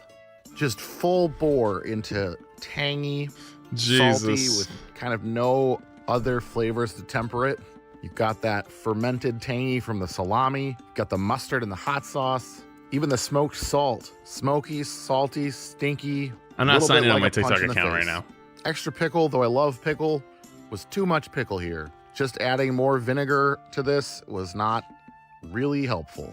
Like it's passable. I could It's a see lot this of being pickle. someone's jam, but it's just a little too much for me. Even a thicker bread would provide some relief, but this bread is almost I think not like a there at all. 3-1. Well, I don't think I'm going to need any coffee this afternoon. Maybe it because did this fall sandwich flat. woke me up quite a bit. I think I'm going to give this one a 6.2, and for a name, I'm going to go with the Salt Flats. Thanks.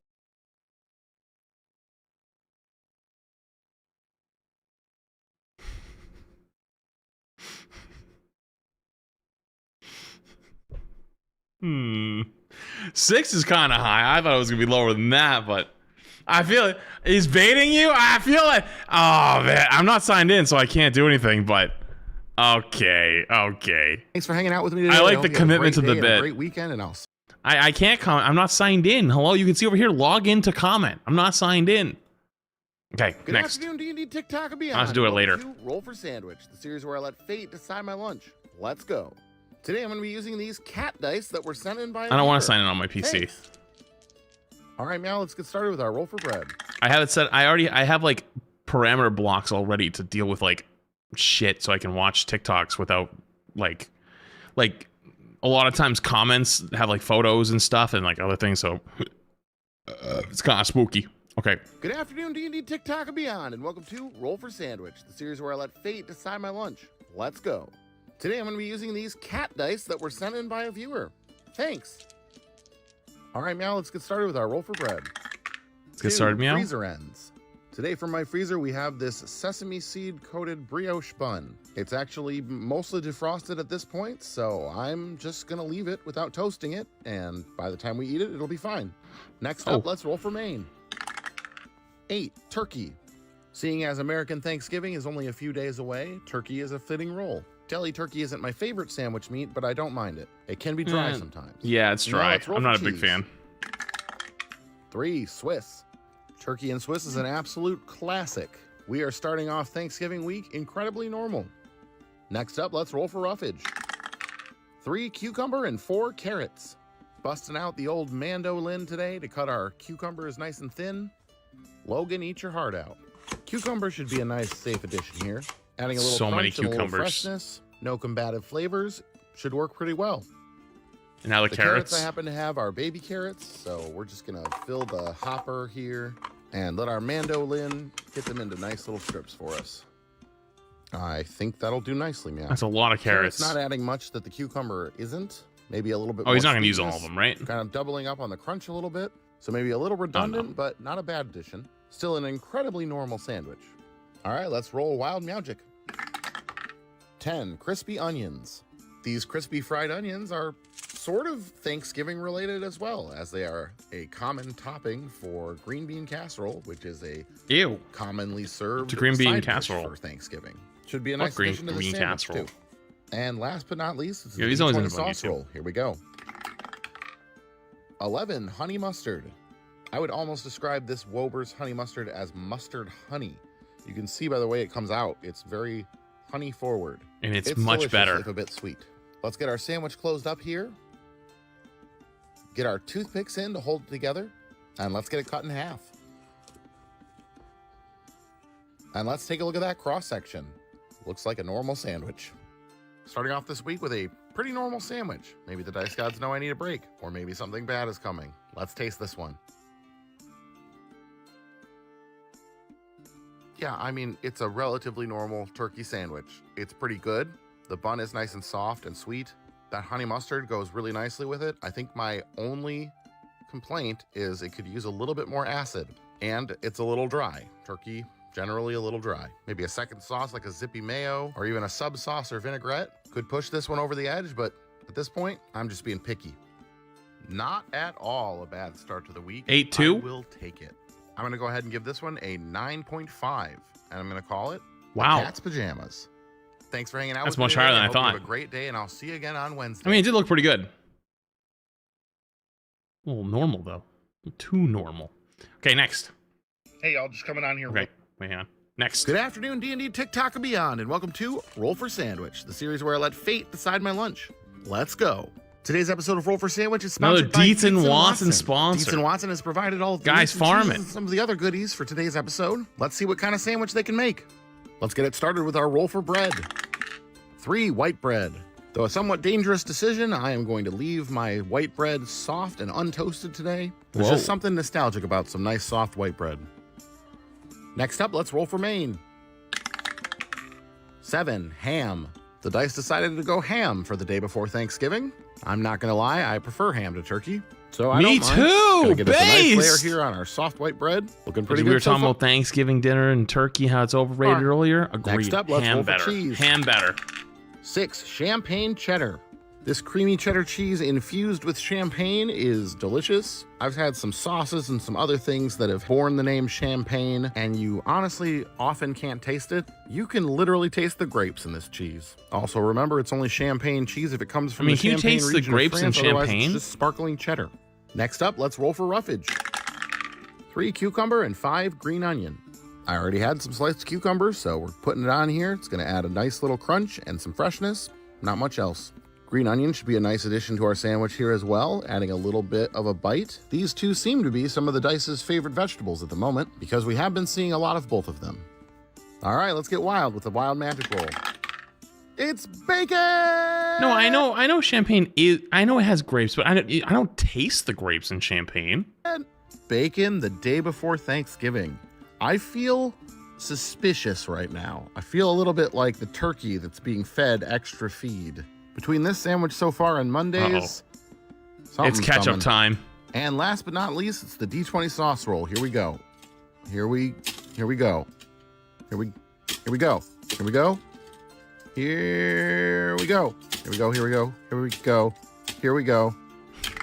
Oh, there we go. 7 jalapeno mustard. Oh, that's not bad. This Deaston Watson jalapeno mustard is pretty much a standard yellow mustard infused with jalapenos. No, it's good. Spicier. It's gonna be a 10 out of 10, right? You can see the little chunks. I don't see how this won't be a 10 out of 10. Right there. Let's get our sandwich closed up. Get our toothpicks in to hold it together, and let's get it cut in half. It's too much mustard, not enough. And let's I'm take a big look at that sauce cross guy. section. I want all the sauce. Another fairly normal looking sandwich. Well, if I thought I was lucky on Monday, I don't know what today means. Enjoy it while I got it, I guess. Let's taste it. Yeah, it's a 10. No way it's not. Yeah, this is a dang good sandwich. Like I said, that jalapeno mustard is a little bit spicier than expected. Could have used on this sandwich maybe some mayo or something to balance it out a little bit, but it's a good sandwich. Having a sauce with some acid to cut through the fat of the ham and that creamy cheese is good.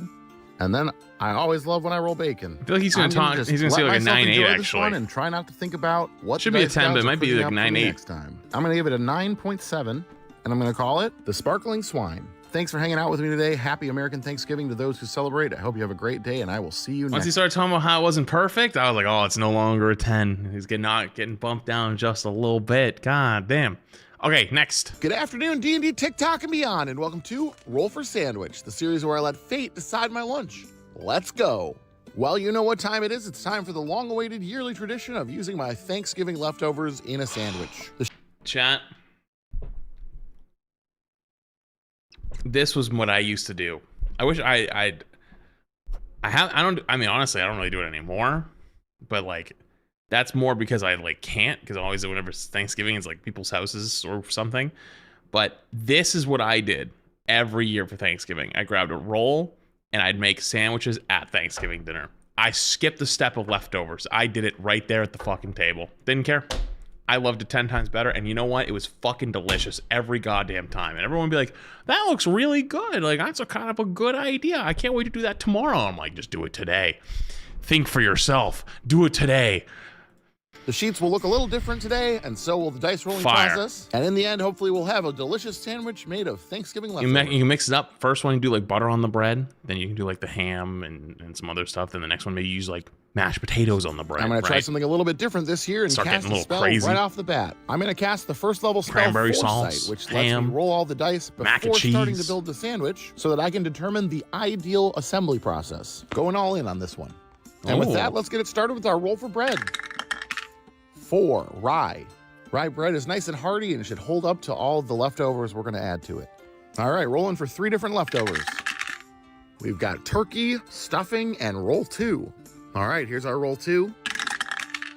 Double ones, extra pumpkin pie. Turkey and stuffing are pretty standard fare for a post-Thanksgiving sandwich. The pumpkin pie has me a bit worried, though. Let's roll for cheese. 6, baked brie. Interesting. Well, we'll see how that goes. All right, time to hit it with some Turkey Day magic. 1, marshmallow bits, and 7, we're making it a melt. While seeing as we already have pumpkin pie on the list, why not add some marshmallows? Making it a melt is going to be interesting. I'm glad I get to plan ahead. And last but not least, it's the 2d8 sauces roll. 3, cranberry sauce, and 7, Kewpie mayo. Short of mustard and mayo, cranberry sauce and mayo is probably the best roll on the list. All right, we've got our recipe. Let's make the sandwich. All right, starting out with our rye bread, we're going to leave them untoasted since we are grilling the whole sandwich later. To that, we're going to add our layer of turkey. We've got white meat this year, cut slightly less thick than our bread. Next, we're going to come in and add a layer of stuffing. Our stuffing this year has mushrooms in it. I'm not a big fan of stuffing. Going to spread that out nice and evenly. Had just about enough stuffing left to make a sandwich. Before we start building the rest of our sandwich, we're going to hit this slice of bread with our Kewpie mayo. Probably should have added some to the other slice of bread before I started putting stuff down too. But that slice will get nice and buttery when we get to the melt stage. All right, now we're going to add the pumpkin pie. What we're going to do here is cut a nice sliver of it here and place it on our other slice of bread on top of our mayo. And since we had to have extra, put the other way. We're going to do that twice. Oop. Hopefully that isn't so much pie and sweetness as to throw off the balance of the whole sandwich. Remember, we still got to add marshmallows. All right, next on top of our pie, we're going to come in with our cranberry sauce. And while this is a little sweet, it is much more tart, so I'm hoping that that will help balance out Chat, the pie. why do I think this is going to be good? And then we're just going to sprinkle our marshmallow bits if I over take the it back, cranberry I forgot sauce, about that. And none of them will go rolling. Well, most of them will not go rolling off the take it sandwich back. because they will stick to the cranberry sauce. Now the only thing left is our baked brie. This may look a little rough. It's leftover, remember. It's brie cheese encased in pastry dough. It was a nice appetizer yesterday, but now it is cooled. It is no longer melted. So we are going to cut it into some slices. How the fuck? Wait, is it sold as baked brie or? No, it's probably just brie they put in the oven, right? Hang on, I'm gonna look anyways.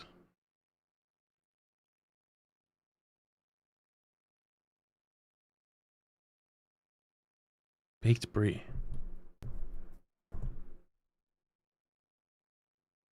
No, it's just regular brie that they put in the oven, right?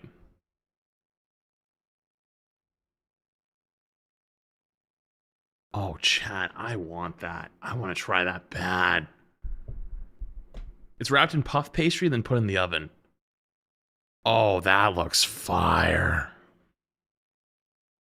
I'm looking to see if I can find it pre-made, but I don't see it on here. Oh, that looks so good. This is here. And we are going to put a generous layer of our baked brie over both halves of our sandwich. Maybe a little less. Would on it the top last the half overnight? here. And then we are just about ready to head over to the stove. To my warm pan, I'm going to add some butter, making sure I've got the whole surface coated. Take you up on Then I'm going to add both halves of our sandwich and a little water to create some steam. Cover it up to trap the steam inside. And about 8 minutes later, let's check. Yep, we've got some nicely melted brie. Our bread should be nice and toasty, so I think we're ready to try and close up this bad boy. All right, let's hold our breath and get it closed up. Success. Back over to the cutting board. Wow. Let's get our toothpicks in to hold it together, and let's get it cut in half. And let's take a look at that cross section. That looks pretty good. If you're the kind of person who makes sure none of their Thanksgiving plate elements touch each other, this sandwich might not be for you, but I'm pretty excited for it. Let's taste it. Other than the marshmallow bits, it actually looks pretty decent. Not the tidiest sandwich, but man, is this good. I was a little bit worried about the pie and the marshmallows, but the cranberry sauce is doing a ton of work to bring that in a less sweet direction. The warm stuffing kind of just holds everything in there together. It's like a big warm hug. The brightness of the cranberry sauce helping things not to be too heavy. And that brie, man, whew. If there was an MVP in this sandwich, it would be the brie. Holding things together, making it melty and savory. This is the easiest 10 I've ever given. And I'm going to call it a 10? Seriously good. Thanks for hanging out with me today. I hope you have a great weekend, and I will see you again next. I did not expect that to be a 10. Holy shit. I won't lie, the pumpkin pie kind of looked fire. All of it looked fire, except like the marshmallow bits. I thought I wasn't going to get a 10 because of that. Damn. Holy fucking shit. That's actually crazy. And you know what? Hang on. Oh, we're still like 4 months away from Thanksgiving. You know what? I might have to remember this for the future. Okay, I think we got time for one more. D&D, TikTok, and oh, one more. D&D, TikTok, and beyond. And you know, like marshmallow? No, those little marshmallow bits are like crunchy. They're like little crunchy marshmallow bits. It's not real marshmallow. It's... Roll for Sandwich, the series where I let fate decide my lunch. Let's go. Today's episode of Roll for Sandwich is sponsored by Melinda's. Melinda's makes hot sauces that prioritize flavor over spice. They've recently released a new Asian 6-pack, which contains their green sauce, Japanese barbecue sauce, Thai sweet chili sauce, gochujang, another sponsor, feels good, sriracha, and their Polynesian sauce. Yeah, but I don't think those little ones melt. It's almost like Lucky Charms. Those don't melt. Inspired sandwich. You can get your own Melinda's Asian 6-pack at melindas.com. Snag one for yourself or for a holiday gift. Without any further ado, let's roll for bread. 5 rye. Got some soft seeded Jewish rye bread, complete with the caraway seeds. And today we're going untoasted. Next up, let's roll for Maine. 3 California roll. This invention of American sushi restaurants typically includes crab, avocado, and cucumber. Wait, Chad, did I tell you guys I actually eat sushi now? I went from never having sushi in my life in the last year to now I get it every once in a while. I got it like a week ago. Spicy or not spicy. Actually, that's not true. I had tuna. I had semi recently, and it was a regular tuna roll, and then I got a fried spicy tuna roll, and it was interesting. It was actually pretty good, but it was warm because it's fried. Obviously, it was weird. It was very odd, but it was really good. And then normal tuna roll. It was pretty good. Though I have seen it vary from. But I'm scared to branch out beyond the tuna. You know, restaurant to restaurant. I got this delivered fresh for this sandwich. I don't typically have rolls of sushi just lying around at my house. I like sushi. I typically go for rainbow. Tuna What's a rainbow roll? Or a Philly roll, but this should be nice. Next up, let's roll for cheese. 2, Gouda. Definitely feels a bit weird to be putting cheese on a sushi roll, though I've done much weirder on this channel. Flavor-wise, I don't see anything glaringly inappropriate, though. Next up, let's roll for roughage. Shrimp? 2 orange and 7 pickled ginger. I don't have a fresh orange, but I do have these mandarin oranges. While these are abundantly found in the United States. Rainbow roll is California roll with tuna, salmon, shrimp on top. I don't know if I like shrimp, though. States. The biggest producer of them does happen to be Asia, so in that way, it's even more fitting. And the dice gods are definitely looking out for me by giving me pickled ginger with my sushi. It'll be interesting to see how this plays with the orange, but I can honestly see it working quite well. And it will definitely be a texturally interesting sandwich. All right, let's get wild with our wild magic roll. 13 extra sauce. Well, the sponsor will be happy. We'll get to feature 2 of their sauces today. Let's roll for our first sauce. 1, Thai sweet chili. Singy and sweet, this sauce brings a mild heat. Good. Perfect for adding to ramen or glazing. You said it once or twice. You're talking about wanting to buy wasabi last time. I did buy wasabi. I don't think it's real though. But like the tiniest bit fucking kicks my teeth in. But if I had wasabi at like a restaurant, I can put like a literal giant ass glob and nothing happens. Neat. I didn't mean for that to rhyme, but it did. This combined with the ginger and oranges should give us a sweet and sour combination that should be pretty good. And last but not least, we have our final D6 sauce roll. 5, green sauce. This is one of my personally most used Melinda's sauces. It's made from green tomato, jalapeno, cilantro, garlic, spinach. Has a great zesty and mild flavor. Oh look, we made Christmas colors with the sauces. Let's go ahead and get our sandwich closed up here. I don't know if this is gonna be good. Get our toothpicks in to hold it together, and let's get it cut in half. And let's take a look at that cross section. Interesting. I've had many sandwiches on this show that have kind of emulated the flavors of sushi, but never one with an actual sushi roll on the sandwich. Let's give it a taste. You know, that's not too bad. Definitely spicier than I expected it to be by using 2 of those sauces. I think the pickled ginger kind of makes it a little spicier too. I'm glad the bread isn't toasted. I think that goes better with the rice. Overall, the flavors are okay here. Those oranges are really interesting, very juicy. I want to try them on a different sandwich. Still seems weird to have cheese on this one. Luckily, you can't really taste it that much, but I think having the slices there adds a little bit of structure. I think a 7-2. Definitely could have ended up a lot worse. Not a bad lunch, but I don't think you're gonna see sushi restaurants rolling out sushi sandwiches anytime soon. Although these days, I guess you never know. I'm gonna give it a 7.6, and I'm gonna call it the Christmas in California. Thanks for hanging out with me today. I hope you have a great day, and I will see you again on Friday.